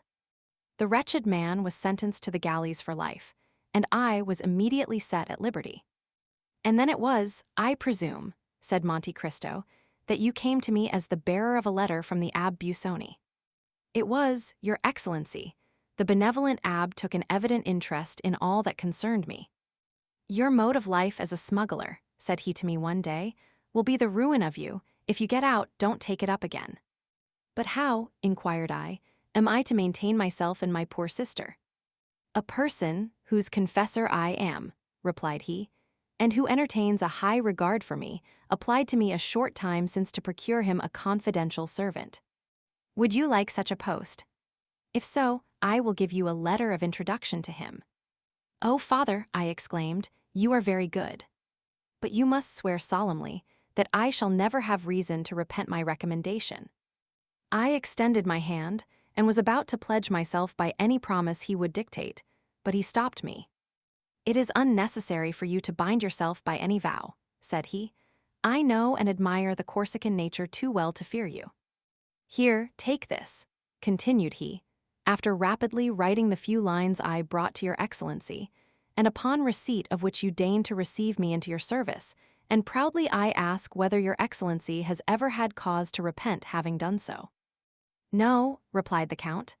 "I take pleasure in saying that you have served me faithfully, Bertuccio, but you might have shown more confidence in me." "I, your Excellency." "Yes, you. How comes it that having both a sister and an adopted son, you have never spoken to me of either?" 20,323 M. Alas, I have still to recount the most distressing period of my life. Anxious as you may suppose I was to behold and comfort my dear sister, I lost no time in hastening to Corsica. But when I arrived at Rogliano, I found a house of mourning, the consequences of a scene so horrible that the neighbors remember and speak of it to this day. Acting by my advice, my poor sister had refused to comply with the unreasonable demands of Benedetto, who was continually tormenting her for money, as long as he believed there was a sou left in her possession. One morning, he threatened her with the severest consequences if she did not supply him with what he desired, and disappeared and remained away all day, leaving the kind-hearted Assunta, who loved him as if he were her own child, to weep over his conduct and bewail his absence. Evening came, and still, with all the patient solicitude of a mother, she watched for his return. As the 11th hour struck, he entered with a swaggering air attended by two of the most dissolute and reckless of his boon companions. She stretched out her arms to him, but they seized hold of her, and one of the three, none other than the accursed Benedetto, exclaimed, "Put her to torture, and she'll soon tell us where her money is." It unfortunately happened that our neighbor, Wasilio, was at Bastia, leaving no person in his house but his wife. No human creature beside could hear or see anything that took place within our dwelling.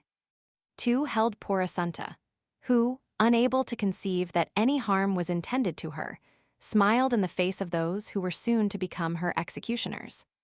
The third proceeded to barricade the doors and windows, then returned, and the three united in stifling the cries of terror incited by the sight of these preparations, and then dragged Assunta feet foremost towards the brazier, expecting to wring from her an avowal of where her supposed treasure was secreted.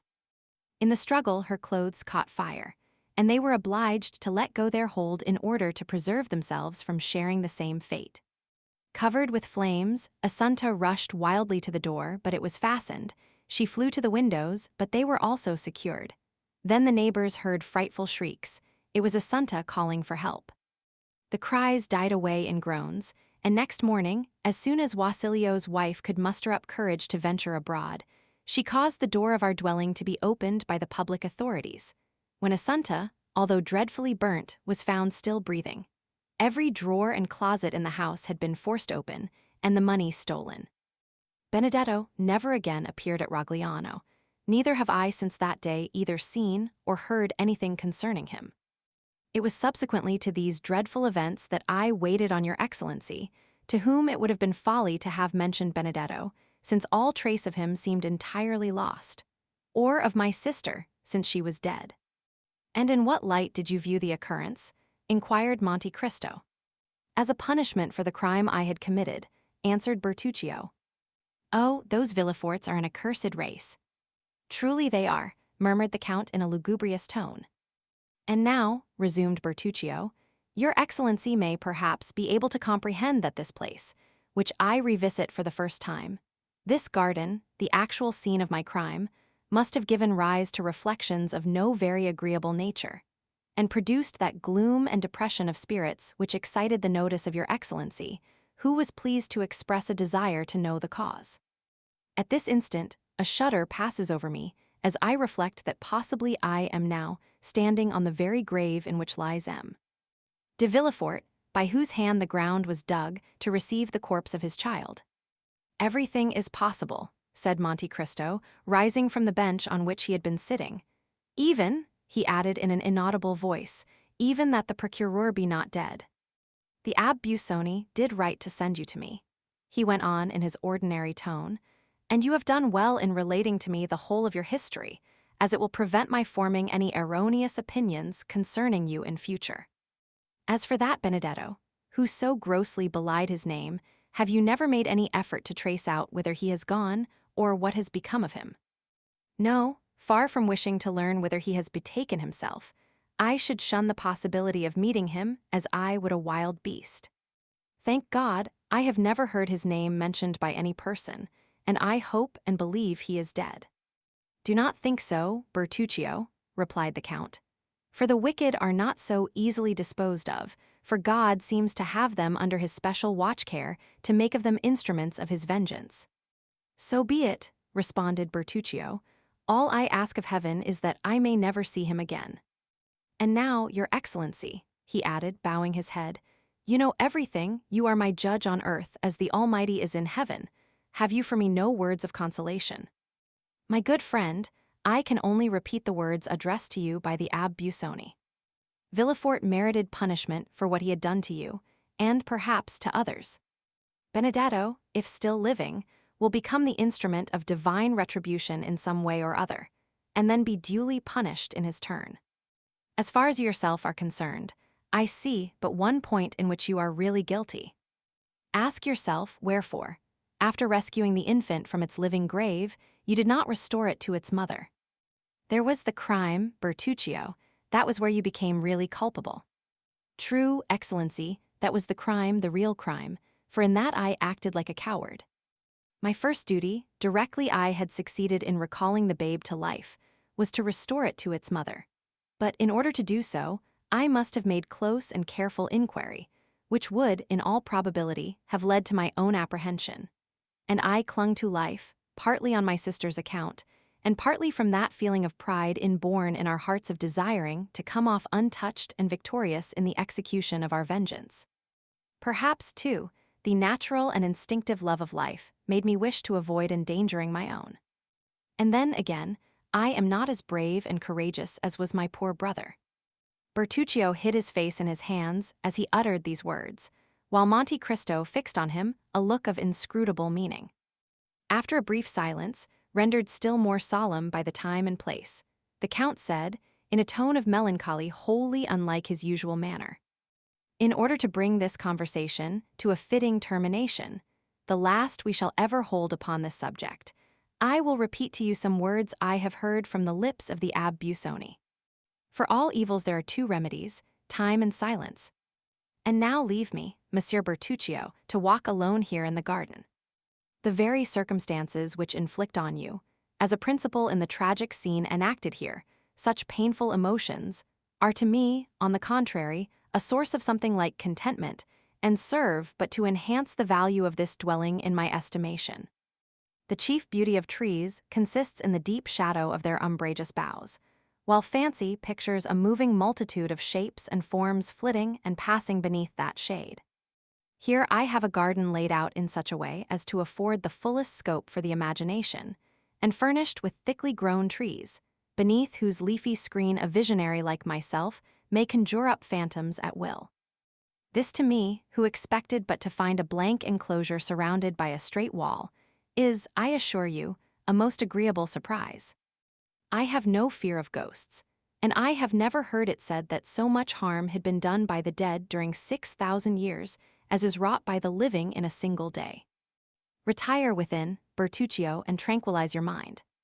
Should your confessor be less indulgent to you in your dying moments than you found the Abbé Busoni, send for me, if I am still on earth, and I will soothe your ears with words that shall effectually calm, and soothe your parting soul ere it goes forth to traverse the ocean called eternity. Bertuccio bowed respectfully and turned away, sighing heavily. Monte Cristo, left alone, took 3 or 4 steps onwards and murmured, "Here, beneath this plane tree, must have been where the infant's grave was dug. There is the little door opening into the garden. At this corner is the private staircase communicating with the sleeping apartment.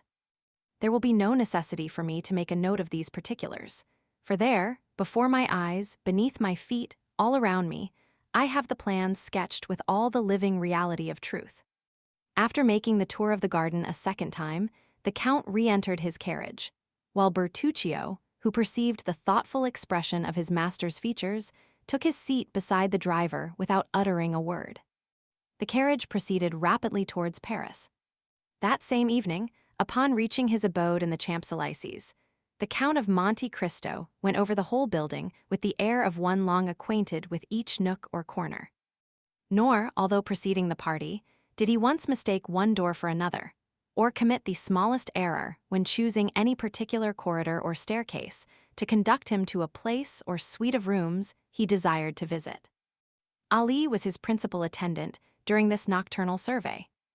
Having given various orders to Bertuccio relative to the improvements and alterations he desired to make in the house, the Count, drawing out his watch, said to the attentive Nubian, "It is 11:30. Haydée will soon be here. Have the French attendants been summoned to await her coming?" Ali extended his hands towards the apartments destined for the fair Greek, which were so effectually concealed by means of a tapestried entrance, that it would have puzzled the most curious to have divined their existence. Ali, having pointed to the apartments, held up 3 fingers of his right hand, and then, placing it beneath his head, shut his eyes and feigned to sleep. "I understand," said Monte Cristo, well acquainted with Ali's pantomime. "You mean to tell me that 3 female attendants await their new mistress in her sleeping chamber?" Ali, with considerable animation, made a sign in the affirmative. "Madame will be tired tonight," continued Monte Cristo, "and will, no doubt, wish to rest. Desire the French attendants not to weary her with questions, but merely to pay their respectful duty and retire. You will also see that the Greek servants hold no communication with those of this country." He bowed. Just at that moment, voices were heard hailing the concierge. The gate opened, a carriage rolled down the avenue and stopped at the steps. The Count hastily descended, presented himself at the already opened carriage door, and held out his hand to a young woman, completely enveloped in a green silk mantle heavily embroidered with gold.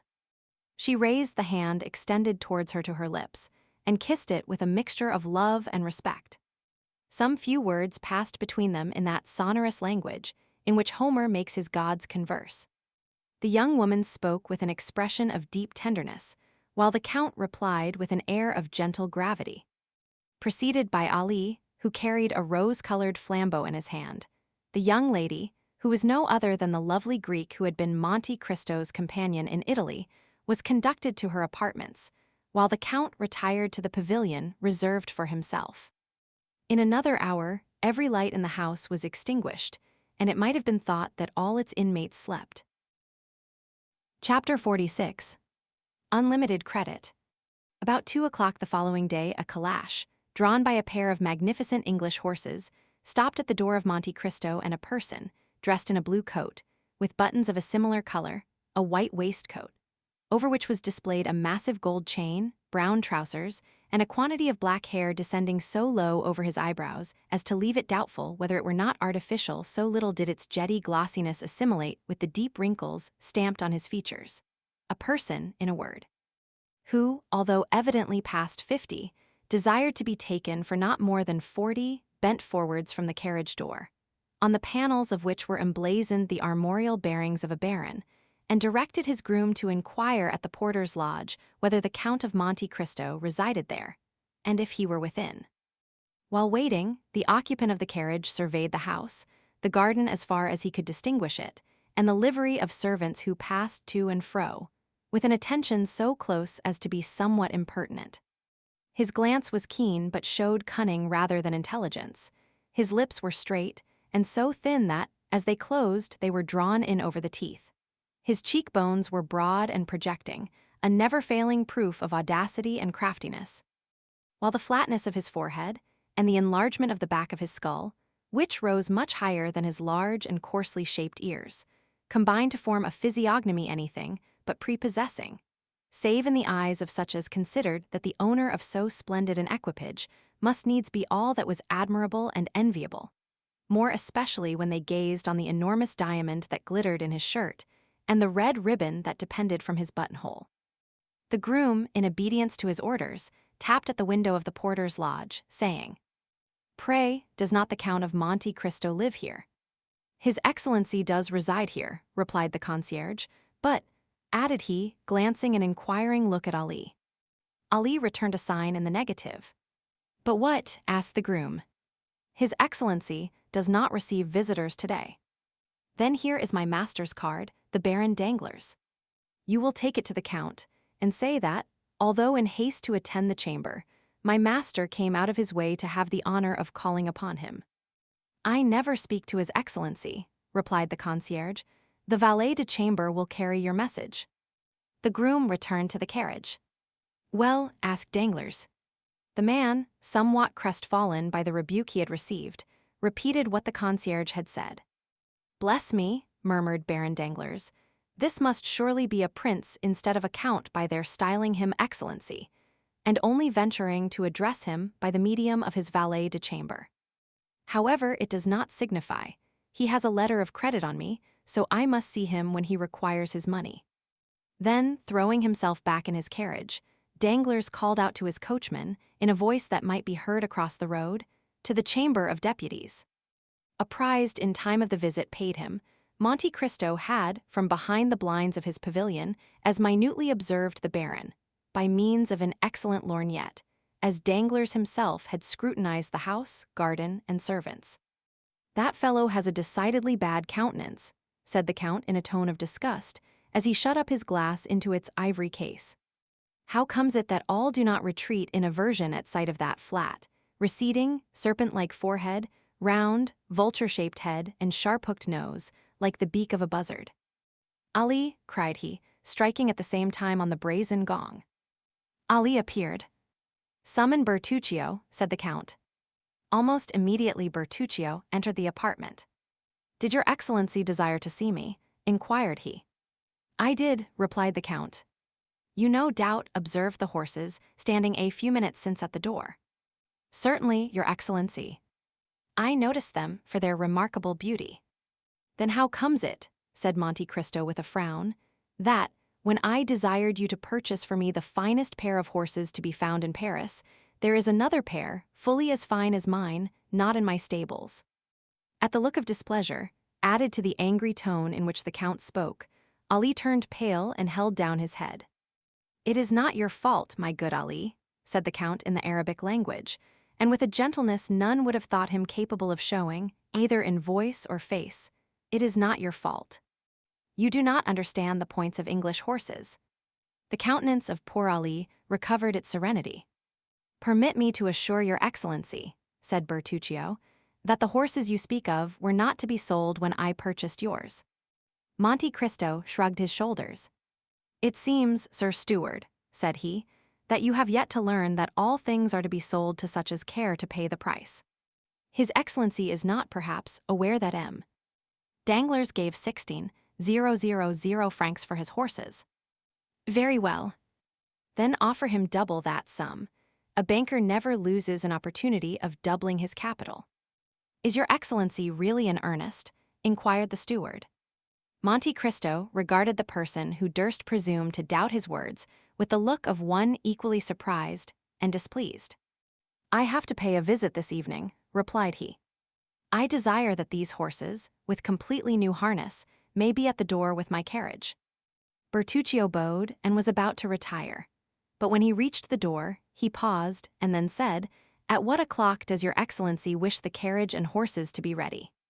"At 5 o'clock," replied the Count. "I beg your Excellency's pardon," interposed the steward in a deprecating manner, "for venturing to observe that it is already 2 o'clock." "I am perfectly aware of that fact," answered Monte Cristo calmly. Then, turning towards Ali, he said, "Let all the horses in my stables be led before the windows of your young lady, that she may select those she prefers for her carriage. Request her also to oblige me by saying whether it is her pleasure to dine with me. If so, let dinner be served in her apartments. Now leave me, and desire my valet de chambre to come hither." Scarcely had Ali disappeared when the valet entered the chamber. "Monsieur Baptistin," said the Count, "you have been in my service 1 year, the time I generally give myself to judge of the merits or demerits of those about me. You suit me very well." Baptistin bowed low. "It only remains for me to know whether I also suit you." "Oh, your Excellency," exclaimed Baptistin eagerly. "Listen, if you please, till I have finished speaking," replied Monte Cristo. You receive 1,500 francs per annum for your services here, more than many a brave subaltern, who continually risks his life for his country, obtains. You live in a manner far superior to many clerks, who work 10 times harder than you do for their money. Then, though yourself a servant, you have other servants to wait upon you, take care of your clothes, and see that your linen is duly prepared for you. Again, you make a profit upon each article you purchase for my toilet, amounting in the course of a year to a sum equaling your wages. Nay, indeed, your excellency. I am not condemning you for this, Monsieur Baptistin, but let your profits end here. It would be long indeed, ere you would find so lucrative a post, as that you have now the good fortune to fill. I neither ill-use nor ill-treat my servants by word or action. An error I readily forgive, but willful negligence or forgetfulness, never. My commands are ordinarily short, clear, and precise, and I would rather be obliged to repeat my words twice, or even 3 times, than they should be misunderstood. I am rich enough to know whatever I desire to know, and I can promise you I am not wanting in curiosity. If, then, I should learn that you had taken upon yourself to speak of me to anyone favorably or unfavorably, to comment on my actions, or watch my conduct, that very instant you would quit my service. You may now retire. I never caution my servants a second time, remember that. Baptistin bowed and was proceeding towards the door. I forgot to mention to you, said the Count, that I lay yearly aside a certain sum for each servant in my establishment. Those whom I am compelled to dismiss lose, as a matter of course, all participation in this money, while their portion goes to the fund accumulating for those domestics who remain with me, and among whom it will be divided at my death. You have been in my service a year, your fund has already begun to accumulate, let it continue to do so. This address, delivered in the presence of Ali, who, not understanding one word of the language in which it was spoken, stood wholly unmoved, produced an effect on M. Baptistin only to be conceived by such as have occasion to study the character and disposition of French domestics. I assure your excellency, said he, that at least it shall be my study to merit your approbation in all things, and I will take M. Ali as my model. By no means, replied the Count in the most frigid tones. Ali has many faults mixed with most excellent qualities. He cannot possibly serve you as a pattern for your conduct, not being, as you are, a paid servant, but a mere slave. A dog who, should he fail in his duty towards me, I should not discharge from my service, but kill. Baptistin opened his eyes with astonishment. You seem incredulous, said Monte Cristo, who repeated to Ali in the Arabic language what he had just been saying to Baptistin in French. The Nubian smiled assentingly to his master's words, then, kneeling on one knee, respectfully kissed the hand of the Count. This corroboration of the lesson he had just received put the finishing stroke to the wonder and stupefaction of M. Baptistin. The Count then motioned the valet de chambre to retire, and to Ali to follow to his study, where they conversed long and earnestly together. As the hand of the clock pointed to 5, the Count struck thrice upon his gong. When Ali was wanted, 1 stroke was given, 2 summoned Baptistin, and 3 Bertuccio. The steward entered. My horses, said Monte Cristo. They are at the door harnessed to the carriage, as your excellency desired. Does your excellency wish me to accompany him? No, the coachman, Ali and Baptistin will go. The Count descended to the door of his mansion, and beheld his carriage drawn by the very pair of horses he had so much admired in the morning as the property of Danglars. As he passed them, he said, They are extremely handsome, certainly, and you have done well to purchase them, although you were somewhat remiss not to have procured them sooner. Indeed, your excellency, I had very considerable difficulty in obtaining them, and, as it is, they have cost an enormous price. Does the sum you gave for them make the animals less beautiful? Inquired the Count, shrugging his shoulders. Nay, if your excellency is satisfied, it is all that I could wish. Whither does your excellency desire to be driven? To the residence of Baron Danglars, Rue de la Chaussée-d'Antin. This conversation had passed as they stood upon the terrace, from which a flight of stone steps led to the carriage drive. As Bertuccio, with a respectful bow, was moving away, the Count called him back. "I have another commission for you, M. Bertuccio," said he. "I am desirous of having an estate by the seaside in Normandy, for instance, between Le Havre and Boulogne. You see, I give you a wide range. It will be absolutely necessary that the place you may select have a small harbor, creek, or bay, into which my corvette can enter and remain at anchor. She draws only 15 feet. She must be kept in constant readiness to sail immediately I think proper to give the signal. Make the requisite inquiries for a place of this description, and when you have met with an eligible spot, visit it, and if it possess the advantages desired, purchase it at once in your own name. The corvette must now, I think, be on her way to Fécamp, must she not? 20,333 M. Certainly, Your Excellency. I saw her put to sea the same evening we quitted Marseilles. And the yacht was ordered to remain at Martigues. 'Tis well. I wish you to write from time to time to the captains in charge of the two vessels, so as to keep them on the alert. And the steamboat? She is at Chalons. Yes. The same orders for her as for the two sailing vessels. Very good. When you have purchased the estate I desire, I want constant relays of horses at 10 leagues apart along the northern and southern road. Your Excellency may depend upon me. The Count made a gesture of satisfaction, descended the terrace steps, and sprang into his carriage, which was whirled along swiftly to the banker's house. Danglars was engaged at that moment, presiding over a railroad committee. But the meeting was nearly concluded when the name of his visitor was announced. As the Count's title sounded on his ear, he rose, and addressing his colleagues, who were members of one or the other chamber, he said, "Gentlemen, pardon me for leaving you so abruptly, but a most ridiculous circumstance has occurred, which is this: Thomson and French, the Roman bankers, have sent to me a certain person calling himself the Count of Monte Cristo, and have given him an unlimited credit with me. I confess this is the drollest thing I have ever met with in the course of my extensive foreign transactions, and you may readily suppose it has greatly roused my curiosity. I took the trouble this morning to call on the pretended Count. If he were a real Count, he wouldn't be so rich. But would you believe it, he was not receiving. So the master of Monte Cristo gives himself airs befitting a great millionaire or a capricious beauty. I made inquiries, and found that the house in the Champs-Élysées is his own property, and certainly it was very decently kept up. But," pursued Danglars with one of his sinister smiles, "an order for unlimited credit calls for something like caution on the part of the banker to whom that order is given. I am very anxious to see this man. I suspect a hoax is intended, but the instigators of it little knew whom they had to deal with. They laugh best who laugh last." Having delivered himself of this pompous address, uttered with a degree of energy that left the Baron almost out of breath, he bowed to the assembled party and withdrew to his drawing-room, whose sumptuous furnishings of white and gold had caused a great sensation in the Chaussee d'Antin. It was to this apartment he had desired his guest to be shown, with the purpose of overwhelming him at the sight of so much luxury.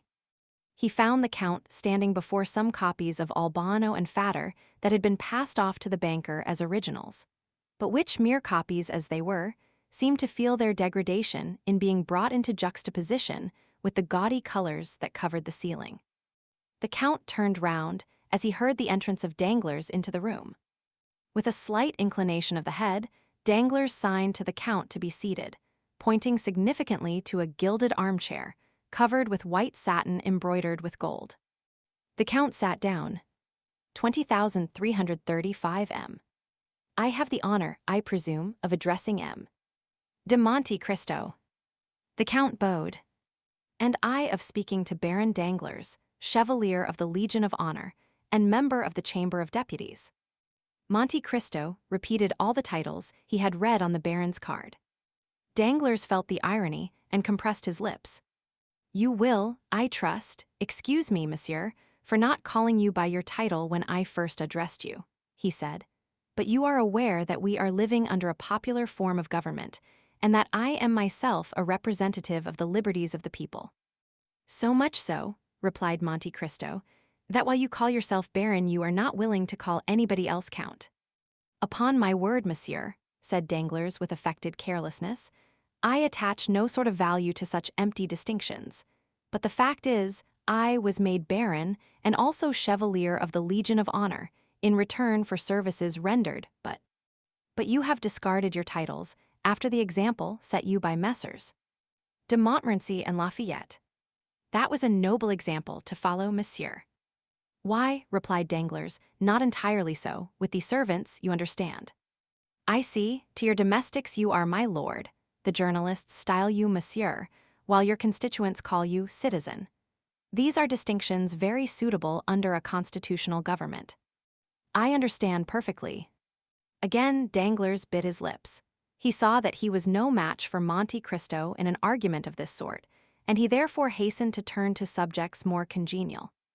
"Permit me to inform you, Count," said he, bowing, "that I have received a letter of advice from Thomson and French, of Rome." "I am glad to hear it, Baron, for I must claim the privilege of addressing you after the manner of your servants. I have acquired the bad habit of calling persons by their titles from living in a country where barons are still barons by right of birth. But as regards the letter of advice, I am charmed to find that it has reached you. That will spare me the troublesome and disagreeable task of coming to you for money myself. You have received a regular letter of advice." "Yes," said Danglars, "but I confess I didn't quite comprehend its meaning." "Indeed." "And for that reason I did myself the honor of calling upon you, in order to beg for an explanation." "Go on, monsieur." "Here I am, ready to give you any explanation you desire." "Why," said Danglars, "in the letter I believe I have it about me." Here he felt in his breast pocket. "Yes, here it is." "Well, this letter gives the Count of Monte Cristo unlimited credit on our house." "Well, Baron, what is there difficult to understand about that?" "Merely the term unlimited, nothing else, certainly." "Is not that word known in France?" "The people who wrote are Anglo-Germans, you know." "Oh, as for the composition of the letter, there is nothing to be said. But as regards the competency of the document, I certainly have doubts." "Is it possible?" asked the Count, assuming all air and tone of the utmost simplicity and candor. "Is it possible that Thomson and French are not looked upon as safe and solvent bankers? Pray tell me what you think, Baron, for I feel uneasy. I can assure you, having some considerable property in their hands." "Thomson and French are perfectly solvent," replied Danglars, with an almost mocking smile. "But the word unlimited in financial affairs is so extremely vague." "Is in fact unlimited," said Monte Cristo. "Precisely what I was about to say," cried Danglars. "Now what is vague is doubtful, and it was a wise man who said, 'When in doubt, keep out.'" "Meaning to say," rejoined Monte Cristo, "that however Thomson and French may be inclined to commit acts of imprudence and folly, the Baron Danglars is not disposed to follow their example." "Not at all. Plainly enough, Messrs. Thomson and French set no bounds to their engagements, while those of M. Danglars have their limits. He is a wise man, according to his own showing." "Monsieur," replied the banker, drawing himself up with a haughty air, "the extent of my resources has never yet been questioned." "It seems, then, reserved for me," said Monte Cristo coldly, "to be the first to do so." "By what right, sir?" "By right of the objections you have raised, and the explanations you have demanded, which certainly must have some motive." Once more Danglars bit his lips. It was the second time he had been worsted, and this time on his own ground. His forced politeness sat awkwardly upon him, and approached almost to impertinence. Monte Cristo, on the contrary, preserved a graceful suavity of demeanor, aided by a certain degree of simplicity he could assume at pleasure, and thus possessed the advantage. "Well, sir," resumed Danglars, after a brief silence, "I will endeavor to make myself understood, by requesting you to inform me for what sum you propose to draw upon me." "Why, truly," replied Monte Cristo, determined not to lose an inch of the ground he had gained, "my reason for desiring an unlimited credit was precisely because I did not know how much money I might need." The banker thought the time had come for him to take the upper hand. So throwing himself back in his armchair, he said, with an arrogant and purse-browed air, "Let me beg of you not to hesitate in naming your wishes. You will then be convinced that the resources of the House of Danglars, however limited, are still equal to meeting the largest demands. And were you even to require 1,000,000? I beg your pardon, interposed Monte Cristo. I said 1,000,000, replied Danglars, with the confidence of ignorance. But could I do with 1,000,000? Retorted the Count. My dear sir, if a trifle like that could suffice me, I should never have given myself the trouble of opening an account. 1,000,000. Excuse my smiling when you speak of a sum I am in the habit of carrying in my pocketbook or dressing case. And with these words, Monte Cristo took from his pocket a small case containing his visiting cards and drew forth 2 orders on the treasury for 500,000 francs each, payable at sight to the bearer. A man like Danglars was wholly inaccessible to any gentler method of correction. The effect of the present revelation was stunning. He trembled and was on the verge of apoplexy. The pupils of his eyes, as he gazed at Monte Cristo, dilated horribly. Come, come, said Monte Cristo, confess honestly that you have not perfect confidence in Thomson and French.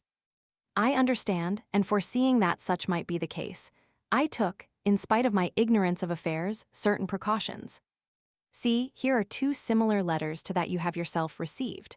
One from the house of Arstein and Esquels of Vienna to Baron Rothschild, the other drawn by Baring of London, upon M. Lafitte. Now, sir, you have but to say the word, and I will spare you all uneasiness by presenting my letter of credit to one or other of these 2 firms. The blow had struck home, and Danglars was entirely vanquished. With a trembling hand, he took the 2 letters from the Count, who held them carelessly between finger and thumb, and proceeded to scrutinize the signatures with a minuteness that the Count might have regarded as insulting, had it not suited his present purpose to mislead the banker. Oh, sir, said Danglars, after he had convinced himself of the authenticity of the documents he held, and rising as if to salute the power of gold personified in the man before him, 3 letters of unlimited credit. I can be no longer mistrustful, but you must pardon me, my dear Count, for confessing to some degree of astonishment.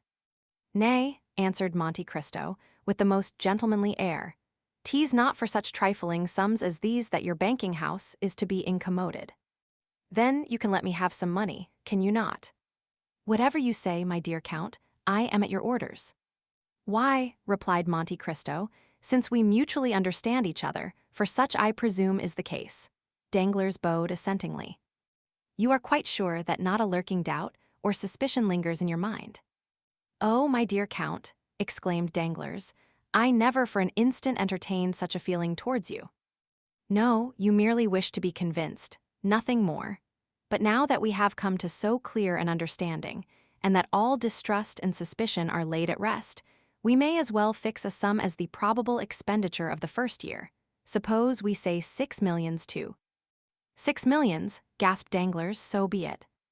Then, if I should require more, continued Monte Cristo in a careless manner, why, of course, I should draw upon you. But my present intention is not to remain in France more than a year, and during that period I scarcely think I shall exceed the sum I mentioned. However, we shall see. Be kind enough, then, to send me 500,000 francs tomorrow. I shall be at home till midday, or if not, I will leave a receipt with my steward. The money you desire shall be at your house by 10 o'clock tomorrow morning, my dear Count, replied Danglars. How would you like to have it? In gold, silver, or notes? Half in gold and the other half in banknotes, if you please, said the Count, rising from his seat. I must confess to you, Count, said Danglars, that I have hitherto imagined myself acquainted with the degree of all the great fortunes of Europe, and still wealth such as yours has been wholly unknown to me. May I presume to ask whether you have long possessed it? It has been in the family a very long while, returned Monte Cristo, a sort of treasure expressly forbidden to be touched for a certain period of years, during which the accumulated interest has doubled the capital. The period appointed by the testator for the disposal of these riches occurred only a short time ago, and they have only been employed by me within the last few years. Your ignorance on the subject, therefore, is easily accounted for. However, you will be better informed as to me and my possessions ere long. And the Count, while pronouncing these latter words, accompanied them with one of those ghastly smiles that used to strike terror into poor France d'Épinay. With your tastes and means of gratifying them, continued Danglars, you will exhibit a splendor that must effectually put us poor miserable millionaires quite in the shade. If I mistake not, you are an admirer of paintings. At least I judged so from the attention you appeared to be bestowing on mine when I entered the room. If you will permit me, I shall be happy to show you my picture gallery, composed entirely of works by the ancient masters, warranted as such. Not a modern picture among them. I cannot endure the modern school of painting.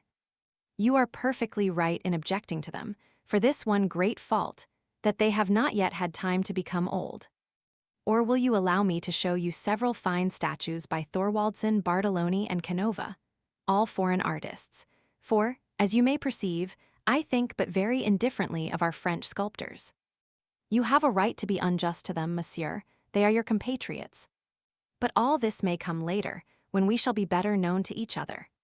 For the present, I will confine myself, if perfectly agreeable to you, to introducing you to the Baroness Danglars. Excuse my impatience, my dear Count, but a client like you is almost like a member of the family. Monte Cristo bowed. In sign that he accepted the proffered honor, Danglars rang, and was answered by a servant in a showy livery. "Is the Baroness at home?" inquired Danglars. "Yes, my lord," answered the man. "And alone?" "No, my lord, Madame has visitors." "Have you any objection to meet any persons who may be with Madame, or do you desire to preserve a strict incognito?" "No, indeed," replied Monte Cristo with a smile. "I do not arrogate to myself the right of so doing." "And who is with Madame M. Debray?" inquired Danglars, with an air of indulgence and good nature that made Monte Cristo smile, acquainted as he was with the secrets of the banker's domestic life. "Yes, my lord," replied the servant, "M. Debray is with Madame." Danglars nodded his head, then turning to Monte Cristo, said, "M. Lucien Debray is an old friend of ours, and private secretary to the Minister of the Interior. As for my wife, I must tell you, she lowered herself by marrying me, for she belongs to one of the most ancient families in France. Her maiden name was de Servières, and her first husband was Colonel the Marquis of Nargon. I have not the honor of knowing Madame Danglars, but I have already met M. Lucien Debray."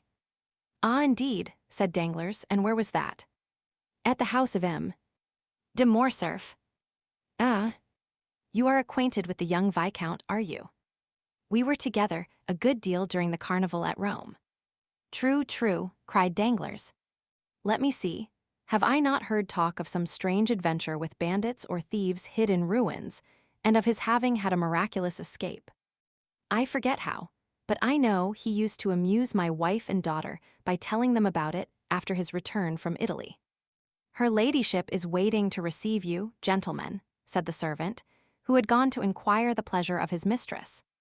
"With your permission," said Danglars, bowing, "I will precede you to show you the way." "By all means," replied Monte Cristo, "I follow you." Chapter 47. The Dappled Greys. The Baron, followed by the Count, traversed a long series of apartments, in which the prevailing characteristics were heavy magnificence and the gaudiness of ostentatious wealth, until he reached the boudoir of Madame Danglars, a small octagonal-shaped room, hung with pink satin, covered with white Indian muslin. The chairs were of ancient workmanship and materials. Over the doors were painted sketches of shepherds and shepherdesses, after the style and manner of Boucher, and at each side pretty medallions in crayons, harmonizing well with the furnishings of this charming apartment, the only one throughout the great mansion in which any distinctive taste prevailed. The truth was, it had been entirely overlooked in the plan arranged and followed out by M. Danglars and his architect, who had been selected to aid the Baron in the great work of improvement solely because he was the most fashionable and celebrated decorator of the day. The decorations of the boudoir had then been left entirely to Madame Danglars and Lucien Debray. M. Danglars, however, while possessing a great admiration for the antique, as it was understood during the time of the Directory, entertained the most sovereign contempt for the simple elegance of his wife's favorite sitting room, where, by the way, he was never permitted to intrude, unless, indeed, he excused his own appearance by ushering in some more agreeable visitor than himself. And even then, he had rather the air and manner of a person who was himself introduced, than that of being the presenter of another, his reception being cordial or frigid, in proportion as the person who accompanied him chanced to please or displease the Baroness.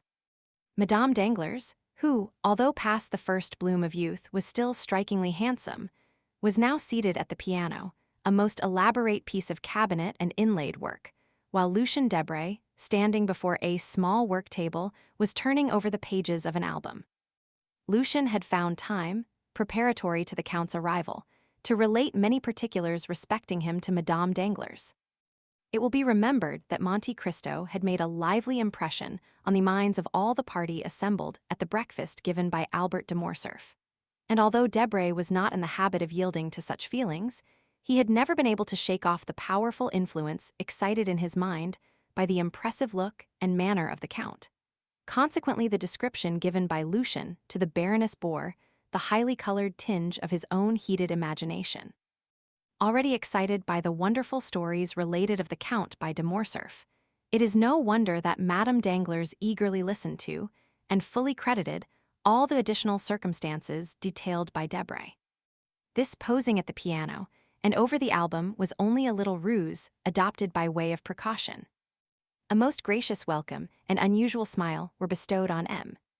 Danglars. The Count, in return for his gentlemanly bow, received a formal though graceful courtesy, while Lucien exchanged with the Count a sort of distant recognition, and with Danglars a free and easy nod. "Baroness," said Danglars, "give me leave to present to you the Count of Monte Cristo, who has been most warmly recommended to me by my correspondents at Rome. I need but mention one fact to make all the ladies in Paris court his notice, and that is, that he has come to take up his abode in Paris for a year, during which brief period he proposes to spend 6 millions of money. That means balls, dinners, and lawn parties without end, in all of which I trust the Count will remember us, as he may depend upon it we shall him in our own humble entertainments." In spite of the gross flattery and coarseness of this address, Madame Danglars could not forbear gazing with considerable interest on a man capable of expending 6 millions in 12 months, and who had selected Paris for the scene of his princely extravagance. "And when did you arrive here?" inquired she. "Yesterday morning, madame." "Coming, as usual, I presume, from the extreme end of the globe." "Pardon me, at least, such I have heard is your custom." "Nay, madame. This time I have merely come from Cadiz." "You have selected a most unfavorable moment for your first visit. Paris is a horrible place in summer. Balls, parties, and fêtes are over. The Italian opera is in London, the French opera everywhere except in Paris. As for the Theatre Franchise, you know, of course, that it is nowhere. The only amusements left us are the indifferent races at the Champ de Mars and Sattery. Do you propose entering any horses at either of these races, Count?" "I shall do whatever they do at Paris, madame, if I have the good fortune to find someone who will initiate me into the prevalent ideas of amusement." "Are you fond of horses, Count?" "I have passed a considerable part of my life in the East, madame, and you are doubtless aware that the Orientals value only 2 things, the fine breeding of their horses and the beauty of their women." "Nay, Count," said the Baroness, "it would have been somewhat more gallant to have placed the ladies first. You see, madame, how rightly I spoke when I said I required a preceptor to guide me in all my sayings and doings here." At this instant, the favorite attendant of Madame Danglars entered the boudoir. Approaching her mistress, she spoke some words in an undertone. Madame Danglars turned very pale, then exclaimed, "I cannot believe it, the thing is impossible." "I assure you, madame," replied the woman, "it is as I have said." Turning impatiently towards her husband, Madame Danglars demanded, "Is this true?" "Is what true, madame?" inquired Danglars, visibly agitated. "What my maid tells me." "But what does she tell you?" "That when my coachman was about to harness the horses to my carriage he discovered that they had been removed from the stables without his knowledge." I desire to know what is the meaning of this. Be kind enough, madame, to listen to me, said Danglars. Oh, yes, I will listen, monsieur, for I am most curious to hear what explanation you will give. These two gentlemen shall decide between us, but first I will state the case to them. Gentlemen, continued the Baroness, among the 10 horses in the stables of Baron Danglars are 2 that belong exclusively to me, a pair of the handsomest and most spirited creatures to be found in Paris. But to you, at least, M. Debray, I need not give a further description, because to you my beautiful pair of dappled greys were well known.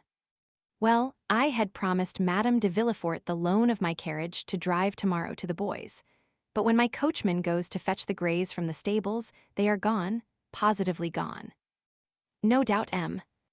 Danglars has sacrificed them to the selfish consideration of gaining some thousands of paltry francs.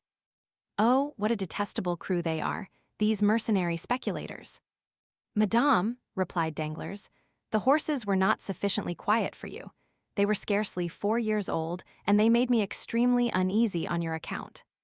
Nonsense, retorted the Baroness.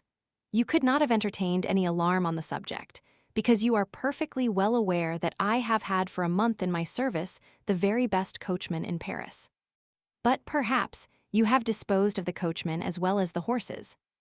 My dear love, pray do not say any more about them, and I promise you another pair exactly like them in appearance, only more quiet and steady.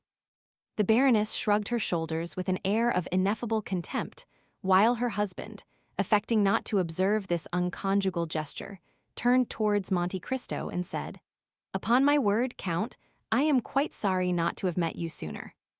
You are setting up an establishment, of course. Why, yes, replied the Count. I should have liked to have made you the offer of these horses. I have almost given them away, as it is, but, as I before said, I was anxious to get rid of them upon any terms. They were only fit for a young man. I am much obliged by your kind intentions towards me, said Monte Cristo, but this morning I purchased a very excellent pair of carriage horses, and I do not think they were dear. There they are. Come, M. Debray, you are a connoisseur, I believe. Let me have your opinion upon them. As Debray walked towards the window, Danglars approached his wife. I could not tell you before others, said he in a low tone, the reason of my parting with the horses, but a most enormous price was offered me this morning for them. Some madman or fool, bent upon ruining himself as fast as he can, actually sent his steward to me to purchase them at any cost. And the fact is, I have gained 16,000 francs by the sale of them. Come, don't look so angry, and you shall have 4,000 francs of the money to do what you like with, and Eugenie shall have 2,000. There, what do you think now of the affair? Was I right to part with the horses? Madame Danglars surveyed her husband with a look of withering contempt. Great heavens, suddenly exclaimed Debray. What is it? Asked the Baroness. I cannot be mistaken, there are your horses. The very animals we were speaking of, harnessed to the Count's carriage. My dappled greys, demanded the Baroness, springing to the window. 'Tis indeed they, said she. Danglars looked absolutely stupefied. How very singular, cried Monte Cristo with well-feigned astonishment. I cannot believe it, murmured the banker. Madame Danglars whispered a few words in the ear of Debray, who approached Monte Cristo, saying, The Baroness wishes to know what you paid her husband for the horses. I scarcely know, replied the Count. It was a little surprise prepared for me by my steward, and cost me, well, somewhere about 30,000 francs. Debray conveyed the Count's reply to the Baroness. Poor Danglars looked so crestfallen and discomfited that Monte Cristo assumed a pitying air towards him. See, said the Count, how very ungrateful women are. Your kind attention, in providing for the safety of the Baroness by disposing of the horses, does not seem to have made the least impression on her. But so it is. A woman will often, from mere willfulness, prefer that which is dangerous to that which is safe. Therefore, in my opinion, my dear Baron, the best and easiest way is to leave them to their fancies, and allow them to act as they please, and then, if any mischief follows, why, at least, they have no one to blame but themselves. Danglars made no reply. He was occupied in anticipations of the coming scene between himself and the Baroness, whose frowning brow, like that of Olympic Jove, predicted a storm. Debray, who perceived the gathering clouds, and felt no desire to witness the explosion of Madame Danglars' rage, suddenly recollected an appointment, which compelled him to take his leave, while Monte Cristo, unwilling by prolonging his stay to destroy the advantages he hoped to obtain, made a farewell bow and departed, leaving Danglars to endure the angry reproaches of his wife. 20,347 M. Excellent, murmured Monte Cristo to himself as he came away. All has gone according to my wishes. The domestic peace of this family is henceforth in my hands. Now then, to play another masterstroke, by which I shall gain the heart of both husband and wife. Delightful. Still, added he, amid all this, I have not yet been presented to Mademoiselle Eugénie Danglars, whose acquaintance I should have been glad to make. But, he went on with his peculiar smile, I am here in Paris, and have plenty of time before me, by and by will do for that. With these reflections, he entered his carriage and returned home.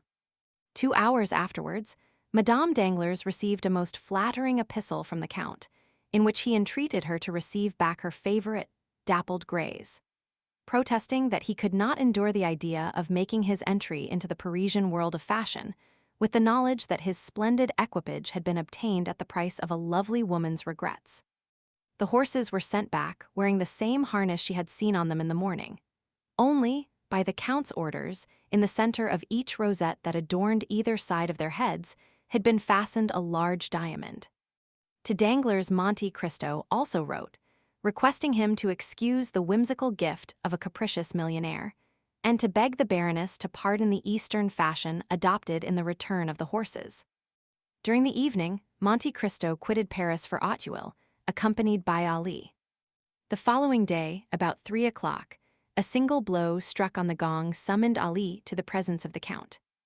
Ali, observed his master, as the Nubian entered the chamber, you have frequently explained to me how more than commonly skillful you are in throwing the lasso, have you not? Ali drew himself up proudly, and then returned a sign in the affirmative. I thought I did not mistake. With your lasso you could stop an ox. Again, Ali repeated his affirmative gesture. Or a tiger. Ali bowed his head in token of assent. A lion even. Ali sprung forwards, imitating the action of one throwing the lasso, then of a strangled lion. I understand, said Monte Cristo, you wish to tell me you have hunted the lion. Ali smiled with triumphant pride, as he signified that he had indeed both chased and captured many lions. But do you believe you could arrest the progress of 2 horses, rushing forwards with ungovernable fury? The Nubian smiled. It is well, said Monte Cristo. Then listen to me. Ere long a carriage will dash past here, drawn by the pair of dappled gray horses you saw me with yesterday. Now, at the risk of your own life, you must manage to stop those horses before my door. Ali descended to the street and marked a straight line on the pavement immediately at the entrance of the house, and then pointed out the line he had traced to the Count, who was watching him. The Count patted him gently on the shoulder, his usual mode of praising Ali, who, pleased and gratified with the commission assigned him, walked calmly towards a projecting stone forming the angle of the street and house, and seating himself thereon, began to smoke his chibouque, while Monte Cristo re-entered his dwelling, perfectly assured of the success of his plan. Still, as 5 o'clock approached, and the carriage was momentarily expected by the Count, the indication of more than common impatience and uneasiness might be observed in his manner. He stationed himself in a room commanding a view of the street, pacing the chamber with restless steps, stopping merely to listen from time to time for the sound of approaching wheels, then to cast an anxious glance on Ali. But the regularity with which the Nubian puffed forth the smoke of his chibouque proved that he at least was wholly absorbed in the enjoyment of his favorite occupation. Suddenly, a distant sound of rapidly advancing wheels was heard, and almost immediately a carriage appeared, drawn by a pair of wild, ungovernable horses, while the terrified coachman strove in vain to restrain their furious speed. In the vehicle was a young woman and a child of about 7 or 8 clasped in each other's arms. Terror seemed to have deprived them even of the power of uttering a cry. The carriage creaked and rattled as it flew over the rough stones, and the slightest obstacle under the wheels would have caused disaster.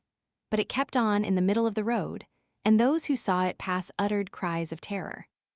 Ali suddenly cast aside his chibuk, drew the lasso from his pocket, threw it so skillfully as to catch the forelegs of the near horse in its triple fold, and suffered himself to be dragged on for a few steps by the violence of the shock.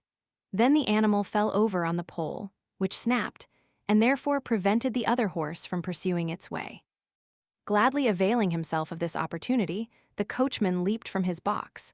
But Ali had promptly seized the nostrils of the second horse and held them in his iron grasp till the beast, snorting with pain, sunk beside his companion. All this was achieved in much less time than is occupied in the recital. The brief space had, however, been sufficient for a man, followed by a number of servants, to rush from the house before which the accident had occurred, and, as the coachman opened the door of the carriage, to take from it a lady who was convulsively grasping the cushions with one hand, while with the other she pressed to her bosom the young boy, who had lost consciousness. Monte Cristo carried them both to the salon and deposited them on a sofa. "Compose yourself, madame," said he. "All danger is over." The woman looked up at these words, and with a glance far more expressive than any entreaties could have been, pointed to her child, who still continued insensible. "I understand the nature of your alarms, madame," said the Count, carefully examining the child. "But I assure you there is not the slightest occasion for uneasiness. Your little charge has not received the least injury. His insensibility is merely the effects of terror, and will soon pass. Are you quite sure you do not say so to tranquilize my fears? See how deadly pale he is. My child, my darling Edward, speak to your mother, open your dear eyes and look on me once again. Oh, sir, in pity send for a physician. My whole fortune shall not be thought too much for the recovery of my boy." With a calm smile and a gentle wave of the hand, Monte Cristo signed to the distracted mother to lay aside her apprehensions.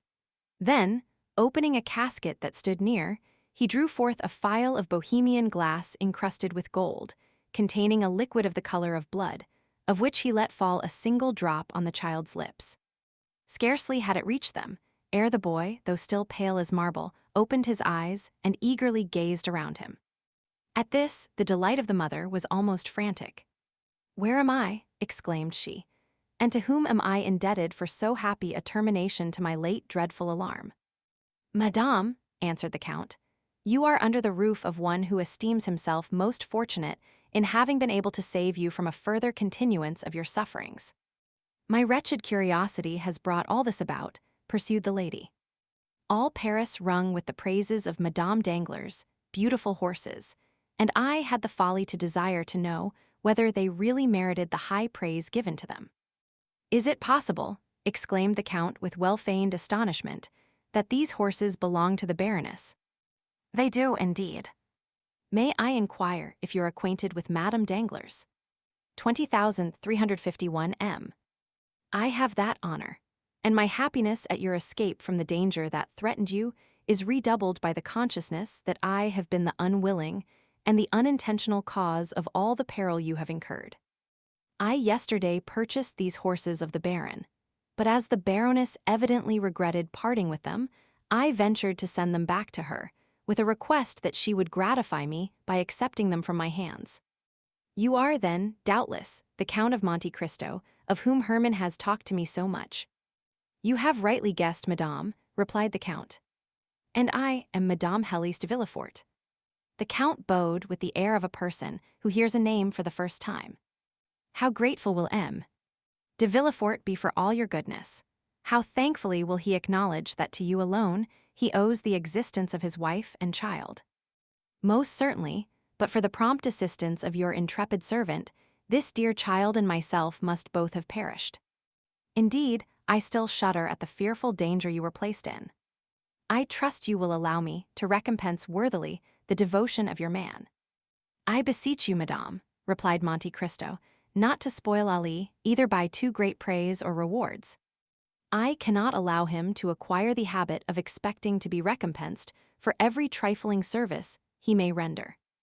Ali is my slave, and in saving your life he was but discharging his duty to me.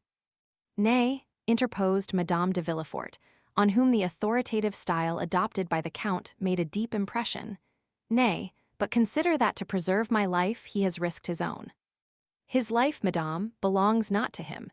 It is mine, in return for my having myself saved him from death. Madame de Villefort made no further reply. Her mind was utterly absorbed in the contemplation of the person who, from the first instant she saw him, had made so powerful an impression on her.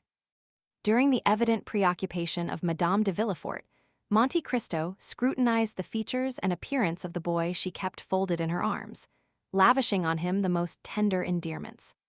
The child was small for his age and unnaturally pale.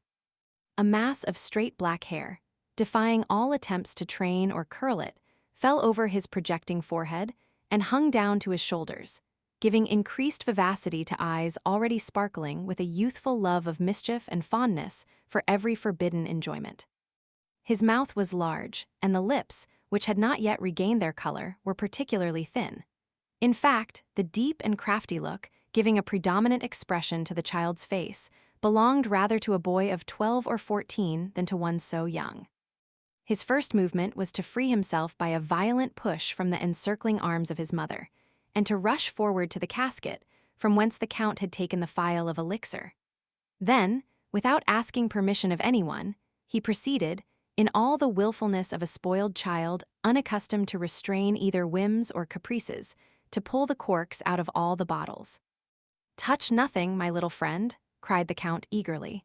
"Some of those liquids are not only dangerous to taste, but even to inhale." Madame de Villefort became very pale, and, seizing her son's arm, drew him anxiously toward her. But once satisfied of his safety, she also cast a brief but expressive glance on the casket, which was not lost upon the Count. At this moment Ali entered.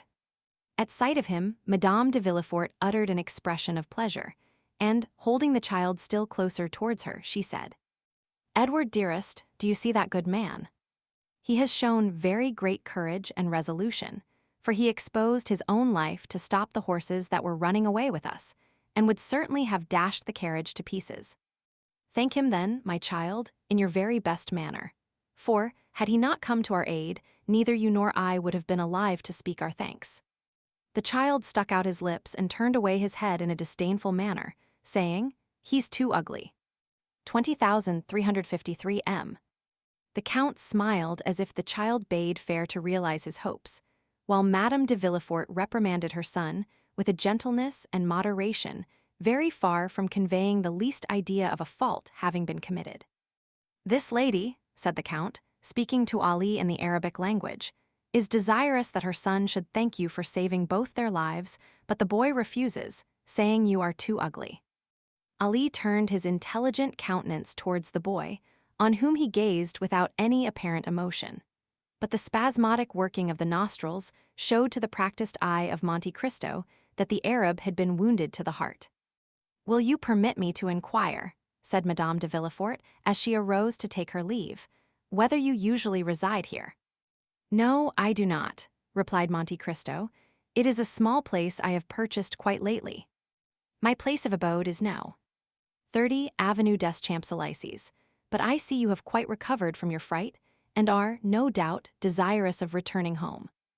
Anticipating your wishes, I have desired the same horses you came with to be put to one of my carriages, and Ali, he whom you think so very ugly," continued he, addressing the boy with a smiling air, "will have the honor of driving you home, while your coachman remains here to attend to the necessary repairs of your calash. As soon as that important business is concluded, I will have a pair of my own horses harnessed to convey it direct to Madame Danglars." "I dare not return with those dreadful horses," said Madame de Villefort. "You will see," replied Monte Cristo, "that they will be as different as possible in the hands of Ali. With him they will be gentle and docile as lambs." Ali had indeed given proof of this, for, approaching the animals, who had been got upon their legs with considerable difficulty, he rubbed their foreheads and nostrils with a sponge soaked in aromatic vinegar, and wiped off the sweat and foam that covered their mouths. Then, commencing a loud whistling noise, he rubbed them well all over their bodies for several minutes. Then, undisturbed by the noisy crowd collected round the broken carriage, Ali quietly harnessed the pacified animals to the Count's chariot, took the reins in his hands, and mounted the box, when to the utter astonishment of those who had witnessed the ungovernable spirit and maddened speed of the same horses, he was actually compelled to apply his whip in no very gentle manner before he could induce them to start. And even then, all that could be obtained from the celebrated dappled greys, now changed into a couple of dull, sluggish, stupid brutes, was a slow, pottering pace, kept up with so much difficulty that Madame de Villefort was more than 2 hours returning to her residence in the Faubourg Saint-Honor. 20,355 m. Scarcely had the first congratulations upon her marvelous escape been gone through when she wrote the following letter to Madame Danglars. Dear Herman, I have just had a wonderful escape from the most imminent danger, and I owe my safety to the very Count of Monte Cristo we were talking about yesterday, but whom I little expected to see today. I remember how unmercifully I laughed at what I considered your eulogistic and exaggerated praises of him. But I have now ample cause to admit that your enthusiastic description of this wonderful man fell far short of his merits. Your horses got as far as Rainlog, when they darted forward like mad things and galloped away at so fearful a rate, that there seemed no other prospect for myself and my poor Edward but that of being dashed to pieces against the first object that impeded their progress, when a strange-looking man, an Arab, a Negro, or a Nubian, at least a black of some nation or other, at a signal from the Count, whose domestic he is, suddenly seized and stopped the infuriated animals. Even at the risk of being trampled to death himself, and certainly he must have had a most wonderful escape. The Count then hastened to us and took us into his house, where he speedily recalled my poor Edward to life. He sent us home in his own carriage. Yours will be returned to you tomorrow. You will find your horses in bad condition from the results of this accident. They seem thoroughly stupefied, as if sulky and vexed at having been conquered by man. The Count, however, has commissioned me to assure you that 2 or 3 days' rest, with plenty of barley for their sole food during that time, will bring them back to as fine, that is, as terrifying, a condition as they were in yesterday. 20,356 m. Adieu. I cannot return you many thanks for the drive of yesterday. But after all, I ought not to blame you for the misconduct of your horses, more especially as it procured me the pleasure of an introduction to the Count of Monte Cristo. And certainly that illustrious personage, apart from the millions he is said to be so very anxious to dispose of, seemed to me one of those curiously interesting problems I, for one, delight in solving at any risk, even if it were to necessitate another drive to the boys behind your horses. Edward endured the accident with miraculous courage. He did not utter a single cry, but fell lifeless into my arms, nor did a tear fall from his eyes after it was over. I doubt not you will consider these praises the result of blind maternal affection, but there is a soul of iron in that delicate, fragile body. Valentine sends many affectionate remembrances to your dear Eugenie. I embrace you with all my heart. Héloïse de Villefort. P.S. Do pray contrive some means for me to meet the Count of Monte Cristo at your house. I must and will see him again. I have just made M. de Villefort promise to call on him, and I hope the visit will be returned. That night the adventure at Auteuil was talked of everywhere. Albert related it to his mother. Châteaurenaud recounted it at the Jockey Club, and Debray detailed it at length in the salons of the minister. Even Beauchamp accorded 20 lines in his journal to the relation of the Count's courage and gallantry, thereby celebrating him as the greatest hero of the day in the eyes of all the feminine members of the aristocracy. Vast was the crowd of visitors and inquiring friends who left their names at the residence of Madame de Villefort, with the design of renewing their visit at the right moment, of hearing from her lips all the interesting circumstances of this most romantic adventure. As for M.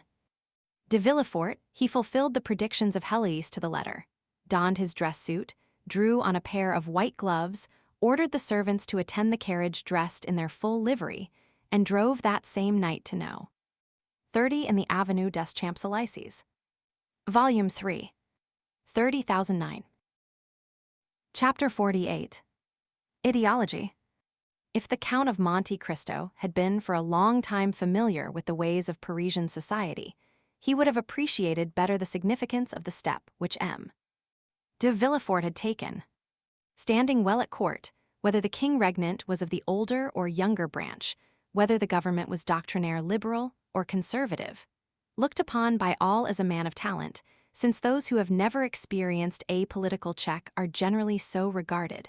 Hated by many, but warmly supported by others, without being really liked by anybody, M. de Villefort held a high position in the magistracy and maintained his eminence like a Harley or a mole. His drawing-room, under the regenerating influence of a young wife and a daughter by his first marriage, scarcely 18, was still one of the well-regulated Paris salons where the worship of traditional customs and the observance of rigid etiquette were carefully maintained. A freezing politeness, a strict fidelity to government principles, a profound contempt for theories and theorists, a deep-seated hatred of ideality, these were the elements of private and public life displayed by M. de Villefort. 30,023 M. M. de Villefort was not only a magistrate, he was almost a diplomatist. His relations with the former court, of which he always spoke with dignity and respect, made him respected by the new one, and he knew so many things that not only was he always carefully considered, but sometimes consulted. Perhaps this would not have been so had it been possible to get rid of M. de Villefort, but like the feudal barons who rebelled against their sovereign, he dwelt in an impregnable fortress. This fortress was his post as king's attorney, all the advantages of which he exploited with marvelous skill, and which he would not have resigned but to be made deputy, and thus to replace neutrality by opposition. Ordinarily M. de Villefort made and returned very few visits. His wife visited for him, and this was the received thing in the world, where the weighty and multifarious occupations of the magistrate were accepted as an excuse for what was really only calculated pride, a manifestation of professed superiority. In fact, the application of the axiom, pretend to think well of yourself, and the world will think well of you, an axiom 100 times more useful in society nowadays than that of the Greeks. Know thyself, a knowledge for which in our days we have substituted the less difficult and more advantageous science of knowing others. To his friends M. de Villefort was a powerful protector. To his enemies, he was a silent but bitter opponent. For those who were neither the one nor the other, he was a statue of the law-made man. He had a haughty bearing, a look either steady and impenetrable or insolently piercing and inquisitorial. 4 successive revolutions had built and cemented the pedestal upon which his fortune was based. M. de Villefort had the reputation of being the least curious and the least wearisome man in France. He gave a ball every year, at which he appeared for a quarter of an hour only. That is to say, 45 minutes less than the king is visible at his balls. He was never seen at the theaters, at concerts, or in any place of public resort. Occasionally, but seldom, he played at whist, and then care was taken to select partners worthy of him. Sometimes they were ambassadors, sometimes archbishops, or sometimes a prince or a president or some dowager duchess. Such was the man whose carriage had just now stopped before the Count of Monte Cristo's door. The valet de chambre announced M. de Villefort at the moment when the Count, leaning over a large table, was tracing on a map the route from St. Petersburg to China. The procureur entered with the same grave and measured step he would have employed in entering a court of justice. He was the same man, or rather the development of the same man, whom we have heretofore seen as assistant attorney at Marseilles. Nature, according to her way, had made no deviation in the path he had marked out for himself. From being slender he had now become meager. Once pale, he was now yellow, his deep-set eyes were hollow, and the gold spectacles shielding his eyes seemed to be an integral portion of his face. He dressed entirely in black, with the exception of his white tie, and his funeral appearance was only mitigated by the slight line of red ribbon which passed almost imperceptibly through his buttonhole, and appeared like a streak of blood traced with a delicate brush. Although master of himself, Monte Cristo scrutinized with irrepressible curiosity the magistrate whose salute he returned, and who, distrustful by habit and especially incredulous as to social prodigies, was much more despised to look upon the noble stranger. As Monte Cristo was already called, as an adventurer in search of new fields or an escaped criminal, rather than as a prince of the Holy See or a sultan of the 1,001 Nights. "Sir," said Villefort, in the squeaky tone assumed by magistrates in their oratorical periods, and of which they cannot, or will not, divest themselves in society. "Sir, the signal service which you yesterday rendered to my wife and son has made it a duty for me to offer you my thanks. I have come, therefore, to discharge this duty, and to express to you my overwhelming gratitude." And as he said this, the eye severe of the magistrate had lost nothing of its habitual arrogance.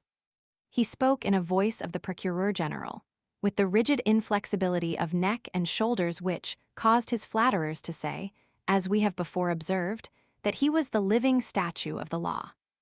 "Monsieur," replied the Count, with a chilling air, "I am very happy to have been the means of preserving a son to his mother, for they say that the sentiment of maternity is the most holy of all. And the good fortune which occurred to me, monsieur, might have enabled you to dispense with a duty which, in its discharge, confers an undoubtedly great honor. For I am aware that M. de Villefort is not usually lavish of the favor which he now bestows on me. A favor which, however estimable, is unequal to the satisfaction which I have in my own consciousness." Villefort, astonished at this reply, which he by no means expected, started like a soldier who feels the blow leveled at him over the armor he wears. And a curl of his disdainful lip indicated that from that moment he noted in the tablets of his brain that the Count of Monte Cristo was, by no means, a highly bred gentleman. He glanced around, in order to seize on something on which the conversation might turn, and seemed to fall easily on a topic. He saw the map which Monte Cristo had been examining when he entered, and said, "You seem geographically engaged, sir. It is a rich study for you, who, as I learn, have seen as many lands as are delineated on this map." "Yes, sir," replied the Count. "I have sought to make of the human race, taken in the mass, what you practice every day on individuals, a physiological study. I have believed it was much easier to descend from the whole to a part than to ascend from a part to the whole. It is an algebraic axiom, which makes us proceed from a known to an unknown quantity, and not from an unknown to a known. But sit down, sir, I beg of you." Monte Cristo pointed to a chair, which the procureur was obliged to take the trouble to move forwards himself, while the Count merely fell back into his own, on which he had been kneeling when M. Villefort entered. Thus the Count was halfway turned towards his visitor, having his back towards the window, his elbow resting on the geographical chart which furnished the theme of conversation for the moment. A conversation which assumed, as in the case of the interviews with Danglars and Morcerf, a turn analogous to the persons, if not to the situation. "Ah, you philosophize," replied Villefort, after a moment's silence, during which, like a wrestler who encounters a powerful opponent, he took breath. "Well, sir, really, if like you, I had nothing else to do, I should seek a more amusing occupation." "Why, in truth, sir," was Monte Cristo's reply, "man is but an ugly caterpillar for him who studies him through a solar microscope. But you said, I think, that I had nothing else to do. Now really, let me ask, sir, do you believe you have anything to do? Or to speak in plain terms, do you really think that what you do deserves being called anything?" Villefort's astonishment redoubled at this second thrust, so forcibly made by his strange adversary. It was a long time since the magistrate had heard a paradox so strong, or rather, to say the truth more exactly, it was the first time he had ever heard of it. The procureur exerted himself to reply. "Sir," he responded, "you are a stranger, and I believe you say yourself that a portion of your life has been spent in Oriental countries, so you are not aware how human justice, so expeditious in barbarous countries, takes with us a prudent and well-studied course." "Oh yes, I do, sir. It is the pied claudo of the ancients." "I know all that, for it is with the justice of all countries especially that I have occupied myself.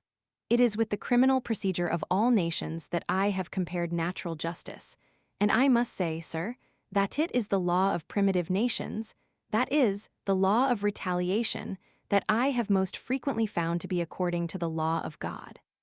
If this law were adopted, sir, said the procureur, it would greatly simplify our legal codes, and in that case the magistrates would not, as you just observed, have much to do.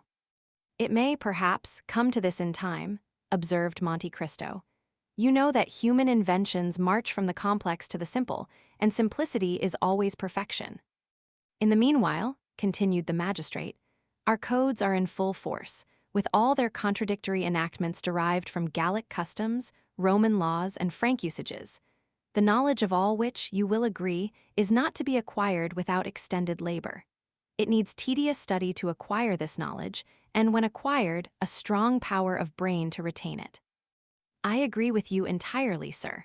But all that even you know with respect to the French code, I know, not only in reference to that code, but as regards the codes of all nations. The English, Turkish, Japanese, Hindu laws are as familiar to me as the French laws, and thus I was right when I said to you that relatively, you know that everything is relative, sir.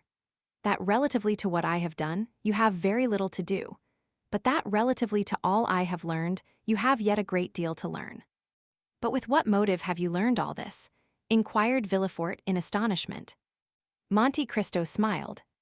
Really, sir, he observed, I see that in spite of the reputation which you have acquired as a superior man, you look at everything from the material and vulgar view of society, beginning with man and ending with man. That is to say, in the most restricted, most narrow view which it is possible for human understanding to embrace. Pray, sir, explain yourself, said Villefort, more and more astonished.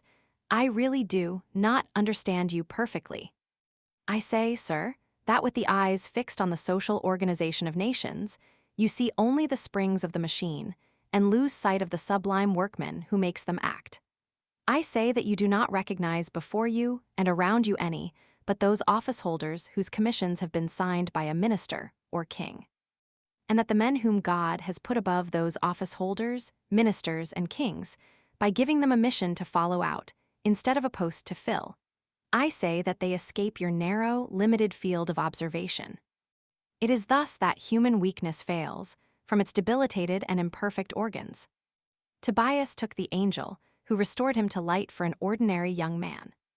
The nations took Attila, who was doomed to destroy them, for a conqueror similar to other conquerors, and it was necessary for both to reveal their missions, that they might be known and acknowledged.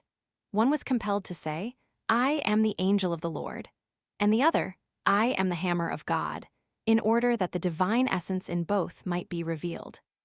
Then, said Villefort, more and more amazed, and really supposing he was speaking to a mystic or a madman, you consider yourself as one of those extraordinary beings whom you have mentioned. And why not? Said Monte Cristo coldly. Your pardon, sir, replied Villefort, quite astounded. But you will excuse me if, when I presented myself to you, I was unaware that I should meet with a person whose knowledge and understanding so far surpass the usual knowledge and understanding of men. It is not usual with us corrupted wretches of civilization to find gentlemen like yourself, possessors, as you are, of immense fortune. At least, so it is said. And I beg you to observe that I do not inquire, I merely repeat. It is not usual, I say, for such privileged and wealthy beings to waste their time in speculations on the state of society, in philosophical reveries, intended at best to console those whom fate has disinherited from the goods of this world. Really, sir, retorted the Count, have you attained the eminent situation in which you are, without having admitted, or even without having met with exceptions? And do you never use your eyes, which must have acquired so much finesse and certainty, to divine, at a glance, the kind of man by whom you are confronted? Should not a magistrate be not merely the best administrator of the law, but the most crafty expounder of the chicanery of his profession, a steel probe to search hearts, a touchstone to try the gold which in each soul is mingled with more or less of alloy? Sir, said Villefort, upon my word you overcome me. I really never heard a person speak as you do. Because you remain eternally encircled in a round of general conditions, and have never dared to raise your wings into those upper spheres, which God has peopled with invisible or exceptional beings. And you allow then, sir, that spheres exist, and that these marked and invisible beings mingle amongst us. Why should they not? Can you see the air you breathe, and yet without which you could not for a moment exist? Then we do not see those beings to whom you allude. Yes, we do. You see them whenever God pleases to allow them to assume a material form. You touch them, come in contact with them, speak to them, and they reply to you. Ah, said Villefort, smiling, I confess I should like to be warned when one of these beings is in contact with me. You have been served as you desire, monsieur, for you were warned just now, and I now again warn you. Then you yourself are one of these marked beings. Yes, monsieur, I believe so, for until now, no man has found himself in a position similar to mine. The dominions of kings are limited either by mountains or rivers, or a change of manners, or an alteration of language. My kingdom is bounded only by the world, for I am not an Italian, or a Frenchman, or a Hindu, or an American, or a Spaniard. I am a cosmopolite. No country can say it saw my birth. God alone knows what country will see me die. I adopt all customs, speak all languages. You believe me to be a Frenchman, for I speak French with the same facility and purity as yourself. Well, Ali, my Nubian, believes me to be an Arab. Bertuccio, my steward, takes me for a Roman. Haiti, my slave, thinks me a Greek. You may, therefore, comprehend that being of no country, asking no protection from any government, acknowledging no man as my brother, not one of the scruples that arrest the powerful, or the obstacles which paralyze the weak, paralyses or arrests me. I have only two adversaries, I will not say two conquerors, for with perseverance I subdue even them, they are time and distance. There is a third, and the most terrible, that is my condition as a mortal being. This alone can stop me in my onward career, before I have attained the goal at which I aim, for all the rest I have reduced to mathematical terms. What men call the chances of fate, namely ruin, change, circumstances, I have fully anticipated, and if any of these should overtake me, yet it will not overwhelm me. Unless I die, I shall always be what I am, and therefore it is that I utter the things you have never heard, even from the mouths of kings, for kings have need, and other persons have fear of you. For who is there who does not say to himself, in a society as incongruously organized as ours, perhaps some day I shall have to do with the king's attorney? But can you not say that, sir? The moment you become an inhabitant of France, you are naturally subjected to the French law. I know it, sir, replied Monte Cristo. But when I visit a country I begin to study, by all the means which are available, the men from whom I may have anything to hope or to fear, till I know them as well as, perhaps better than, they know themselves. It follows from this, that the king's attorney, be he who he may, with whom I should have to deal, would assuredly be more embarrassed than I should. That is to say, replied Villefort with hesitation, that human nature being weak, every man, according to your creed, has committed faults. Faults or crimes, responded Monte Cristo with a negligent air. And that you alone, amongst the men whom you do not recognize as your brothers, for you have said so, observed Villefort in a tone that faltered somewhat, you alone are perfect. No, not perfect, was the Count's reply, only impenetrable, that's all. But let us leave off this strain, sir, if the tone of it is displeasing to you. I am no more disturbed by your justice than are you by my second sight. No, no, by no means, said Villefort, who was afraid of seeming to abandon his ground. No, by your brilliant and almost sublime conversation you have elevated me above the ordinary level. We no longer talk, we rise to dissertation. But you know how the theologians in their collegiate chairs and philosophers in their controversies occasionally say cruel truths.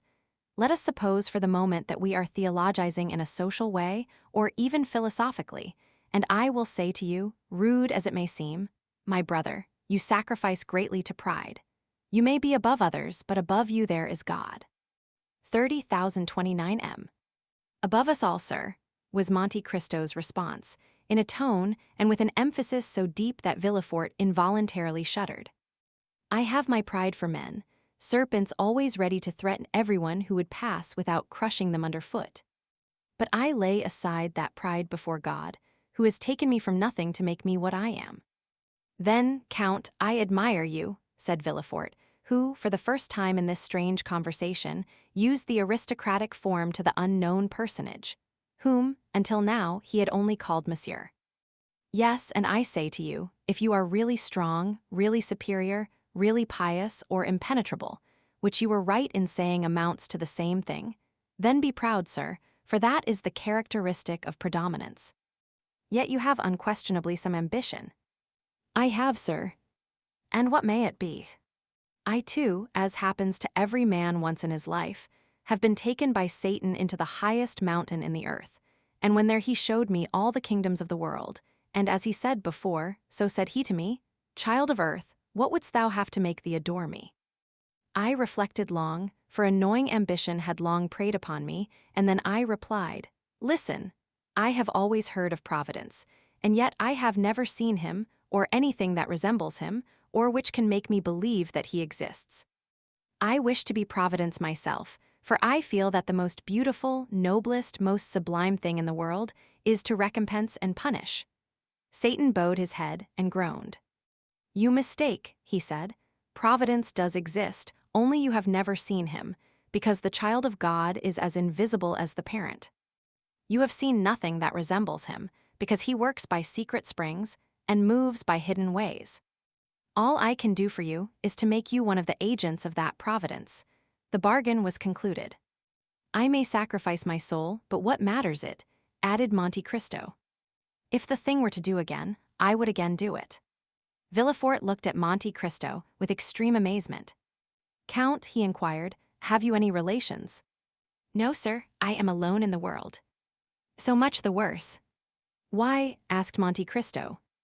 Because then you might witness a spectacle calculated to break down your pride. You say you fear nothing but death. I did not say that I feared it. I only said that death alone could check the execution of my plans. And old age. My end will be achieved before I grow old. And madness. I have been nearly mad, and you know the axiom, non bis in idem. It is an axiom of criminal law, and, consequently, you understand its full application. 30,031 M. Sir, continued Villefort, there is something to fear besides death, old age, and madness. For instance, there is apoplexy, that lightning stroke which strikes but does not destroy you, and yet which brings everything to an end. You are still yourself as now, and yet you are yourself no longer. You who, like Ariel, verge on the angelic, are but an inert mass, which, like Caliban, verges on the brutal. And this is called in human tongues, as I tell you, neither more nor less than apoplexy. Come, if so you will, Count, and continue this conversation at my house. Any day you may be willing to see an adversary capable of understanding and anxious to refute you, and I will show you my father, M.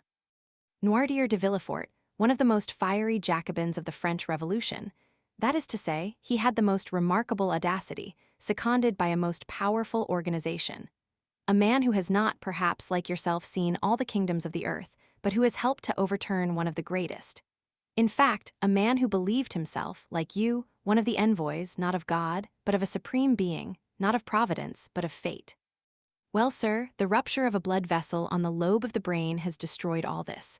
Not in a day, not in an hour, but in a second. M. Noirtier, who, on the previous night, was the old Jacobin, the old senator, the old Carbonaro, laughing at the guillotine, the cannon, and the dagger, M. Noirtier playing with revolutions, M. Noirtier, for whom France was a vast chessboard, from which pawns, rooks, knights, and queens were to disappear, so that the king was checkmated, M.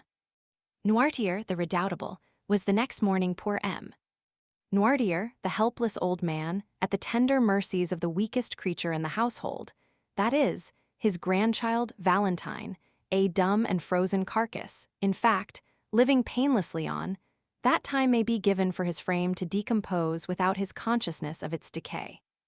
Alas, sir, said Monte Cristo, this spectacle is neither strange to my eye nor my thought.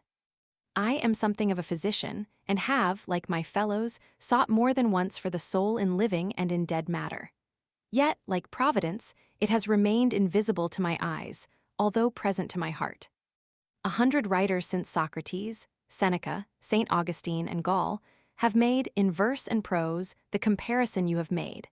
and yet I can well understand that a father's sufferings may affect great changes in the mind of a son. I will call on you, sir, since you bid me contemplate, for the advantage of my pride, this terrible spectacle, which must have been so great a source of sorrow to your family. It would have been so unquestionably, had not God given me so large a compensation. In contrast with the old man who is dragging his way to the tomb, are two children just entering into life. Valentine, the daughter by my first wife, Mademoiselle Renée de Saint-Méran, and Edward, the boy whose life you have this day saved. And what is your deduction from this compensation, sir? Inquired Monte Cristo. My deduction is, replied Villefort, that my father, led away by his passions, has committed some fault unknown to human justice, but marked by the justice of God. That God, desirous in his mercy to punish but one person, has visited this justice on him alone. Monte Cristo, with a smile on his lips, uttered in the depths of his soul a groan which would have made Villefort fly had he but heard it. Adieu, sir, said the magistrate, who had risen from his seat. I leave you, bearing a remembrance of you, a remembrance of esteem, which I hope will not be disagreeable to you when you know me better. For I am not a man to bore my friends, as you will learn. Besides, you have made an eternal friend of Madame de Villefort. The Count bowed, and contented himself with seeing Villefort to the door of his cabinet, the procureur being escorted to his carriage by two footmen, who, on a signal from their master, followed him with every mark of attention. When he had gone, Monte Cristo breathed a profound sigh and said, Enough of this poison, let me now seek the antidote. Then sounding his bell, he said to Ali, who entered, I am going to Madame's chamber. Have the carriage ready at 1 o'clock. Chapter 49. Haydée.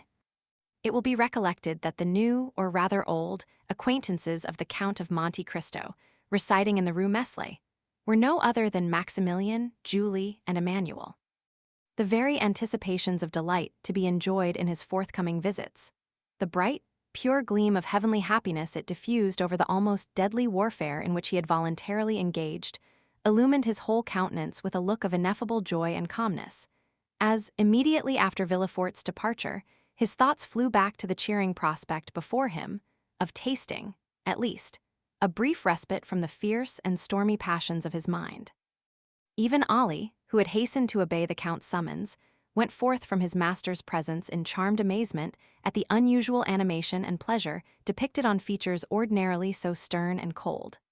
While, as though dreading to put to flight the agreeable ideas hovering over his patron's meditations, whatever they were, the faithful Nubian walked on tiptoe towards the door, holding his breath, lest its faintest sound should dissipate his master's happy reverie. It was noon, and Monte Cristo had set apart 1 hour to be passed in the apartments of Haydée, as though his oppressed spirit could not all at once admit the feeling of pure and unmixed joy, but required a gradual succession of calm and gentle emotions to prepare his mind to receive full and perfect happiness, in the same manner as ordinary natures demand to be inured by degrees to the reception of strong or violent sensations. The young Greek, as we have already said, occupied apartments wholly unconnected with those of the Count. The rooms had been fitted up in strict accordance with Oriental ideas. The floors were covered with the richest carpets Turkey could produce. The walls hung with brocaded silk of the most magnificent designs and texture, while around each chamber luxurious divans were placed, with piles of soft and yielding cushions that needed only to be arranged at the pleasure or convenience of such as sought repose. Haydée had 3 French maids, and 1 who was a Greek. The first 3 remained constantly in a small waiting room, ready to obey the summons of a small golden bell, or to receive the orders of the Romaic slave, who knew just enough French to be able to transmit her mistress's wishes to the 3 other waiting women. The latter had received most peremptory instructions from Monte Cristo to treat Haydée with all the deference they would observe to a queen. The young girl herself generally passed her time in the chamber at the farther end of her apartments. This was a sort of boudoir, circular, and lighted only from the roof, which consisted of rose-colored glass. Haydée was reclining upon soft downy cushions, covered with blue satins spotted with silver. Her head, supported by one of her exquisitely molded arms, rested on the divan immediately behind her, while the other was employed in adjusting to her lips the coral tube of a rich narghile, through whose flexible pipe she drew the smoke fragrant by its passage through perfumed water. Her attitude, though perfectly natural for an Eastern woman would, in a European, have been deemed too full of coquettish straining after effect. Her dress, which was that of the women of Epirus, consisted of a pair of white satin trousers, embroidered with pink roses, displaying feet so exquisitely formed and so delicately fair, that they might well have been taken for Parian marble, had not the eye been undeceived by their movements as they constantly shifted in and out of a pair of little slippers with upturned toes, beautifully ornamented with gold and pearls. She wore a blue and white striped vest, with long open sleeves, trimmed with silver loops and buttons of pearls, and a sort of bodice which, closing only from the center to the waist, exhibited the whole of the ivory throat and upper part of the bosom. It was fastened with 3 magnificent diamond clasps. The junction of the bodice and drawers was entirely concealed by one of the many-colored scarves, whose brilliant hues and rich silken fringe have rendered them so precious in the eyes of Parisian belles. Tilted on one side of her head, she had a small cap of gold-colored silk, embroidered with pearls, while on the other a purple rose mingled its glowing colors with the luxuriant masses of her hair, of which the blackness was so intense that it was tinged with blue. The extreme beauty of the countenance, that shone forth in loveliness that mocked the vain attempts of dress to augment it, was peculiarly and purely Grecian. There were the large, dark, melting eyes, the finely formed nose, the coral lips and pearly teeth that belonged to her race and country. And to complete the whole, Haydée was in the very springtide and fullness of youthful charms. She had not yet numbered more than 19 or 20 summers. Monte Cristo summoned the Greek attendant, and bade her inquire whether it would be agreeable to her mistress to receive his visit. Haydée's only reply was to direct her servant by a sign to withdraw the tapestried curtain that hung before the door of her boudoir. The framework of the opening thus made serving as a sort of border to the graceful tableau presented by the young girl's picturesque attitude and appearance. As Monte Cristo approached, she leaned upon the elbow of the arm that held the narghile, and extending to him her other hand, said, with a smile of captivating sweetness, in the sonorous language spoken by the women of Athens and Sparta, "Why demand permission ere you enter? Are you no longer my master, or have I ceased to be your slave?" Monte Cristo returned her smile. "Haydée," said he, "you well know." "Why do you address me so coldly, so distantly?" asked the young Greek. "Have I by any means displeased you? Oh, if so, punish me as you will, but do not speak to me in tones and manner so formal and constrained." "Haydée," replied the Count, "you know that you are now in France and are free." "Free to do what?" asked the young girl. "Free to leave me." "Leave you? Why should I leave you?" "That is not for me to say, but we are now about to mix in society, to visit and be visited. I don't wish to see anybody but you. And should you see one whom you could prefer, I would not be so unjust. I have never seen anyone I preferred to you, and I have never loved anyone but you and my father." "My poor child," replied Monte Cristo, "that is merely because your father and myself are the only men who have ever talked to you. I don't want anybody else to talk to me. My father said I was his joy, you style me your love, and both of you have called me my child. Do you remember your father, Haydée?" The young Greek smiled. "He is here and here," said she, touching her eyes and her heart. "And where am I?" inquired Monte Cristo laughingly. "You," cried she, with tones of thrilling tenderness, "you are everywhere." Monte Cristo took the delicate hand of the young girl in his, and was about to raise it to his lips, when the simple child of nature hastily withdrew it and presented her cheek.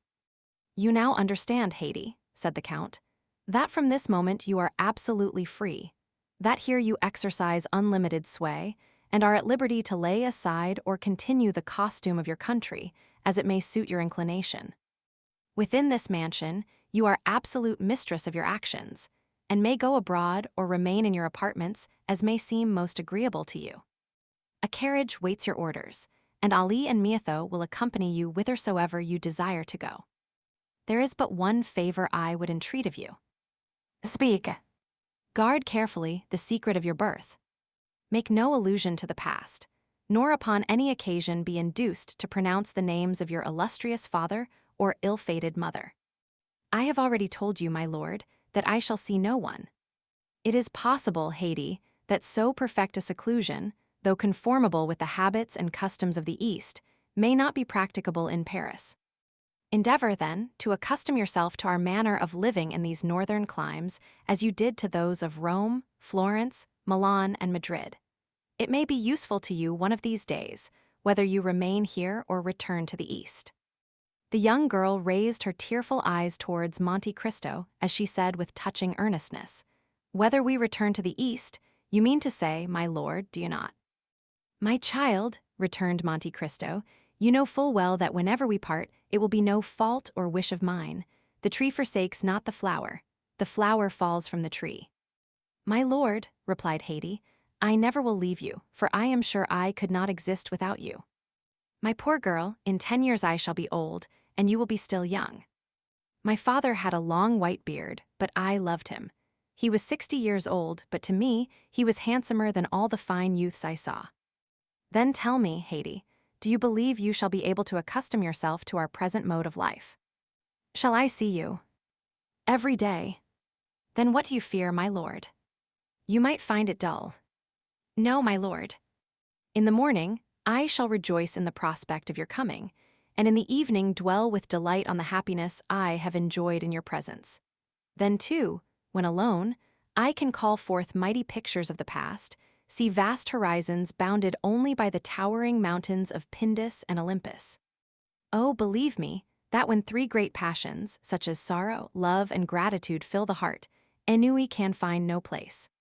You are a worthy daughter of a Pyrrhus, Haydée, and your charming and poetical ideas prove well your descent from that race of goddesses who claim your country as their birthplace. Depend on my care to see that your youth is not blighted or suffered to pass away in ungenial solitude.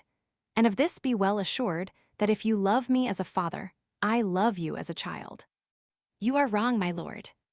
The love I have for you is very different from the love I had for my father. My father died, but I did not die. If you were to die, I should die too." The Count, with a smile of profound tenderness, extended his hand, and she carried it to her lips.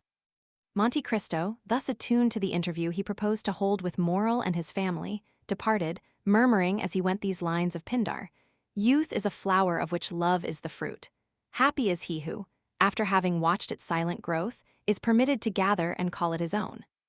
The carriage was prepared according to orders, and stepping lightly into it, the Count drove off at his usual rapid pace. Chapter 50. The Morrel Family.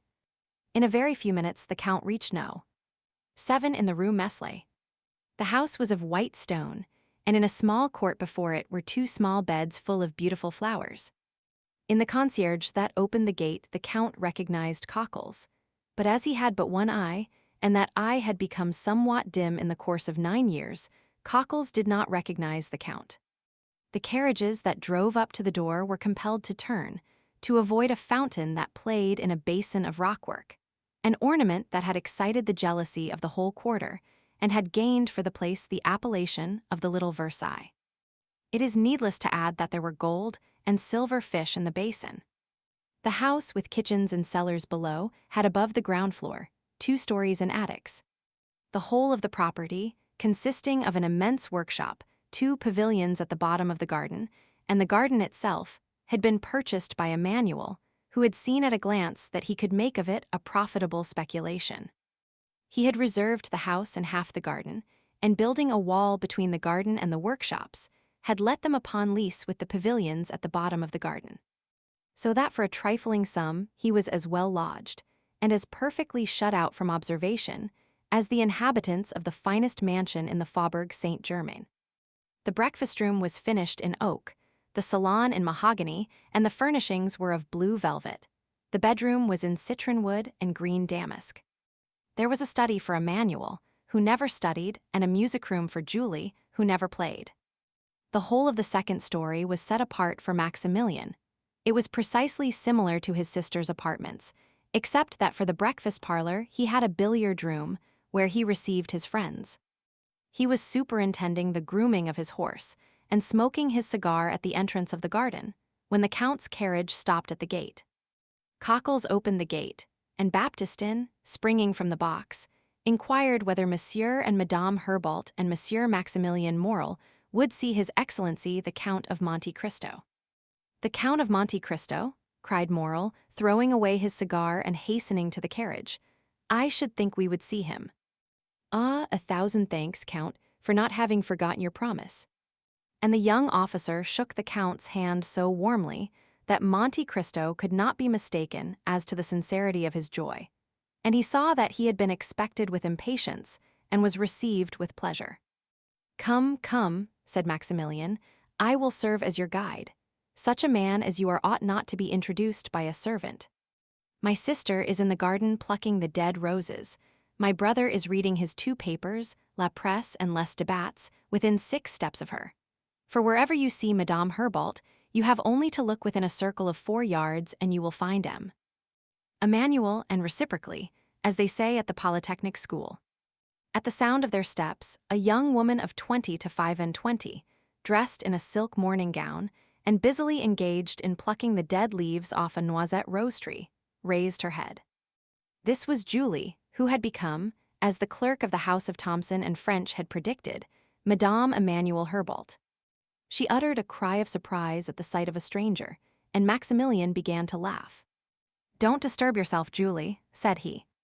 "The Count has only been 2 or 3 days in Paris, but he already knows what a fashionable woman of the Marais is, and if he does not, you will show him." "Ah, monsieur," returned Julie, "it is treason in my brother to bring you thus, but he never has any regard for his poor sister." Penelon, Penelon. An old man, who was digging busily at one of the beds, stuck his spade in the earth and approached, cap in hand, striving to conceal a quid of tobacco he had just thrust into his cheek. A few locks of gray mingled with his hair, which was still thick and matted, while his bronzed features and determined glance well suited an old sailor who had braved the heat of the equator and the storms of the tropics. "I think you hailed me, Mademoiselle Julie," said he.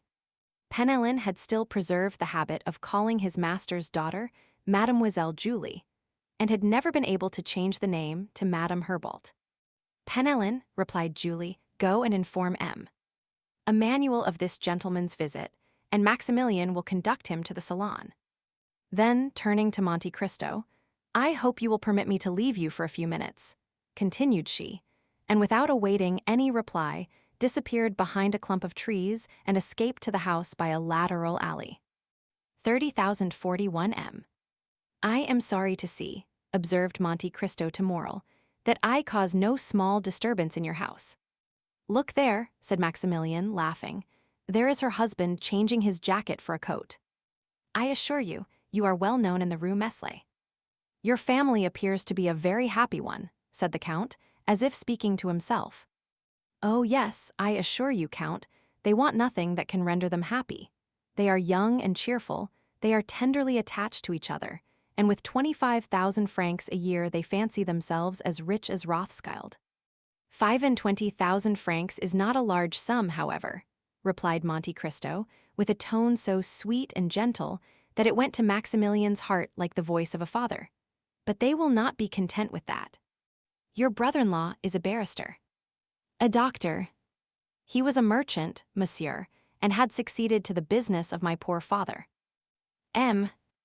Morel, at his death, left 500,000 francs, which were divided between my sister and myself, for we were his only children. Her husband, who, when he married her, had no other patrimony than his noble probity, his first-rate ability, and his spotless reputation, wished to possess as much as his wife. He labored and toiled until he had amassed 250,000 francs. 6 years sufficed to achieve this object. Oh, I assure you, sir, it was a touching spectacle to see these young creatures, destined by their talents for higher stations, toiling together, and through their unwillingness to change any of the customs of their paternal house, taking 6 years to accomplish what less scrupulous people would have effected in 2 or 3. Marseilles resounded with their well-earned praises. At last, one day, Emmanuel came to his wife, who had just finished making up the accounts. "Julie," said he to her, Cockles has just given me the last rouleau of 100 francs. That completes the 250,000 francs we had fixed as the limits of our gains. Can you content yourself with the small fortune which we shall possess for the future? Listen to me. Our house transacts business to the amount of 1,000,000 a year, from which we derive an income of 40,000 francs. We can dispose of the business, if we please, in an hour, for I have received a letter from M. Delaunay, in which he offers to purchase the goodwill of the house, to unite with his own, for 300,000 francs. Advise me what I had better do. Emmanuel, returned my sister, the house of Morel can only be carried on by a Morel. Is it not worth 300,000 francs to save our father's name from the chances of evil fortune and failure? I thought so, replied Emmanuel, but I wish to have your advice. This is my counsel. Our accounts are made up and our bills paid. All we have to do is to stop the issue of any more and close our office. This was done instantly. It was 3 o'clock. At 1:15, a merchant presented himself to insure 2 ships. It was a clear profit of 15,000 francs. Monsieur, said Emmanuel, have the goodness to address yourself to M. Delaunay. We have quitted business. How long? Inquired the astonished merchant. 30,043 M. A quarter of an hour, was the reply. And this is the reason, monsieur, continued Maximilian, of my sister and brother-in-law having only 25,000 francs a year. Maximilian had scarcely finished his story, during which the Count's heart had swelled within him, when Emmanuel entered wearing a hat and coat. He saluted the Count with the air of a man who is aware of the rank of his guest. Then, after having led Monte Cristo around the little garden, he returned to the house. A large vase of Japan porcelain, filled with flowers that loaded the air with their perfume, stood in the salon. Julie, suitably dressed, and her hair arranged, she had accomplished this feat in less than 10 minutes, received the Count on his entrance. The songs of the birds were heard in an aviary hard by, and the branches of laburnums and rose acacias formed an exquisite framework to the blue velvet curtains. Everything in this charming retreat, from the warble of the birds to the smile of the mistress, breathed tranquility and repose. The Count had felt the influence of this happiness from the moment he entered the house, and he remained silent and pensive, forgetting that he was expected to renew the conversation, which had ceased after the first salutations had been exchanged. The silence became almost painful when, by a violent effort, tearing himself from his pleasing reverie. "Madame," said he at length, "I pray you to excuse my emotion, which must astonish you who are only accustomed to the happiness I meet here. But contentment is so new a sight to me that I could never be weary of looking at yourself and your husband." "We are very happy, monsieur," replied Julie, "but we have also known unhappiness, and few have ever undergone more bitter sufferings than ourselves." The Count's features displayed an expression of the most intense curiosity. "Oh, all this is a family history, as Châteaurenaud told you the other day," observed Maximilian. "This humble picture would have but little interest for you, accustomed as you are to behold the pleasures and the misfortunes of the wealthy and industrious. But such as we are, we have experienced bitter sorrows. And God has poured balm into your wounds, as he does into those of all who are in affliction," said Monte Cristo inquiringly. "Yes, Count," returned Julie, "we may indeed say he has, for he has done for us what he grants only to his chosen. He sent us one of his angels." The Count's cheeks became scarlet, and he coughed, in order to have an excuse for putting his handkerchief to his mouth. "Those born to wealth, and who have the means of gratifying every wish," said Emmanuel, "know not what is the real happiness of life, just as those who have been tossed on the stormy waters of the ocean on a few frail planks can alone realize the blessings of fair weather." Monte Cristo rose, and without making any answer, for the tremulousness of his voice would have betrayed his emotion, walked up and down the apartment with a slow step. "Our magnificence makes you smile, Count," said Maximilian, who had followed him with his eyes. "No, no," returned Monte Cristo, pale as death, pressing one hand on his heart to still its throbbings, while with the other he pointed to a crystal cover, beneath which a silken purse lay on a black velvet cushion. "I was wondering what could be the significance of this purse, with the paper at one end and the large diamond at the other. "Count," replied Maximilian, with an air of gravity, "those are our most precious family treasures." "The stone seems very brilliant," answered the Count. "Oh, my brother does not allude to its value, although it has been estimated at 100,000 francs. He means that the articles contained in this purse are the relics of the angel I spoke of just now."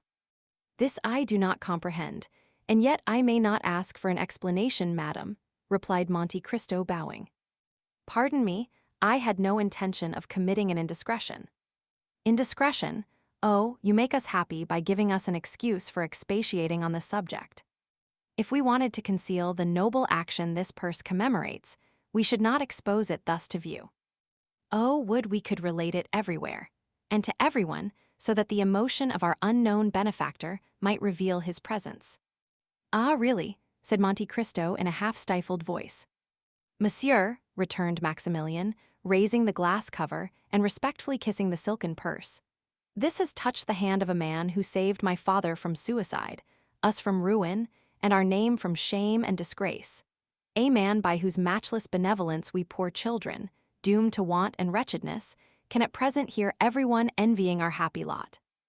This letter, as he spoke, Maximilian drew a letter from the purse and gave it to the Count. This letter was written by him the day that my father had taken a desperate resolution, and this diamond was given by the generous unknown to my sister as her dowry. Monte Cristo opened the letter and read it with an indescribable feeling of delight. It was the letter written, as our readers know, to Julie, and signed Sinbad the Sailor. "Unknown, you say, is the man who rendered you this service, unknown to you." "Yes, we have never had the happiness of pressing his hand," continued Maximilian. "We have supplicated heaven in vain to grant us this favor, but the whole affair has had a mysterious meaning that we cannot comprehend. We have been guided by an invisible hand, a hand as powerful as that of an enchanter." "Oh," cried Julie, "I have not lost all hope of some day kissing that hand, as I now kiss the purse which he has touched. 4 years ago, Penelon was at Trieste. Penelon, Count, is the old sailor you saw in the garden, and who, from quartermaster, has become gardener. Penelon, when he was at Trieste, saw on the quay an Englishman, who was on the point of embarking on board a yacht, and he recognized him as the person who called on my father the 5th of June, 1829, and who wrote me this letter on the 5th of September. He felt convinced of his identity, but he did not venture to address him." "An Englishman," said Monte Cristo, who grew uneasy at the attention with which Julie looked at him. "An Englishman, you say?" "Yes," replied Maximilian, "an Englishman who represented himself as the confidential clerk of the house of Thomson and French at Rome. It was this that made me start when you said the other day, at M. de Morcerf s that Messrs. Thomson and French were your bankers. That happened, as I told you, in 1829.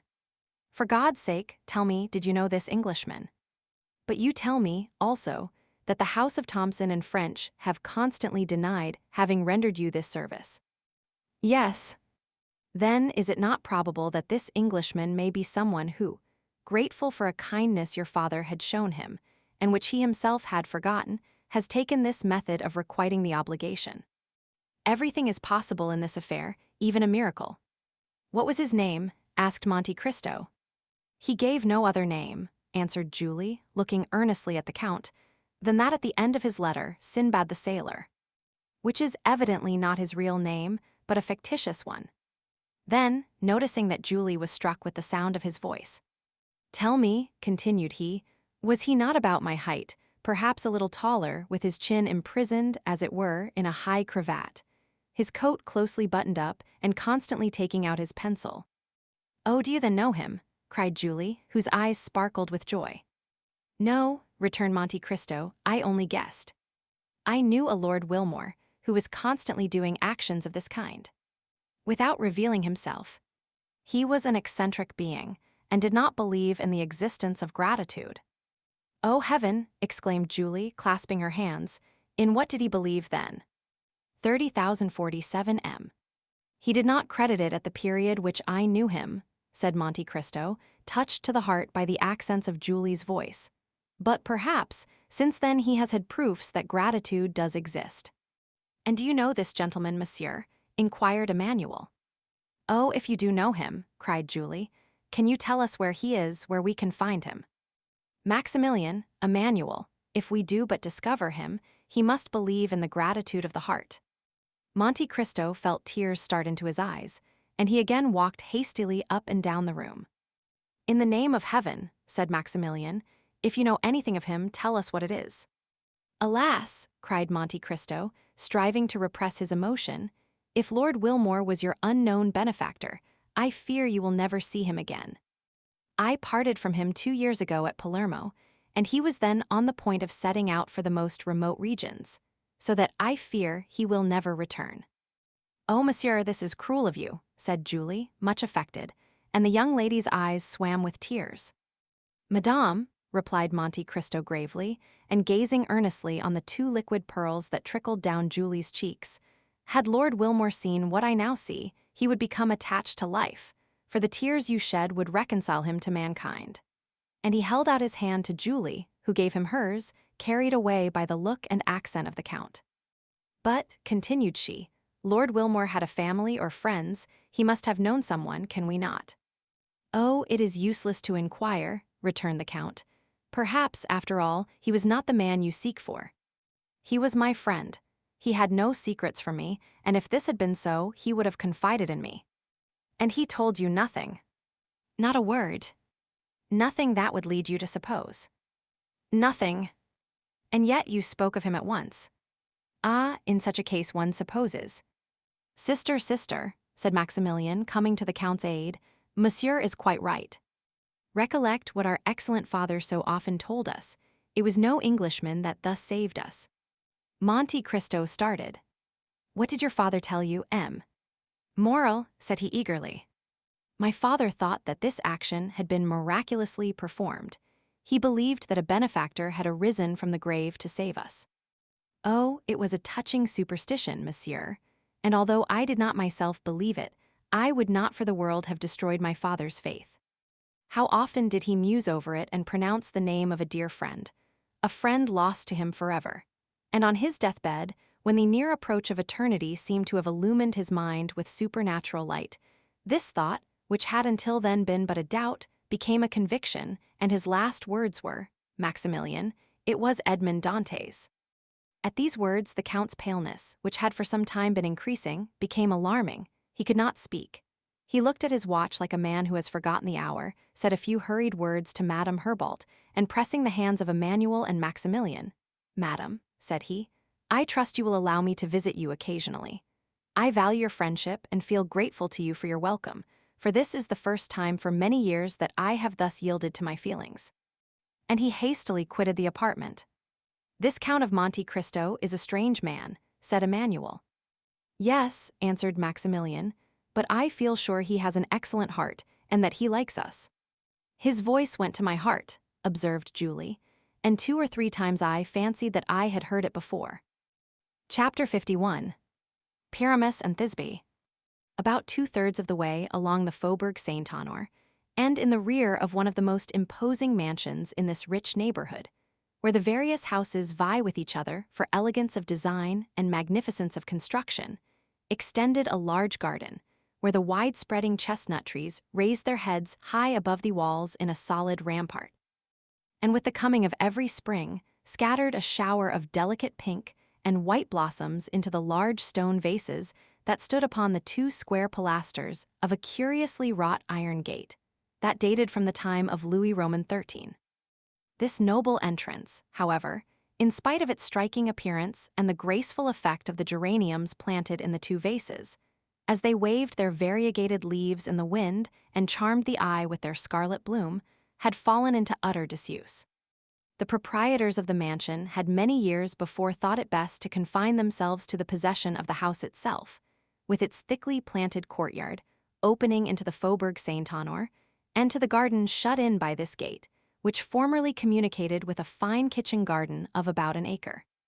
For the demon of speculation drew a line, or in other words projected a street, at the farther side of the kitchen garden.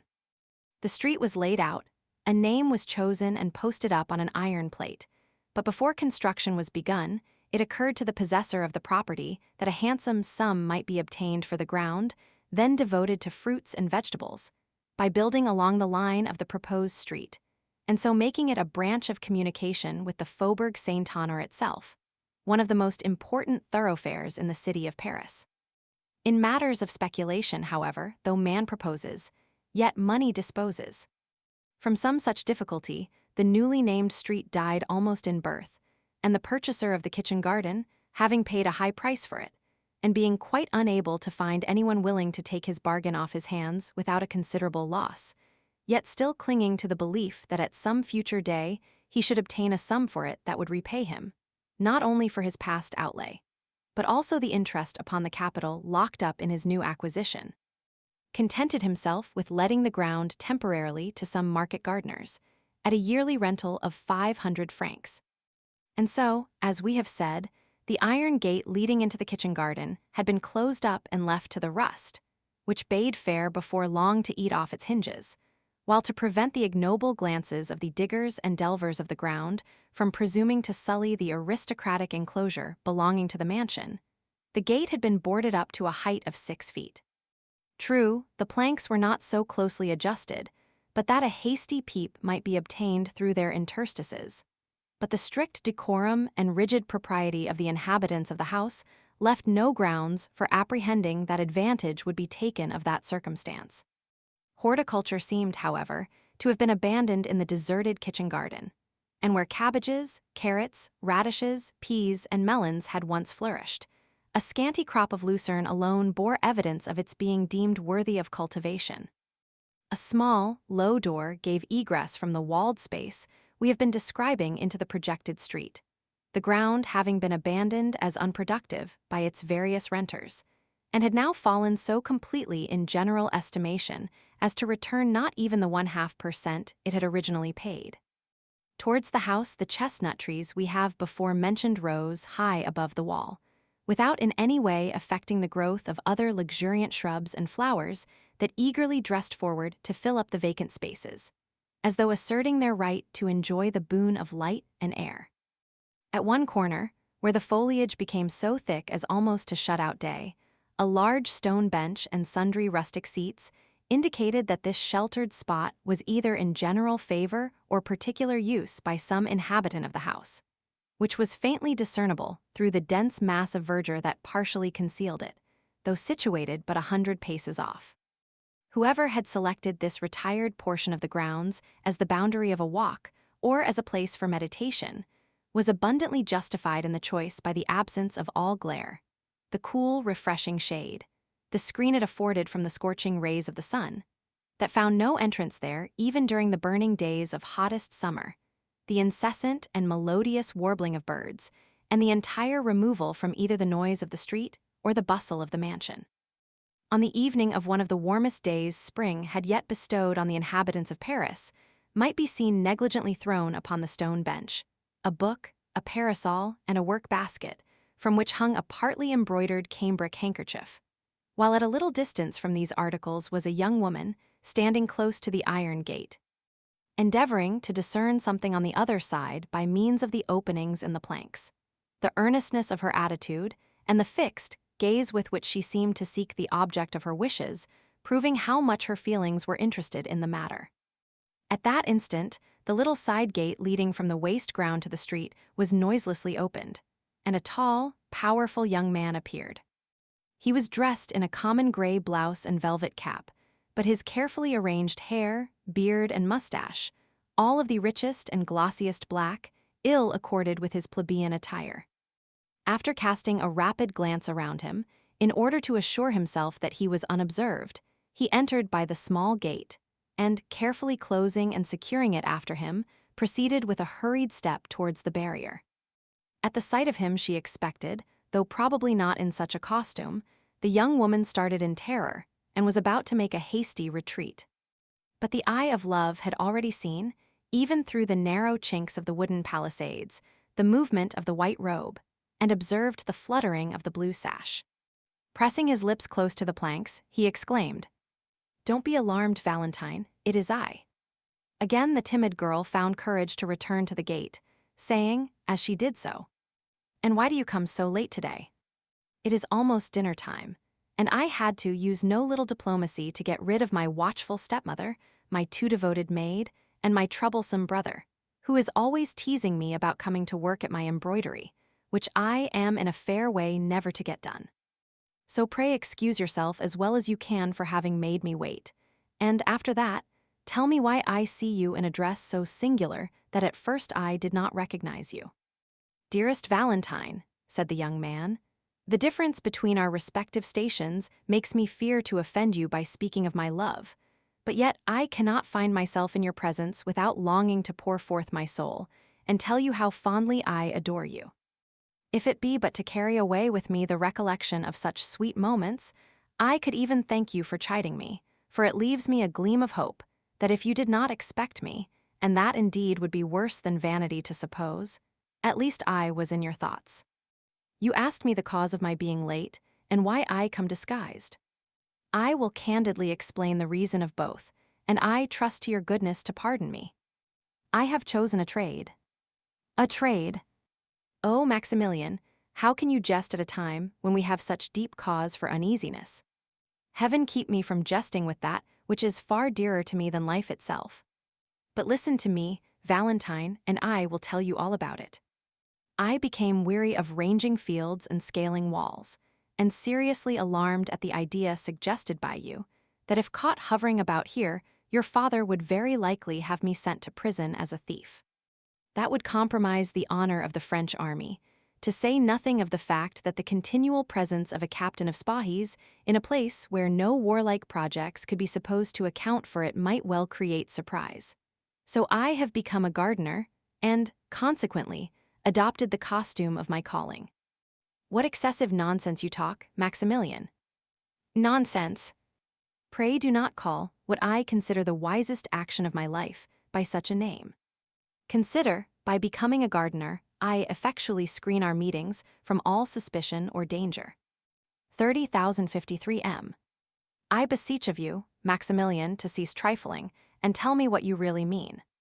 Simply, that having ascertained that the piece of ground on which I stand was to let, I made application for it, was readily accepted by the proprietor, and am now master of this fine crop of lucerne. Think of that, Valentine. There is nothing now to prevent my building myself a little hut on my plantation, and residing not 20 yards from you. Only imagine what happiness that would afford me. I can scarcely contain myself at the bare idea. Such felicity seems above all price, as a thing impossible and unattainable. But would you believe that I purchase all this delight, joy, and happiness, for which I would cheerfully have surrendered 10 years of my life, at the small cost of 500 francs per annum, paid quarterly? Henceforth we have nothing to fear. I am on my own ground, and have an undoubted right to place a ladder against the wall, and to look over when I please, without having any apprehensions of being taken off by the police as a suspicious character. I may also enjoy the precious privilege of assuring you of my fond, faithful, and unalterable affection whenever you visit your favorite bower, unless, indeed, it offends your pride to listen to professions of love from the lips of a poor working man, clad in a blouse and cap. A faint cry of mingled pleasure and surprise escaped from the lips of Valentine, who almost instantly said, in a saddened tone, as though some envious cloud darkened the joy which illumined her heart. Alas, no, Maximilian, this must not be for many reasons. We should presume too much on our own strength, and, like others, perhaps, be led astray by our blind confidence in each other's prudence. How can you for an instant entertain so unworthy a thought, dear Valentine? Have I not, from the first blessed hour of our acquaintance, schooled all my words and actions to your sentiments and ideas? And you have, I am sure, the fullest confidence in my honor. When you spoke to me of experiencing a vague and indefinite sense of coming danger, I placed myself blindly and devotedly at your service, asking no other reward than the pleasure of being useful to you, and have I ever since, by word or look, given you cause of regret for having selected me from the numbers that would willingly have sacrificed their lives for you? You told me, my dear Valentine, that you were engaged to M. d'Épinay, and that your father was resolved upon completing the match, and that from his will there was no appeal, as M. de Villefort was never known to change a determination once formed. I kept in the background, as you wished, and waited, not for the decision of your heart or my own, but hoping that Providence would graciously interpose in our behalf and order events in our favor. But what cared I for delays or difficulties, Valentine, as long as you confessed that you loved me and took pity on me? If you will only repeat that avowal now and then, I can endure anything. Ah, Maximilian, that is the very thing that makes you so bold, and which renders me at once so happy and unhappy, that I frequently ask myself whether it is better for me to endure the harshness of my stepmother and her blind preference for her own child, or to be, as I now am, insensible to any pleasure save such as I find in these meetings, so fraught with danger to both. I will not admit that word, returned the young man. It is at once cruel and unjust. Is it possible to find a more submissive slave than myself? You have permitted me to converse with you from time to time, Valentine, but forbidden my ever following you in your walks or elsewhere. Have I not obeyed? And since I found means to enter this enclosure to exchange a few words with you through this gate, to be close to you without really seeing you, have I ever asked so much as to touch the hem of your gown, or tried to pass this barrier, which is but a trifle to one of my youth and strength?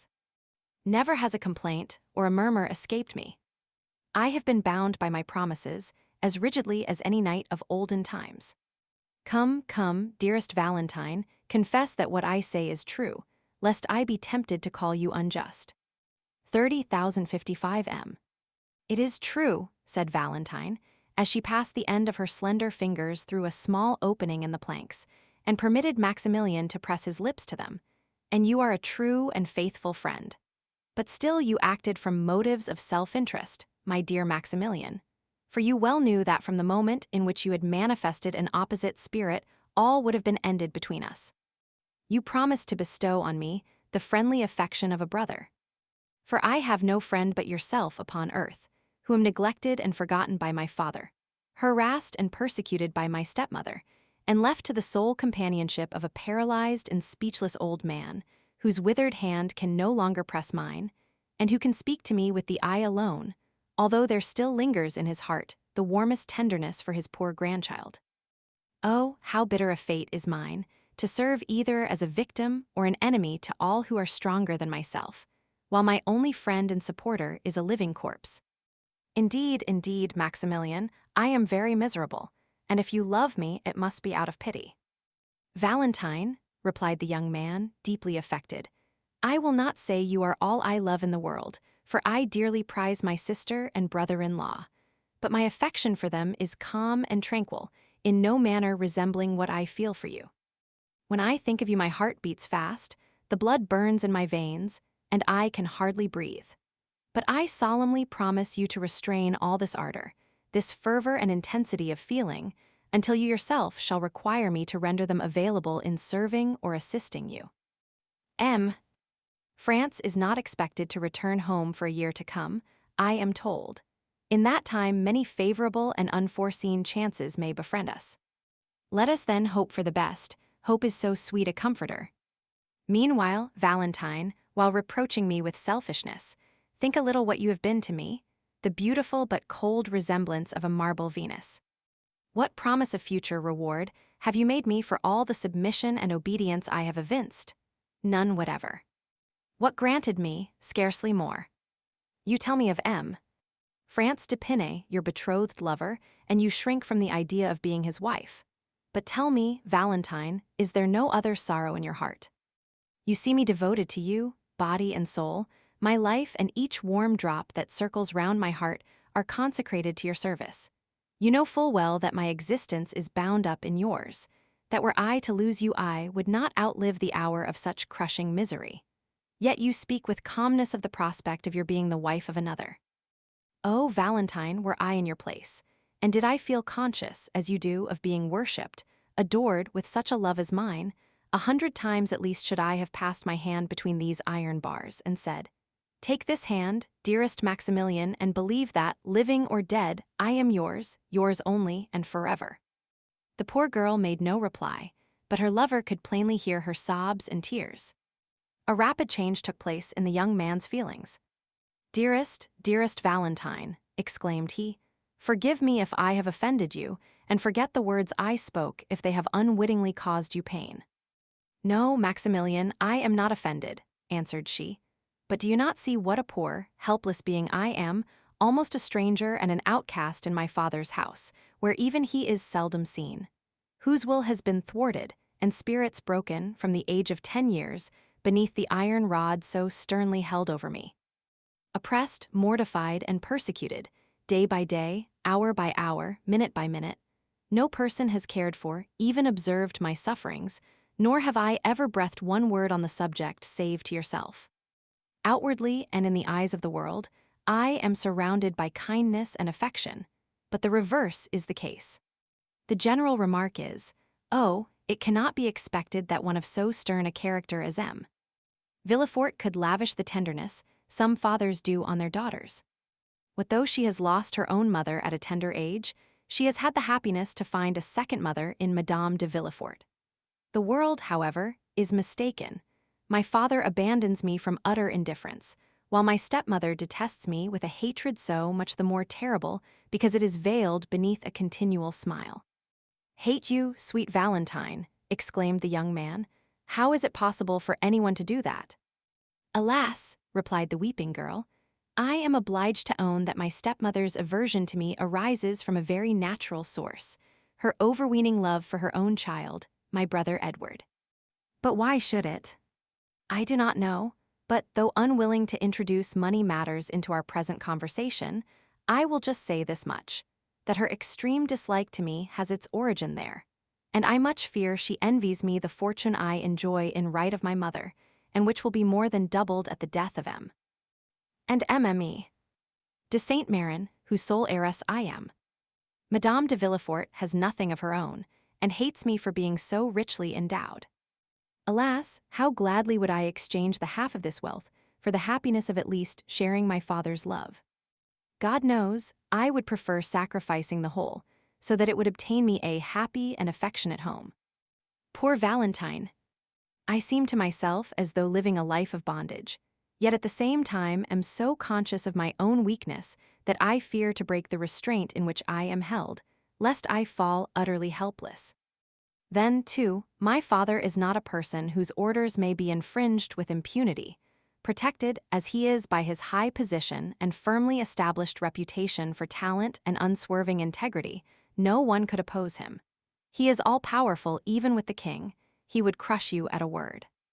Dear Maximilian, believe me when I assure you that if I do not attempt to resist my father's commands, it is more on your account than my own. But why, Valentine, do you persist in anticipating the worst? Why picture so gloomy a future? Because I judge it from the past. Still, consider that although I may not be, strictly speaking, what is termed an illustrious match for you, I am, for many reasons, not altogether so much beneath your alliance. The days when such distinctions were so nicely weighed and considered no longer exist in France, and the first families of the monarchy have intermarried with those of the empire. The aristocracy of the lance has allied itself with the nobility of the cannon. Now I belong to this last-named class, and certainly my prospects of military preferment are most encouraging as well as certain. My fortune, though small, is free and unfettered, and the memory of my late father is respected in our country, Valentine, as that of the most upright and honorable merchant of the city. I say our country, because you were born not far from Marseilles. Don't speak of Marseilles, I beg of you, Maximilian. That one word brings back my mother to my recollection, my angel mother, who died too soon for myself and all who knew her, but who, after watching over her child during the brief period allotted to her in this world, now, I fondly hope, watches from her home in heaven. Oh, if my mother were still living, there would be nothing to fear, Maximilian, for I would tell her that I loved you, and she would protect us. I fear, Valentine, replied the lover, that were she living I should never have had the happiness of knowing you. You would then have been too happy to have stooped from your grandeur to bestow a thought on me. Now it is you who are unjust, Maximilian, cried Valentine, but there is one thing I wish to know. And what is that? Inquired the young man, perceiving that Valentine hesitated. Tell me truly, Maximilian, whether in former days, when our fathers dwelt at Marseilles, there was ever any misunderstanding between them. Not that I am aware of, replied the young man, unless, indeed, any ill feeling might have arisen from their being of opposite parties. Your father was, as you know, a zealous partisan of the Bourbons, while mine was wholly devoted to the emperor. There could not possibly be any other difference between them. But why do you ask? I will tell you, replied the young girl, for it is but right you should know. Well, on the day when your appointment as an officer of the Legion of Honor was announced in the papers, we were all sitting with my grandfather, M. Noirtier, M. Danglars was there also, you recollect M. Danglars, do you not? Maximilian, the banker, whose horses ran away with my stepmother and little brother, and very nearly killed them. While the rest of the company were discussing the approaching marriage of Mademoiselle Danglars, I was reading the paper to my grandfather. But when I came to the paragraph about you, although I had done nothing else but read it over to myself all the morning, you know you had told me all about it the previous evening, I felt so happy, and yet so nervous at the idea of speaking your name aloud, and before so many people, that I really think I should have passed it over, but for the fear that my doing so might create suspicions as to the cause of my silence. So I summoned up all my courage, and read it as firmly and as steadily as I could. 30,059 M. Dear Valentine, well, would you believe it? Directly my father caught the sound of your name, he turned round quite hastily, and, like a poor silly thing, I was so persuaded that everyone must be as much affected as myself by the utterance of your name, that I was not surprised to see my father start, and almost tremble.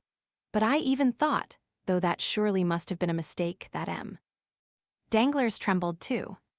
Moral, cried my father, stop a bit. Then knitting his brows into a deep frown, he added, surely this cannot be one of the moral family who lived at Marseilles and gave us so much trouble from their violent Bonapartism. I mean about the year 1815. Yes, replied M. Danglars, I believe he is the son of the old shipowner. Indeed, answered Maximilian, and what did your father say then, Valentine? Oh, such a dreadful thing that I don't dare to tell you. Always tell me everything, said Maximilian with a smile. Ah, continued my father, still frowning, their idolized emperor treated these madmen as they deserved. He called them food for cannon, which was precisely all they were good for. And I am delighted to see that the present government have adopted this salutary principle with all its pristine vigor. If Algiers were good for nothing, but to furnish the means of carrying so admirable an idea into practice, it would be an acquisition well worthy of struggling to obtain. Though it certainly does cost France somewhat dear to assert her rights in that uncivilized country. Brutal politics, I must confess, said Maximilian, but don't attach any serious importance, dear, to what your father said. My father was not a bit behind yours in that sort of talk. Why, said he, does not the emperor, who has devised so many clever and efficient modes of improving the art of war, organize a regiment of lawyers, judges, and legal practitioners, sending them in the hottest fire the enemy could maintain, and using them to save better men? You see, my dear, that for picturesque expression and generosity of spirit, there is not much to choose between the language of either party. But what did M. Danglars say to this outburst on the part of the procureur? Oh, he laughed, and in that singular manner so peculiar to himself, half malicious, half ferocious. He almost immediately got up and took his leave. Then, for the first time, I observed the agitation of my grandfather, and I must tell you, Maximilian, that I am the only person capable of discerning emotion in his paralyzed frame.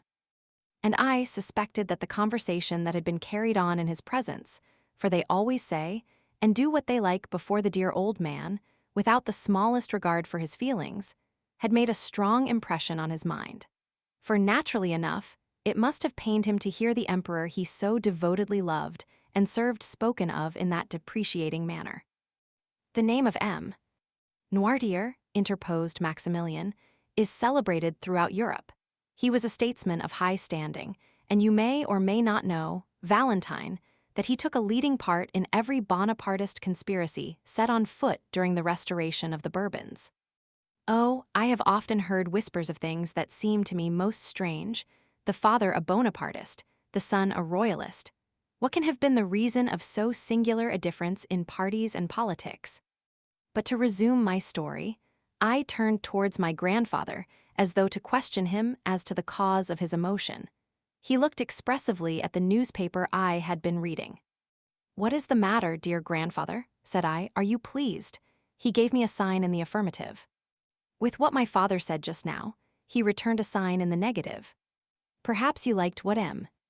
Danglars said, another sign in the negative." "Oh, then, you were glad to hear that M. Moral, I didn't dare to say Maximilian had been made an officer of the Legion of Honor." He signified assent. "Only think of the poor old man, S being so pleased to think that you, who were a perfect stranger to him, had been made an officer of the Legion of Honor. Perhaps it was a mere whim on his part, for he is falling, they say, into second childhood, but I love him for showing so much interest in you." "How singular," murmured Maximilian. "Your father hates me, while your grandfather, on the contrary. What strange feelings are aroused by politics." "Hush," cried Valentine, suddenly. "Someone is coming." Maximilian leaped at one bound into his crop of lucerne, which he began to pull up in the most ruthless way, under the pretext of being occupied in weeding it. "Mademoiselle, mademoiselle," exclaimed a voice from behind the trees. "Madame is searching for you everywhere. There is a visitor in the drawing-room." "A visitor?" inquired Valentine, much agitated. "Who is it?" "Some grand personage, a prince, I believe they said, the Count of Monte Cristo." "I will come directly," cried Valentine aloud. The name of Monte Cristo sent an electric shock through the young man on the other side of the iron gate, to whom Valentine's "I am coming" was the customary signal of farewell. "Now then," said Maximilian, leaning on the handle of his spade, "I would give a good deal to know how it comes about that the Count of Monte Cristo is acquainted with M. de Villefort." Chapter 52. Toxicology.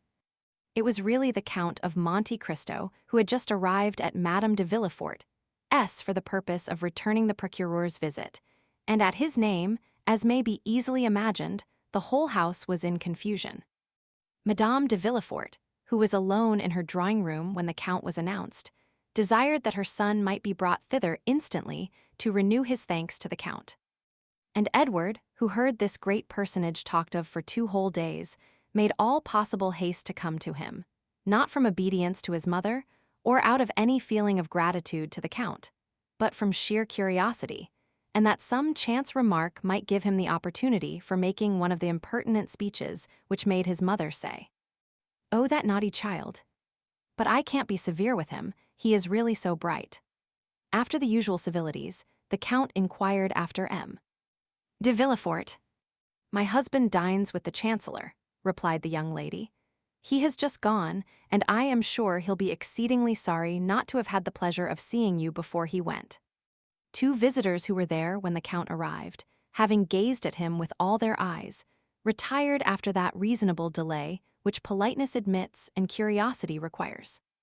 "What is your sister Valentine doing?" inquired Madame de Villefort of Edward. "Tell someone to bid her come here, that I may have the honor of introducing her to the Count."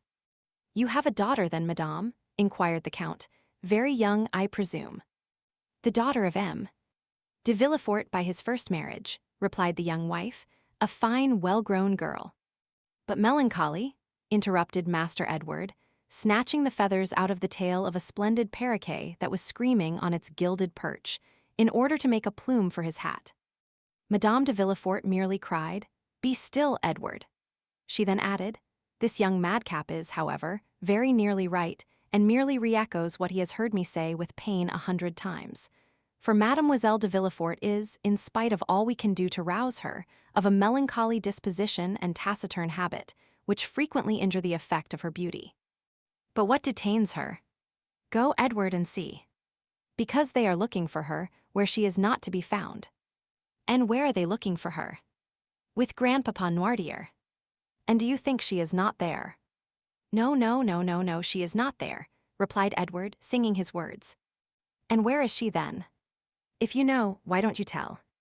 "She is under the big chestnut tree," replied the spoiled brat, as he gave, in spite of his mother's commands, live flies to the parrot, which seemed keenly to relish such fare. Madame de Villefort stretched out her hand to ring, intending to direct her waiting maid to the spot where she would find Valentine, when the young lady herself entered the apartment. She appeared much dejected, and any person who considered her attentively might have observed the traces of recent tears in her eyes. Valentine, whom we have in the rapid march of our narrative presented to our readers without formally introducing her, was a tall and graceful girl of 19, with bright chestnut hair, deep blue eyes, and that reposeful air of quiet distinction which characterized her mother. Her white and slender fingers, her pearly neck, her cheeks tinted with varying hues reminded one of the lovely Englishwomen who have been so poetically compared in their manner to the gracefulness of a swan. She entered the apartment, and seeing near her stepmother the stranger of whom she had already heard so much, saluted him without any girlish awkwardness or even lowering her eyes, and with an elegance that redoubled the Count's attention. He rose to return the salutation. "Mademoiselle de Villefort, my stepdaughter," said Madame de Villefort to Monte Cristo, leaning back on her sofa and motioning towards Valentine with her hand. "And M. de Monte Cristo, King of China, Emperor of Cochin China," said the young imp, looking slyly towards his sister. Madame de Villefort at this really did turn pale, and was very nearly angry with this household plague, who answered to the name of Edward, but the Count, on the contrary, smiled, and appeared to look at the boy complacently, which caused the maternal heart to bound again with joy and enthusiasm. "But, Madame," replied the Count, continuing the conversation, and looking by turns at Madame de Villefort and Valentine, "have I not already had the honor of meeting yourself and Mademoiselle before?" I could not help thinking so just now. The idea came over my mind, and as Mademoiselle entered the sight of her was an additional ray of light thrown on a confused remembrance. Excuse the remark. "I do not think it likely, sir. Mademoiselle de Villefort is not very fond of society, and we very seldom go out," said the young lady. "Then it was not in society that I met with Mademoiselle or yourself, Madame, or this charming little merry boy. Besides, the Parisian world is entirely unknown to me, for, as I believe I told you, I have been in Paris but very few days. No, but perhaps you will permit me to call to mind, stay." The Count placed his hand on his brow, as if to collect his thoughts. "No, it was somewhere away from here. It was, I do not know, but it appears that this recollection is connected with a lovely sky and some religious fete. Mademoiselle was holding flowers in her hand, the interesting boy was chasing a beautiful peacock in a garden, and you, madam, were under the trellis of some arbor. Pray come to my aid, madam. Do not these circumstances appeal to your memory?" "No, indeed," replied Madame de Villefort. "And yet it appears to me, sir, that if I had met you anywhere, the recollection of you must have been imprinted on my memory." "Perhaps the Count saw us in Italy," said Valentine timidly. "Yes, in Italy. It was in Italy most probably," replied Monte Cristo. "You have traveled then in Italy, mademoiselle?" "Yes, Madame and I were there 2 years ago. The doctors, anxious for my lungs, had prescribed the air of Naples. We went by Bologna, Perugia, and Rome." "Ah, yes, true, mademoiselle," exclaimed Monte Cristo, as if this simple explanation was sufficient to revive the recollection he sought. "It was at Perugia on Corpus Christi Day, in the garden of the Hôtel des Postes, when chance brought us together. You, Madame de Villefort, and her son. I now remember having had the honor of meeting you." "I perfectly well remember Perugia, sir, and the Hôtel des Postes, and the festival of which you speak," said Madame de Villefort. "But in vain do I tax my memory, of whose treachery I am ashamed, for I really do not recall to mind that I ever had the pleasure of seeing you before." "It is strange, but neither do I recollect meeting with you," observed Valentine, raising her beautiful eyes to the Count. 30,065 M. "But I remember it perfectly," interposed the darling Edward. "I will assist your memory, madame," continued the Count. "The day had been burning hot, you were waiting for horses, which were delayed in consequence of the festival. Mademoiselle was walking in the shade of the garden, and your son disappeared in pursuit of the peacock." "And I caught it, mamma, don't you remember?" interposed Edward, "and I pulled 3 such beautiful feathers out of his tail." "You, madame, remained under the arbor.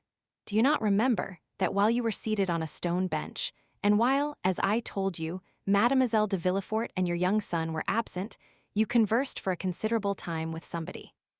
"Yes, in truth, yes," answered the young lady, turning very red. "I do remember conversing with a person wrapped in a long woolen mantle. He was a medical man, I think." "Precisely so, madame. This man was myself. For a fortnight I had been at that hotel, during which period I had cured my valet de chambre of a fever and my landlord of the jaundice, so that I really acquired a reputation as a skillful physician. We discoursed a long time, madame, on different subjects. Of Perugino, of Raphael, of manners, customs, of the famous Aqua Tofana, of which they had told you. I think you said that certain individuals in Perugia had preserved the secret." "Yes, true," replied Madame de Villefort, somewhat uneasily. "I remember now." "I do not recollect now all the various subjects of which we discoursed, madame," continued the Count with perfect calmness. "But I perfectly remember that, falling into the error which others had entertained respecting me, you consulted me as to the health of Mademoiselle de Villefort." "Yes, really, sir, you were in fact a medical man," said Madame de Villefort, "since you had cured the sick.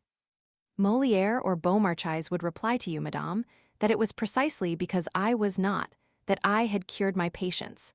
For myself, I am content to say to you that I have studied chemistry and the natural sciences somewhat deeply, but still only as an amateur, you understand."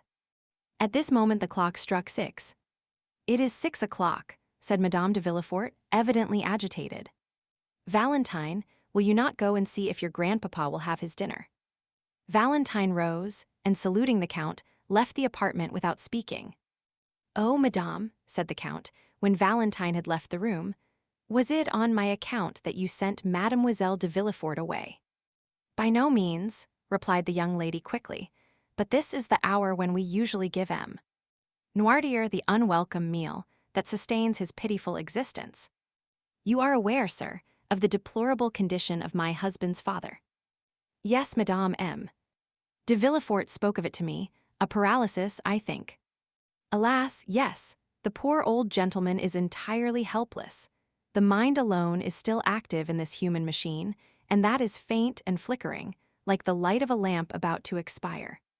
But excuse me, sir, for talking of our domestic misfortunes. I interrupted you at the moment when you were telling me that you were a skillful chemist."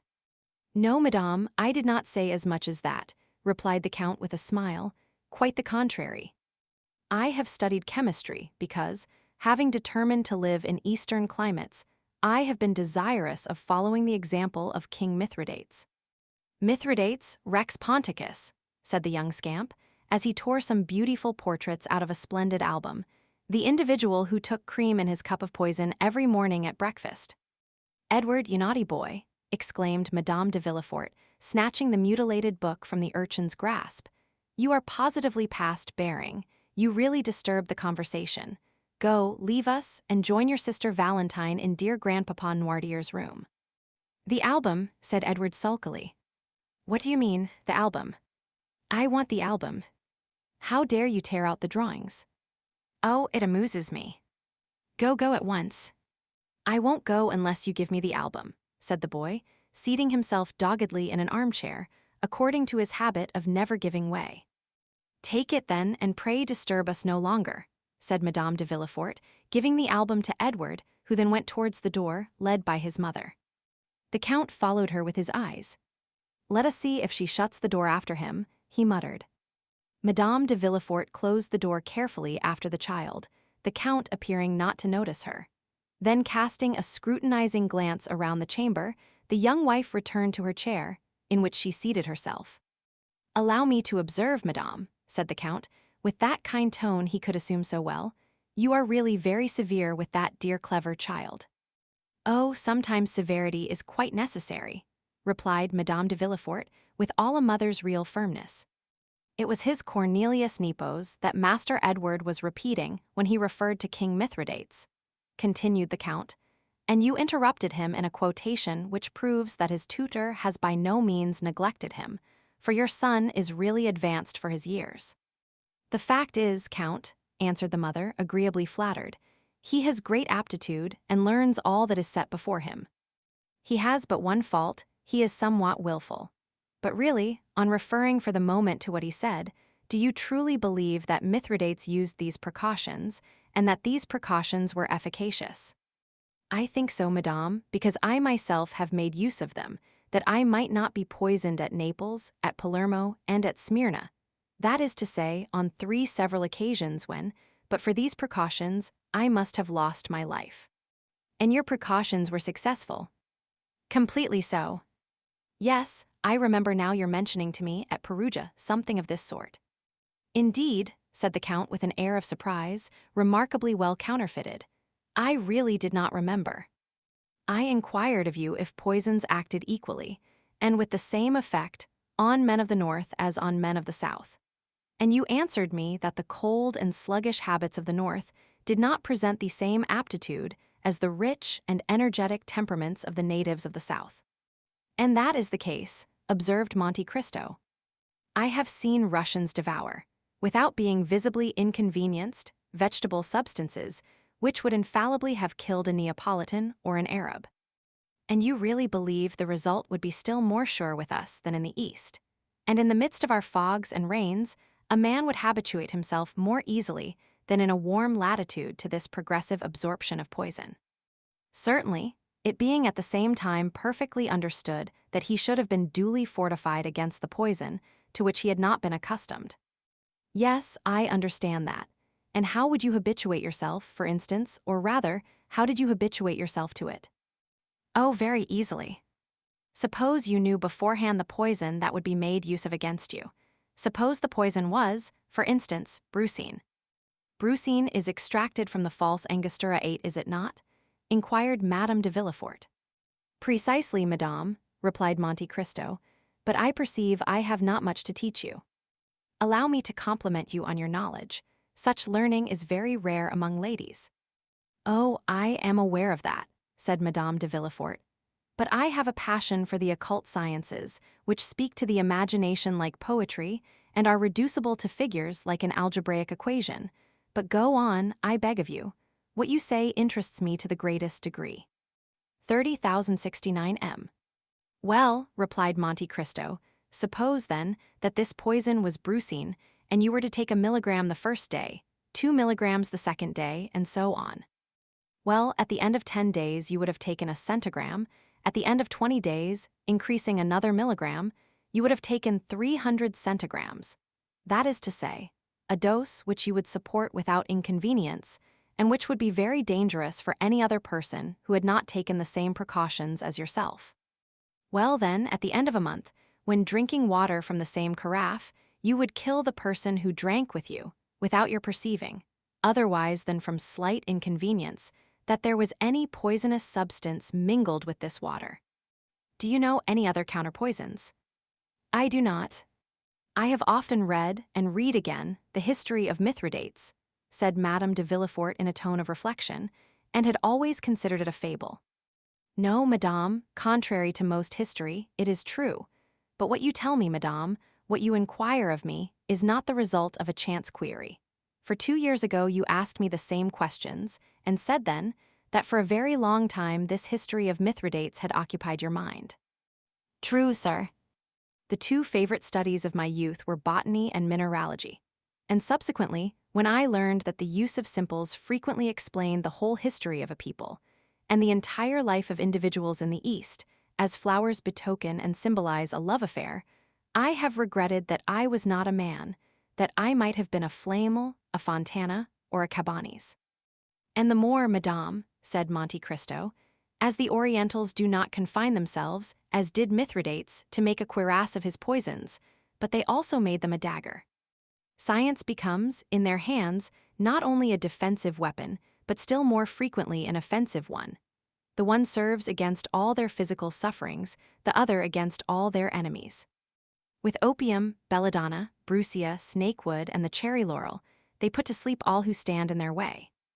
There is not one of those women, Egyptian, Turkish, or Greek, whom here you call good women, who do not know how, by means of chemistry, to stupefy a doctor, and in psychology to amaze a confessor.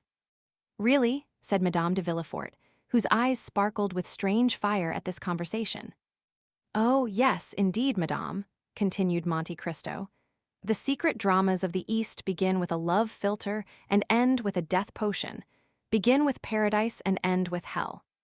There are as many elixirs of every kind as there are caprices and peculiarities in the physical and moral nature of humanity. And I will say further. The art of these chemists is capable with the utmost precision to accommodate and proportion the remedy and the bane to yearnings for love or desires for vengeance." "But, sir," remarked the young woman, "these Eastern societies, in the midst of which you have passed a portion of your existence, are as fantastic as the tales that come from their strange land. A man can easily be put out of the way there, then. It is, indeed, the Baghdad and Bassora of the 1,001 Nights. The sultans and viziers who rule over society there, and who constitute what in France we call the government, are really Harun al-Raskids and Jaafars, who not only pardon a poisoner, but even make him a prime minister if his crime has been an ingenious one, and who, under such circumstances, have the whole story written in letters of gold, to divert their hours of idleness and ennui. By no means, madame, the fanciful exists no longer in the East. There, disguised under other names and concealed under other costumes, are police agents, magistrates, attorneys general, and bailiffs.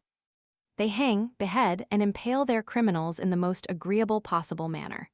But some of these, like clever rogues, have contrived to escape human justice and succeed in their fraudulent enterprises by cunning stratagems.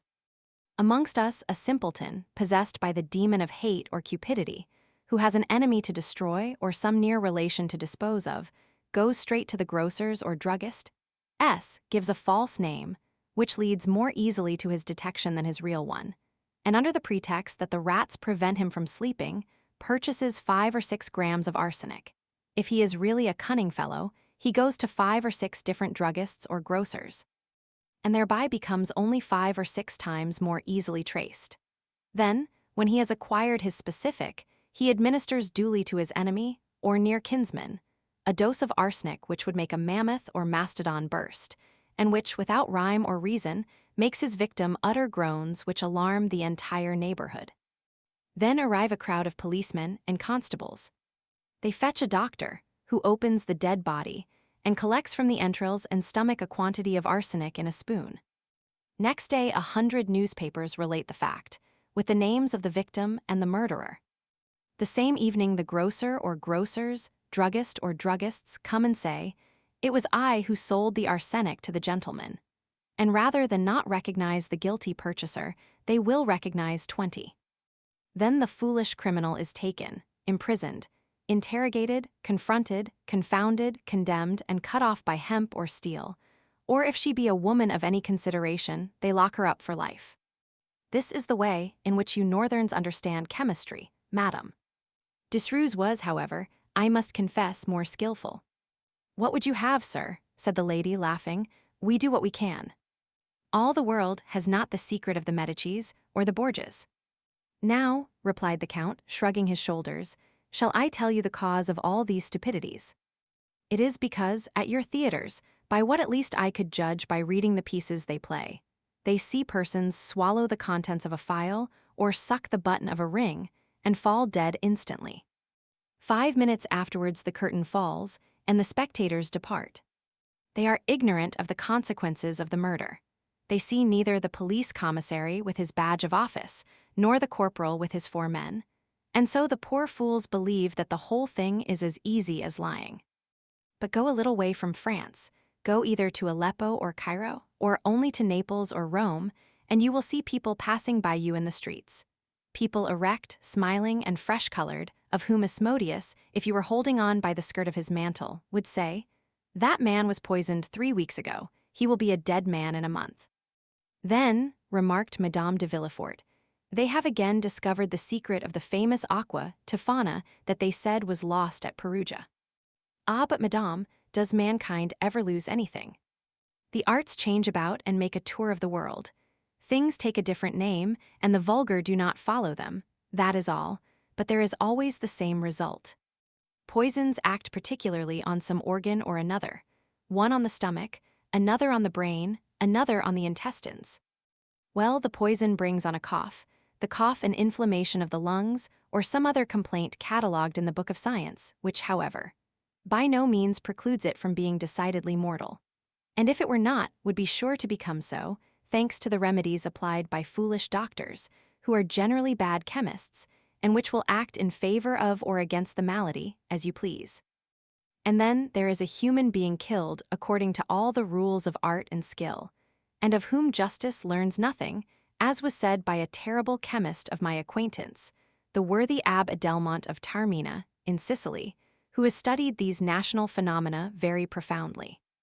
"It is quite frightful but deeply interesting," said the young lady, motionless with attention.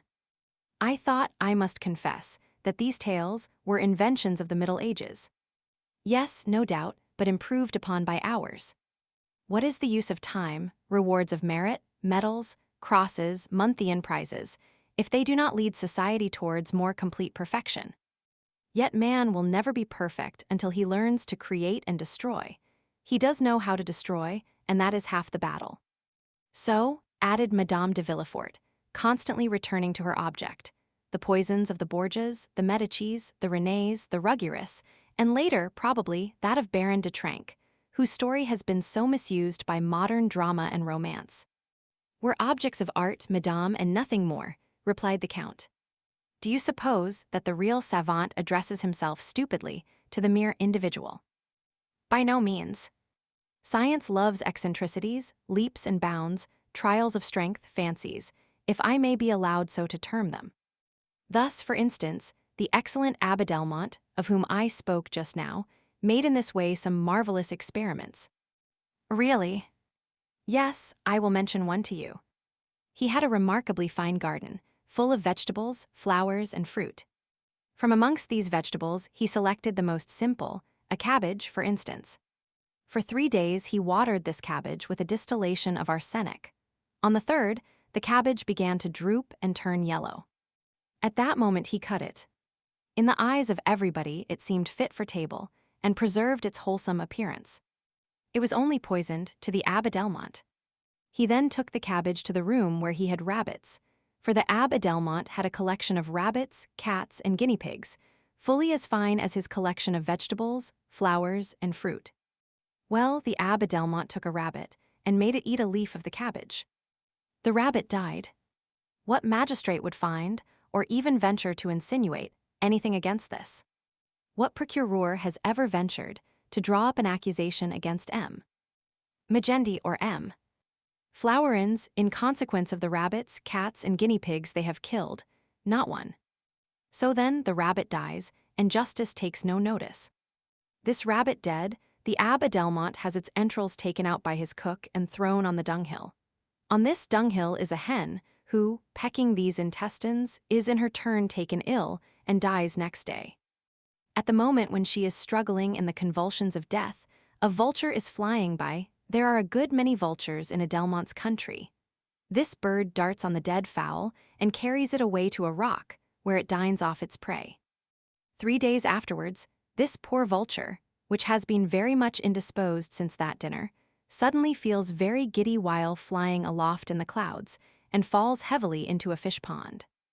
The pike, eels, and carp eat greedily always, as everybody knows. Well, they feast on the vulture. Now suppose that next day, one of these eels or pike or carp, poisoned at the 4th remove, is served up at your table.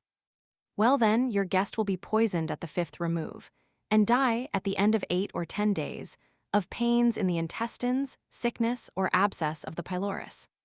The doctors open the body and say with an air of profound learning, the subject has died of a tumor on the liver or of typhoid fever. But, remarked Madame de Villefort, all these circumstances which you link thus to one another may be broken by the least accident. The vulture may not see the fowl, or may fall 100 yards from the fish pond. Ah, that is where the art comes in.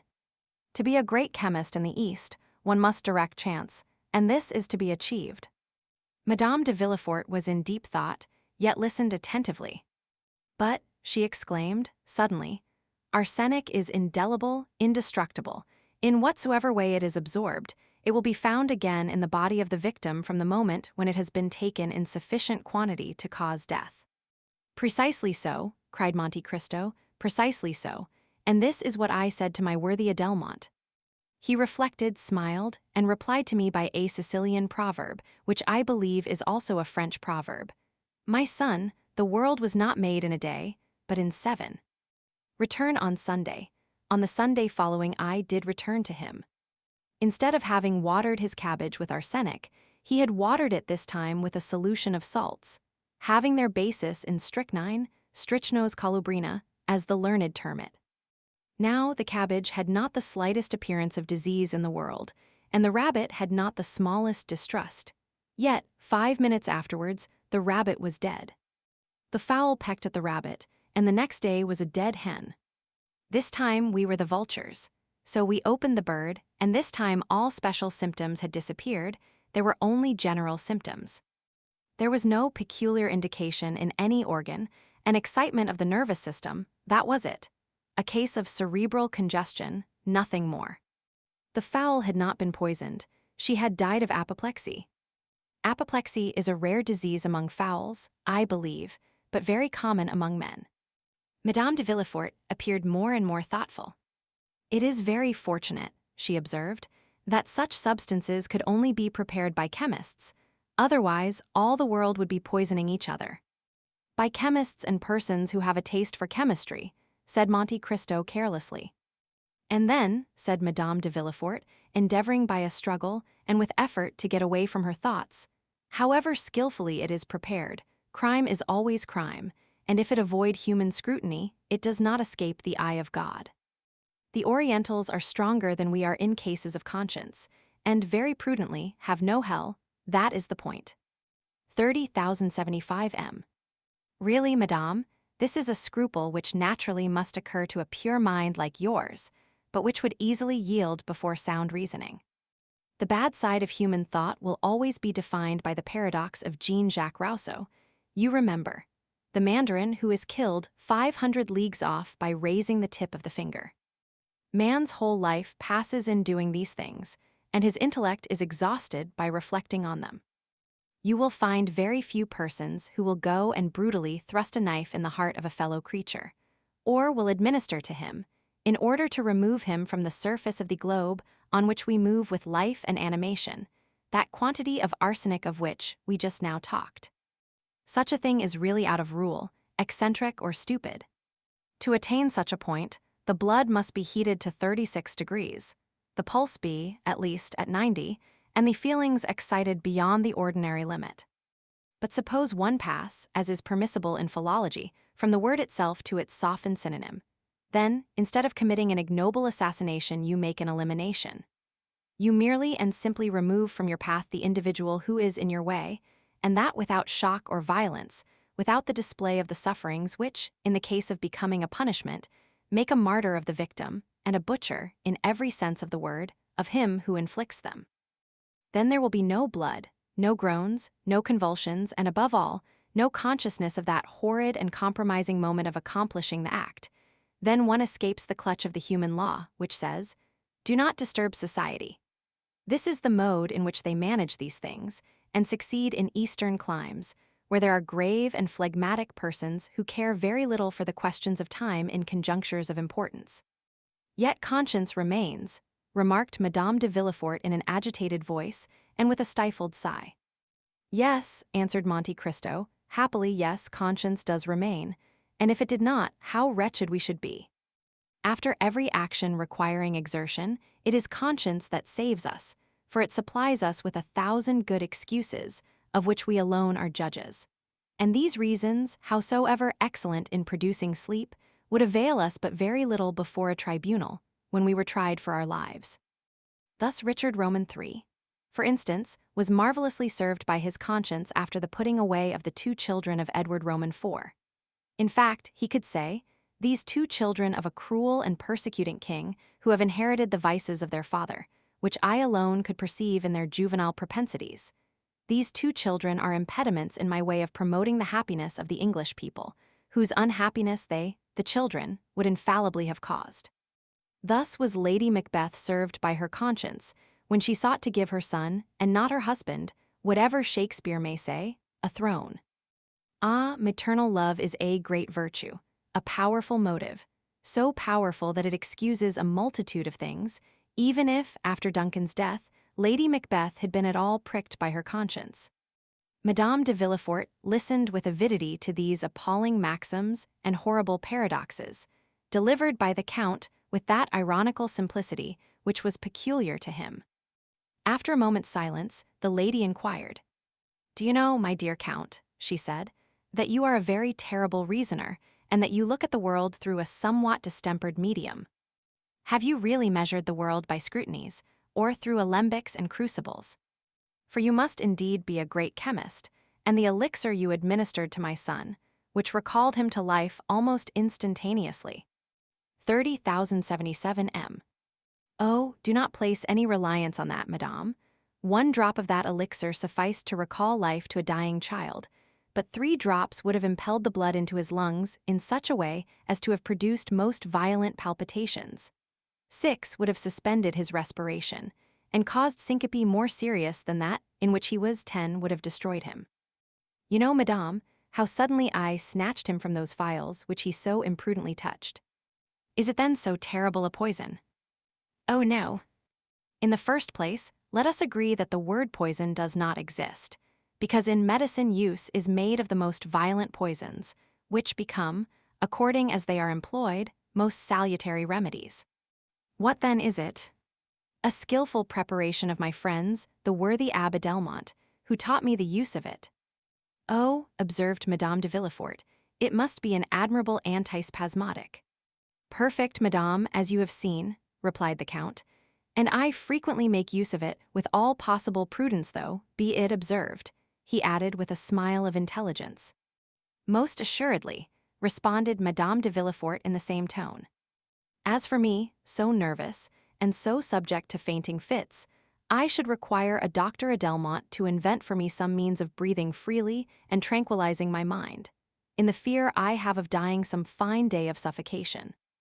In the meanwhile, as the thing is difficult to find in France, and your Abbé is not probably disposed to make a journey to Paris on my account, I must continue to use Monsieur Planche's antispasmodics, and Mint and Hoffman's drops are among my favorite remedies.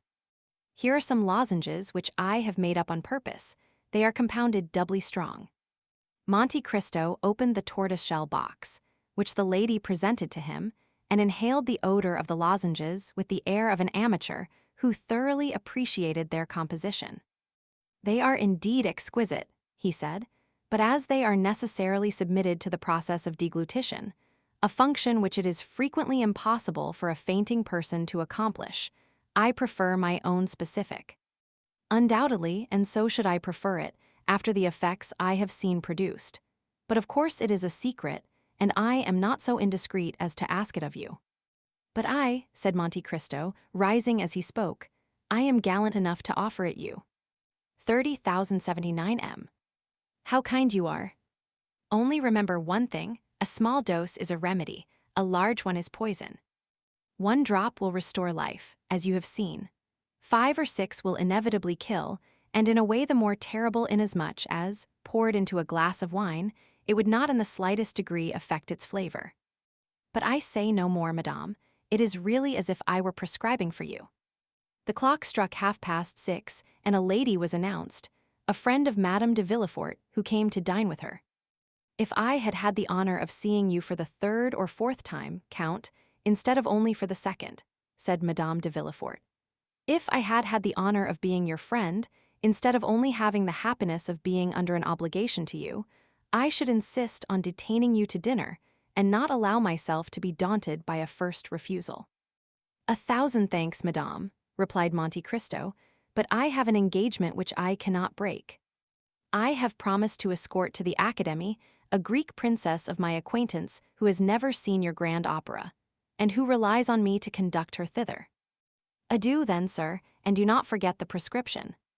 Ah, in truth, madame, to do that I must forget the hour's conversation I have had with you, which is indeed impossible. Monte Cristo bowed and left the house. Madame de Villefort remained immersed in thought. He is a very strange man, she said, and in my opinion is himself the Adelmont he talks about.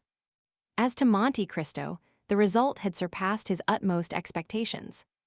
"Good," said he, as he went away. "This is a fruitful soil, and I feel certain that the seed sown will not be cast on barren ground."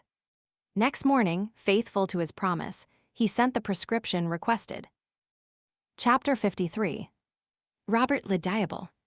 The pretext of an opera engagement was so much the more feasible, as there chanced to be on that very night a more than ordinary attraction at the Académie Royale. Levasseur, who had been suffering under severe illness, made his reappearance in the character of Bertram, and, as usual, the announcement of the most admired production of the favorite composer of the day had attracted a brilliant and fashionable audience. Morcerf, like most other young men of rank and fortune, had his orchestra stall, with the certainty of always finding a seat in at least a dozen of the principal boxes occupied by persons of his acquaintance. He had, moreover, his right of entry into the omnibus box. Châteaurenaud rented a stall beside his own, while Beauchamp, as a journalist, had unlimited range all over the theatre. It happened that on this particular night the minister's box was placed at the disposal of Lucien Debray, who offered it to the Comte de Morcerf, who again, upon his rejection of it by Mercédès, sent it to Danglars, with an intimation that he should probably do himself the honor of joining the Baroness and her daughter during the evening, in the event of their accepting the box in question. The ladies received the offer with too much pleasure to dream of a refusal. To no class of persons is the presentation of a gratuitous opera box more acceptable than to the wealthy millionaire, who still hugs economy while boasting of carrying a king's ransom in his waistcoat pocket. Danglars had, however, protested against showing himself in a ministerial box, declaring that his political principles and his parliamentary position as member of the opposition party would not permit him so to commit himself. The Baroness had, therefore, dispatched a note to Lucien Debray, bidding him call for them, it being wholly impossible for her to go alone with Eugénie to the opera.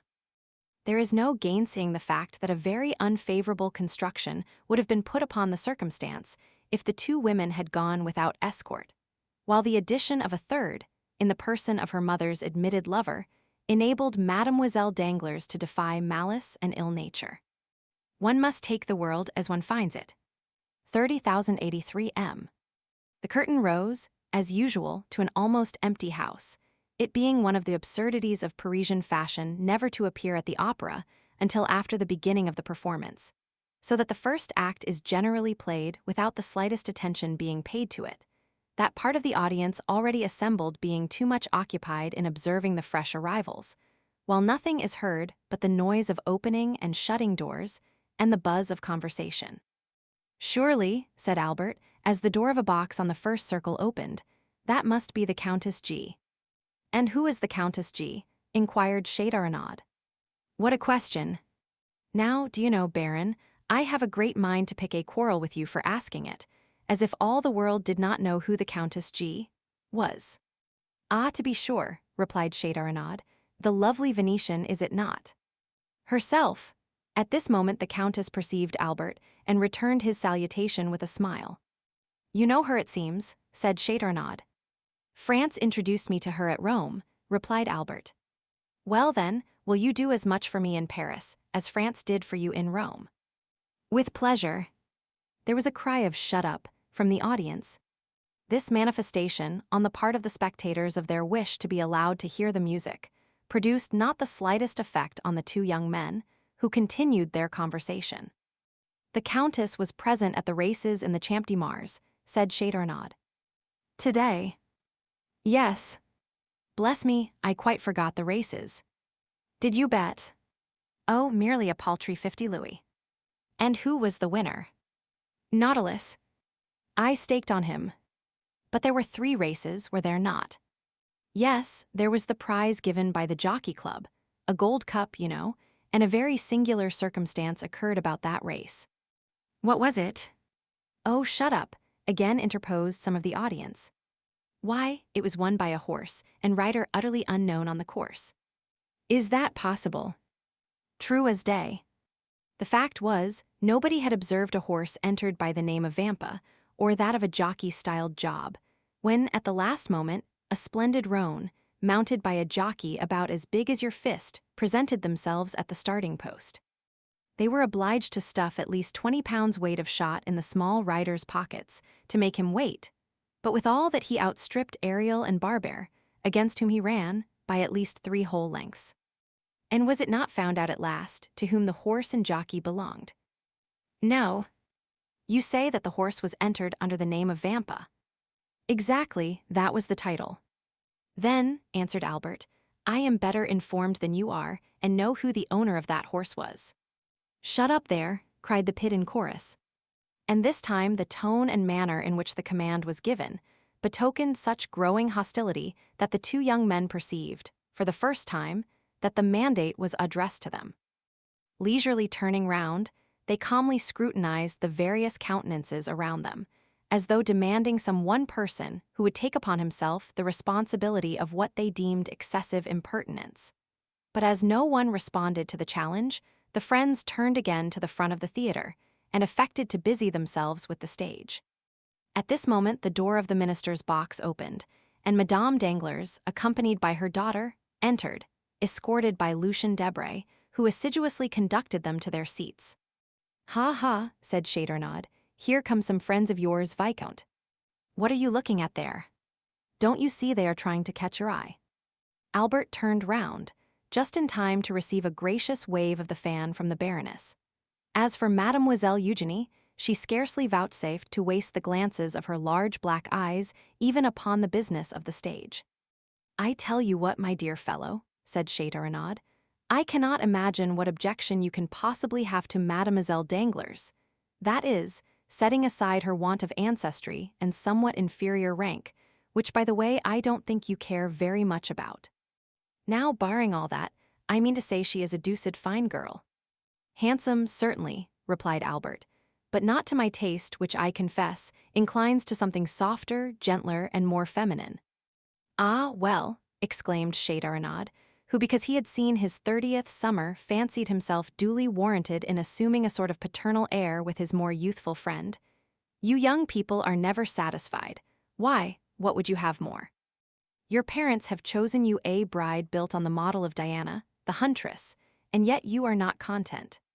No, for that very resemblance affrights me. I should have liked something more in the manner of the Venus of Milo or Capua. But this chase-loving Diana, continually surrounded by her nymphs, gives me a sort of alarm lest she should some day bring on me the fate of Actaeon. And, indeed, it required but one glance at Mademoiselle Danglars to comprehend the justness of Morcerf's remark. She was beautiful, but her beauty was of too marked and decided a character to please a fastidious taste. Her hair was raven black, but its natural waves seemed somewhat rebellious. Her eyes, of the same color as her hair, were surmounted by well-arched brows, whose great defect, however, consisted in an almost habitual frown, while her whole physiognomy wore that expression of firmness and decision so little in accordance with the gentler attributes of her sex. Her nose was precisely what a sculptor would have chosen for a chiseled Juno. Her mouth, which might have been found fault with as 2 large, displayed teeth of pearly whiteness, rendered still more conspicuous by the brilliant carmine of her lips, contrasting vividly with her naturally pale complexion. But that which completed the almost masculine look Morcerf found so little to his taste was a dark mole, of much larger dimensions than these freaks of nature generally are, placed just at the corner of her mouth, and the effect tended to increase the expression of self-dependence that characterized her countenance. The rest of Mademoiselle Eugénie's person was in perfect keeping with the head just described. She, indeed, reminded one of Diana, as Châteaurenaud observed, but her bearing was more haughty and resolute. As regarded her attainments, the only fault to be found with them was the same that a fastidious connoisseur might have found with her beauty, that they were somewhat too erudite and masculine for so young a person. She was a perfect linguist, a first-rate artist, wrote poetry, and composed music. To the study of the latter she professed to be entirely devoted, following it with an indefatigable perseverance, assisted by a schoolfellow, a young woman without fortune whose talent promised to develop into remarkable powers as a singer. It was rumored that she was an object of almost paternal interest to one of the principal composers of the day. who excited her to spare no pains in the cultivation of her voice, which might hereafter prove a source of wealth and independence. But this council effectually decided Mademoiselle Danglars never to commit herself by being seen in public with one destined for a theatrical life. And acting upon this principle, the banker's daughter, though perfectly willing to allow Mademoiselle Louise d'Armilly, that was the name of the young virtuosa, to practice with her through the day, took especial care not to be seen in her company. Still, though not actually received at the Hotel Danglars in the light of an acknowledged friend, Louise was treated with far more kindness and consideration than is usually bestowed on a governess. The curtain fell almost immediately after the entrance of Madame Danglars into her box. The band quitted the orchestra for the accustomed half-hour's interval allowed between the acts, and the audience were left at liberty to promenade the salon or lobbies, or to pay and receive visits in their respective boxes. Morcerf and Châteaurenaud were amongst the first to avail themselves of this permission. For an instant, the idea struck Madame Danglars that this eagerness on the part of the young Viscount arose from his impatience to join her party, and she whispered her expectations to her daughter, that Albert was hurrying to pay his respects to them. Mademoiselle Eugénie, however, merely returned a dissenting movement of the head, while, with a cold smile, she directed the attention of her mother to an opposite box on the first circle, in which sat the Countess G., and where Morcerf had just made his appearance. 30,087 M. "So we meet again, my traveling friend, do we?" cried the Countess, extending her hand to him with all the warmth and cordiality of an old acquaintance. "It was really very good of you to recognize me so quickly, and still more so to bestow your first visit on me." "Be assured," replied Albert, "that if I had been aware of your arrival in Paris and had known your address, I should have paid my respects to you before this. Allow me to introduce my friend, Baron de Châteaurenaud, one of the few true gentlemen now to be found in France, and from whom I have just learned that you were a spectator of the races in the Champ de Mars yesterday." Châteaurenaud bowed to the Countess. "So you were at the races, Baron?" inquired the Countess eagerly. "Yes, Madame." "Well, then," pursued Madame G., with considerable animation, "you can probably tell me who won the Jockey Club stakes." "I am sorry to say I cannot," replied the Baron, "and I was just asking the same question of Albert." "Are you very anxious to know, Countess?" asked Albert. "To know what?" "The name of the owner of the winning horse." "Excessively, only imagine. But do tell me, Viscount, whether you really are acquainted with it or no." "I beg your pardon, Madame, but you were about to relate some story, were you not? You said only imagine, and then paused. Pray continue." "Well then, listen. You must know I felt so interested in the splendid roan horse, with his elegant little rider, so tastefully dressed in a pink satin jacket and cap, that I could not help praying for their success with as much earnestness as though the half of my fortune were at stake. And when I saw them outstrip all the others and come to the winning post in such gallant style, I actually clapped my hands with joy. Imagine my surprise when, upon returning home, the first object I met on the staircase was the identical jockey in the pink jacket. I concluded that, by some singular chance, the owner of the winning horse must live in the same hotel as myself. But, as I entered my apartments, I beheld the very gold cup awarded as a prize to the unknown horse and rider. Inside the cup was a small piece of paper, on which were written these words, "From Lord Ruthven to Countess G." "Precisely, I was sure of it," said Morcerf. "Sure of what?" "That the owner of the horse was Lord Ruthven himself." "What Lord Ruthven do you mean?" "Why, our Lord Ruthven, the vampire of the Salle Argentina." "Is it possible?" exclaimed the Countess. "Is he here in Paris?" "To be sure, why not?" "And you visit him, meet him at your own house and elsewhere?" "I assure you he is my most intimate friend, and M. de Châteaurenaud has also the honor of his acquaintance." "But why are you so sure of his being the winner of the Jockey Club prize? Was not the winning horse entered by the name of Vampa?" "What of that?" "Why, do you not recollect the name of the celebrated bandit by whom I was made prisoner?" "Oh, yes." "And from whose hands the Count extricated me in so wonderful a manner?" "To be sure, I remember it all now." "He called himself Vampa." You see, it's evident where the Count got the name. But what could have been his motive for sending the cup to me? In the first place, because I had spoken much of you to him, as you may believe. And in the second, because he delighted to see a countrywoman take so lively an interest in his success. I trust and hope you never repeated to the Count all the foolish remarks we used to make about him. I should not like to affirm upon oath that I have not. Besides, his presenting you the cup under the name of Lord Ruthven. Oh, but that is dreadful. Why, the man must owe me a fearful grudge. Does his action appear like that of an enemy? No, certainly not. Well then, and so he is in Paris. Yes.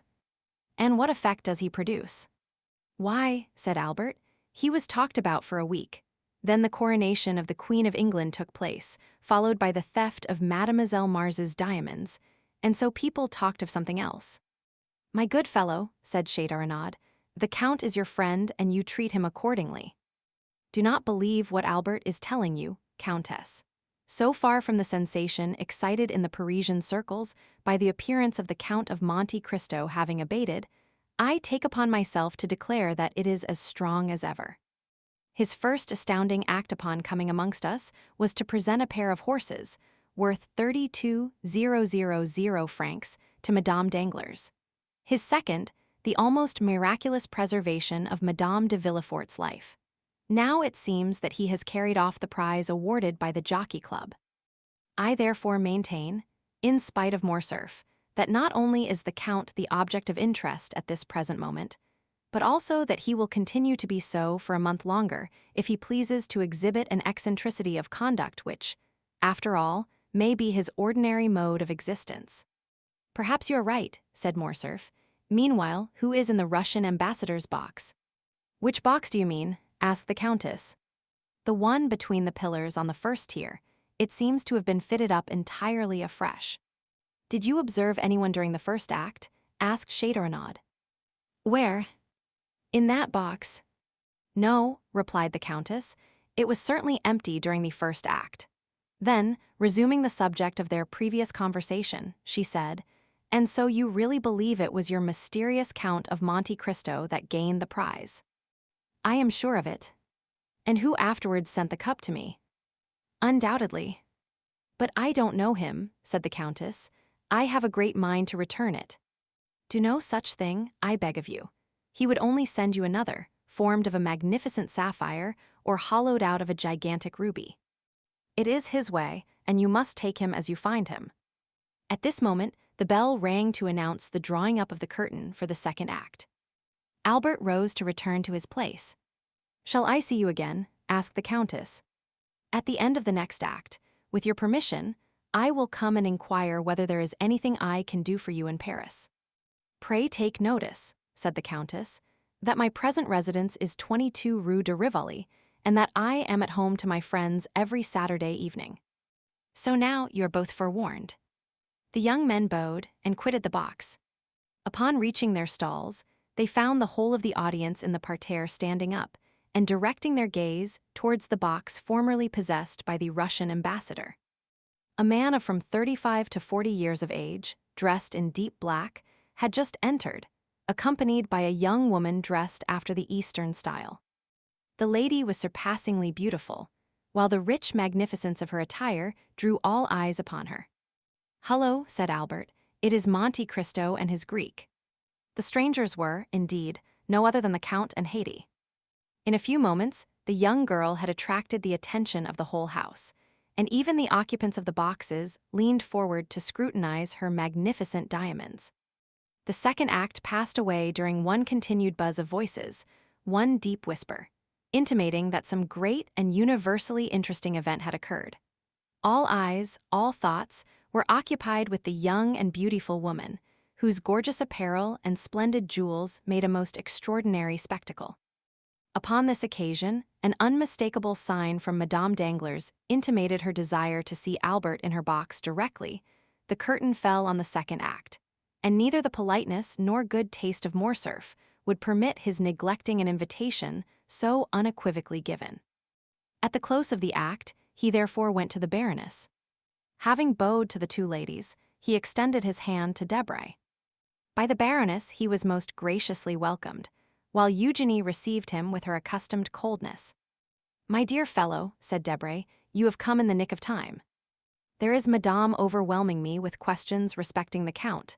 She insists upon it that I can tell her his birth, education, and parentage, where he came from, and whither he is going." Being no disciple of Cagliostro, I was wholly unable to do this. So, by way of getting out of the scrape, I said, "Ask Morcerf. He has got the whole history of his beloved Monte Cristo at his fingers' ends." Whereupon the Baroness signified her desire to see you. "Is it not almost incredible," said Madame Danglars, "that a person having at least 500,000 of Secret Service money at his command should possess so little information?" "Let me assure you, Madame," said Lucien, "that had I really the sum you mention at my disposal, I would employ it more profitably than in troubling myself to obtain particulars respecting the Count of Monte Cristo, whose only merit in my eyes consists in his being twice as rich as a nabob. However, I have turned the business over to Morcerf, so pray settle it with him as may be most agreeable to you. For my own part, I care nothing about the Count or his mysterious doings."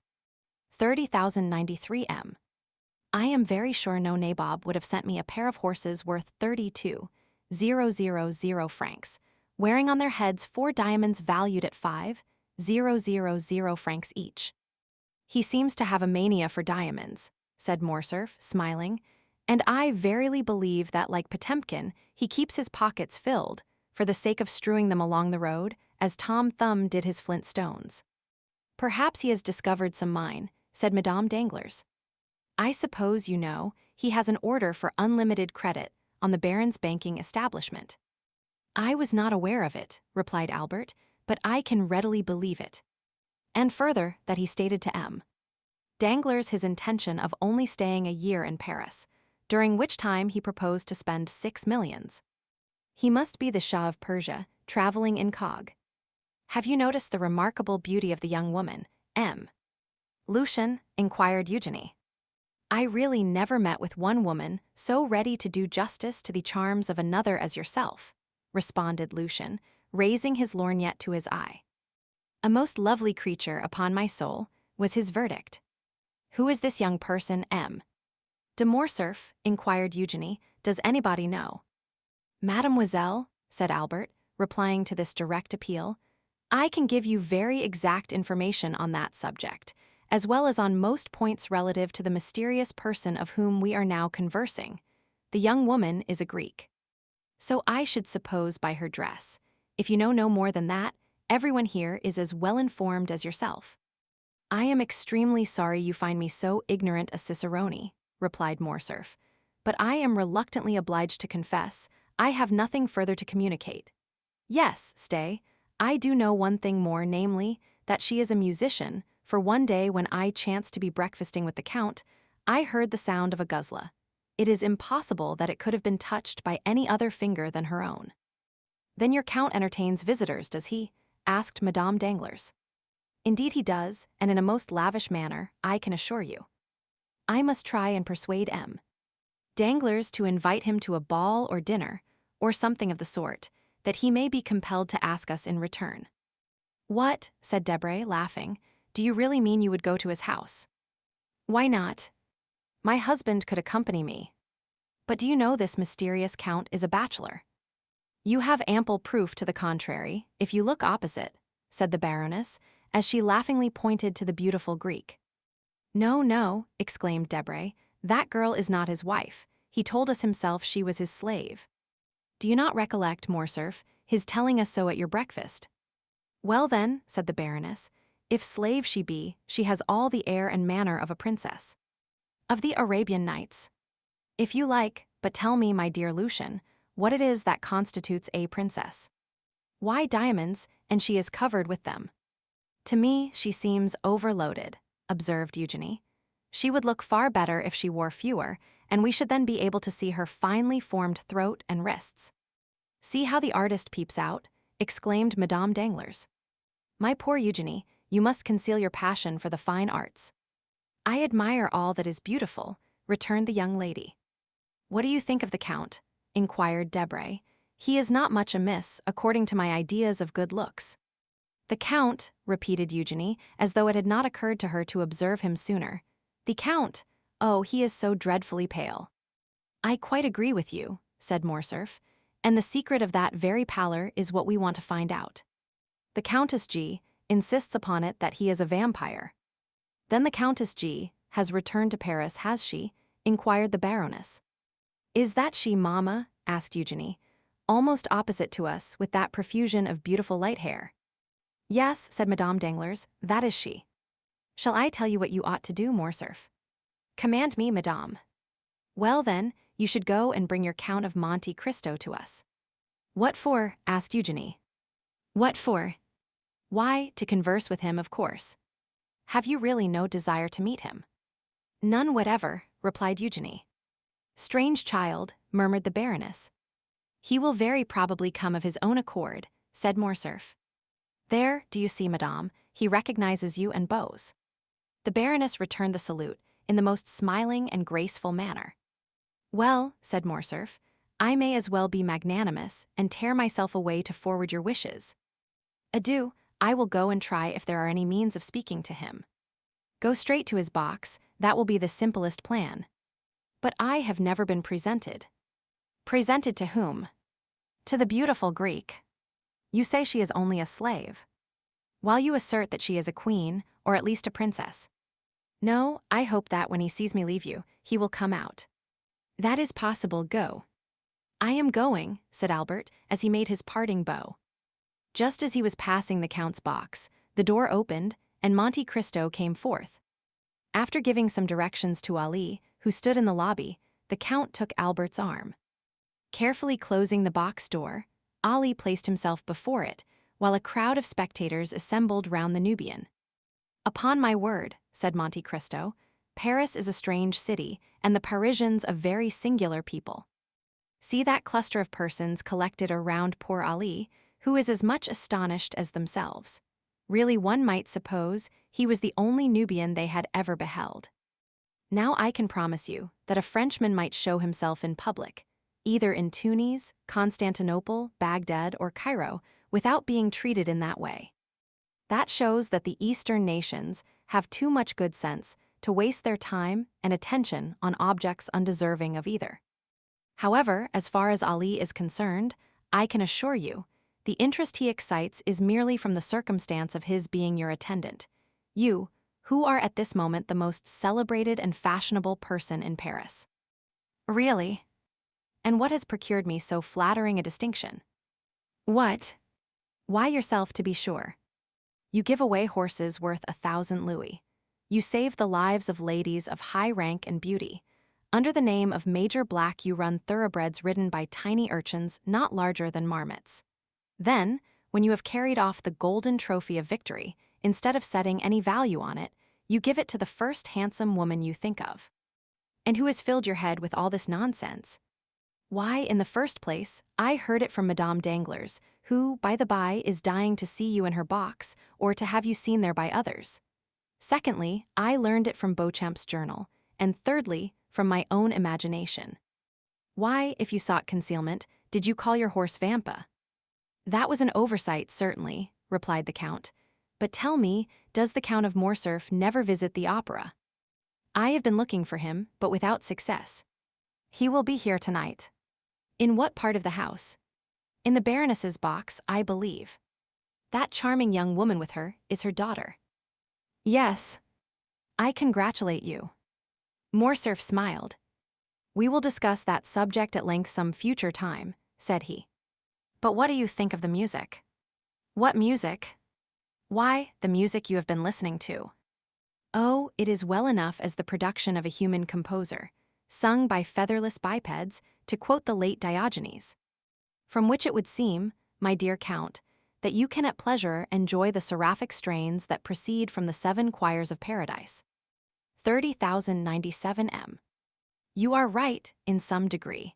When I wish to listen to sounds more exquisitely attuned to melody than mortal ear ever yet listened to, I go to sleep. Then sleep here, my dear Count. The conditions are favorable. What else was opera invented for? No, thank you. Your orchestra is too noisy. To sleep after the manner I speak of, absolute calm and silence are necessary, and then a certain preparation. I know the famous hashish. Precisely. So, my dear Viscount, whenever you wish to be regaled with music, come and sup with me. I have already enjoyed that treat when breakfasting with you, said Morcerf. Do you mean at Rome? I do. Ah, then, I suppose you heard Hades' Guzla. The poor exile frequently beguiles a weary hour in playing over to me the airs of her native land. Morcerf did not pursue the subject, and Monte Cristo himself fell into a silent reverie. The bell rang at this moment for the rising of the curtain. You will excuse my leaving you, said the Count, turning in the direction of his box. What? Are you going? Pray say everything that is kind to Countess G, on the part of her friend the vampire. And what message shall I convey to the Baroness? That, with her permission, I shall do myself the honor of paying my respects in the course of the evening. The third act had begun, and during its progress the Count of Morcerf, according to his promise, made his appearance in the box of Madame Danglars. The Count of Morcerf was not a person to excite either interest or curiosity in a place of public amusement. His presence, therefore, was wholly unnoticed, save by the occupants of the box in which he had just seated himself. The quick eye of Monte Cristo, however, marked his coming, and a slight though meaning smile passed over his lips. Haydée, whose soul seemed scented in the business of the stage, like all unsophisticated natures, delighted in whatever addressed itself to the eye or ear. 30,099 M. The third act passed off as usual. Mademoiselle Noblet, Julia, and Leroux executed the customary pirouettes. Robert duly challenged the Prince of Granada, and the royal father of the Princess Isabella, taking his daughter by the hand, swept round the stage with majestic strides, the better to display the rich folds of his velvet robe and mantle. After which the curtain again fell, and the spectators poured forth from the theatre into the lobbies and salon. The Count left his box, and a moment later was saluting the Baron Danglars, who could not restrain a cry of mingled pleasure and surprise. "You are welcome, Count," she exclaimed as he entered. "I have been most anxious to see you, that I might repeat orally the thanks writing can so ill express. Surely so trifling a circumstance cannot deserve a place in your remembrance. Believe me, madame, I had entirely forgotten it. But it is not so easy to forget, monsieur, that the very next day after your princely gift, you saved the life of my dear friend, Madame de Villefort, which was endangered by the very animals your generosity restored to me. 30,101 M. This time, at least, I do not deserve your thanks. It was Ali, my Nubian slave, who rendered this service to Madame de Villefort." "Was it Ali," asked the Count of Morcerf, "who rescued my son from the hands of bandits?" "No, Count," replied Monte Cristo, taking the hand held out to him by the general. "In this instance, I may fairly and freely accept your thanks, but you have already tendered them and fully discharged your debt, if indeed there existed one, and I feel almost mortified to find you still reverting to the subject. May I beg of you, Baroness, to honor me with an introduction to your daughter?" "Oh, you are no stranger, at least not by name," replied Madame Danglars, "and the last 2 or 3 days we have really talked of nothing but you. Eugenie," continued the Baroness, turning towards her daughter, "this is the Count of Monte Cristo." The Count bowed, while Mademoiselle Danglars bent her head slightly. "You have a charming young person with you tonight, Count," said Eugenie. "Is she your daughter?" "No, mademoiselle," said Monte Cristo, astonished at the coolness and freedom of the question. "She is a poor, unfortunate Greek left under my care." "And what is her name?" "Haydée," replied Monte Cristo. "A Greek," murmured the Count of Morcerf. "Yes, indeed, Count," said Madame Danglars. "And tell me, did you ever see at the court of Ali Tepeleni, whom you so gloriously and valiantly served, a more exquisite beauty or richer costume?" "Did I hear rightly, monsieur," said Monte Cristo, "that you served at Yanina?" "I was Inspector General of the Pasha's troops," replied Morcerf, "and it is no secret that I owe my fortune, such as it is, to the liberality of the illustrious Albanese chief." "But look," exclaimed Madame Danglars. "Where?" stammered Morcerf. "There," said Monte Cristo, placing his arms around the Count and leaning with him over the front of the box, just as Haydée, whose eyes were occupied in examining the theater in search of her guardian, perceived his pale features close to Morcerf's face. It was as if the young girl beheld the head of Medusa. She bent forwards as though to assure herself of the reality of what she saw, then, uttering a faint cry, threw herself back in her seat. The sound was heard by the people about Ali, who instantly opened the box door. "Why, Count," exclaimed Eugenie, "what has happened to your ward? She seems to have been taken suddenly ill." "Very probably," answered the Count. "But do not be alarmed on her account. Haydée's nervous system is delicately organized, and she is peculiarly susceptible to the odors even of flowers. Nay, there are some which cause her to faint if brought into her presence. However," continued Monte Cristo, drawing a small phial from his pocket, "I have an infallible remedy." So saying, he bowed to the Baroness and her daughter, exchanged a parting shake of the hand with Debray and the Count, and left Madame Danglars' box. Upon his return to Haydée, he found her still very pale. As soon as she saw him, she seized his hand. Her own hands were moist and icy cold. "Who was it you were talking with over there?" she asked. "With the Count of Morcerf," answered Monte Cristo. "He tells me he served your illustrious father, and that he owes his fortune to him." "Wretch!" exclaimed Haydée, her eyes flashing with rage. "He sold my father to the Turks, and the fortune he boasts of was the price of his treachery." "Did not you know that, my dear lord?" "Something of this I heard in a papyrus," said Monte Cristo, "but the particulars are still unknown to me." "You shall relate them to me, my child. They are, no doubt, both curious and interesting." "Yes, yes, but let us go. I feel as though it would kill me to remain long near that dreadful man." So saying, Haydée arose, and wrapping herself in her burnous of white cashmere embroidered with pearls and coral, she hastily quitted the box at the moment when the curtain was rising upon the fourth act.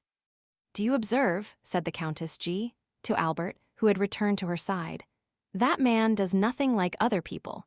He listens most devoutly to the third act of Robert le Diable, and when the fourth begins, takes his departure."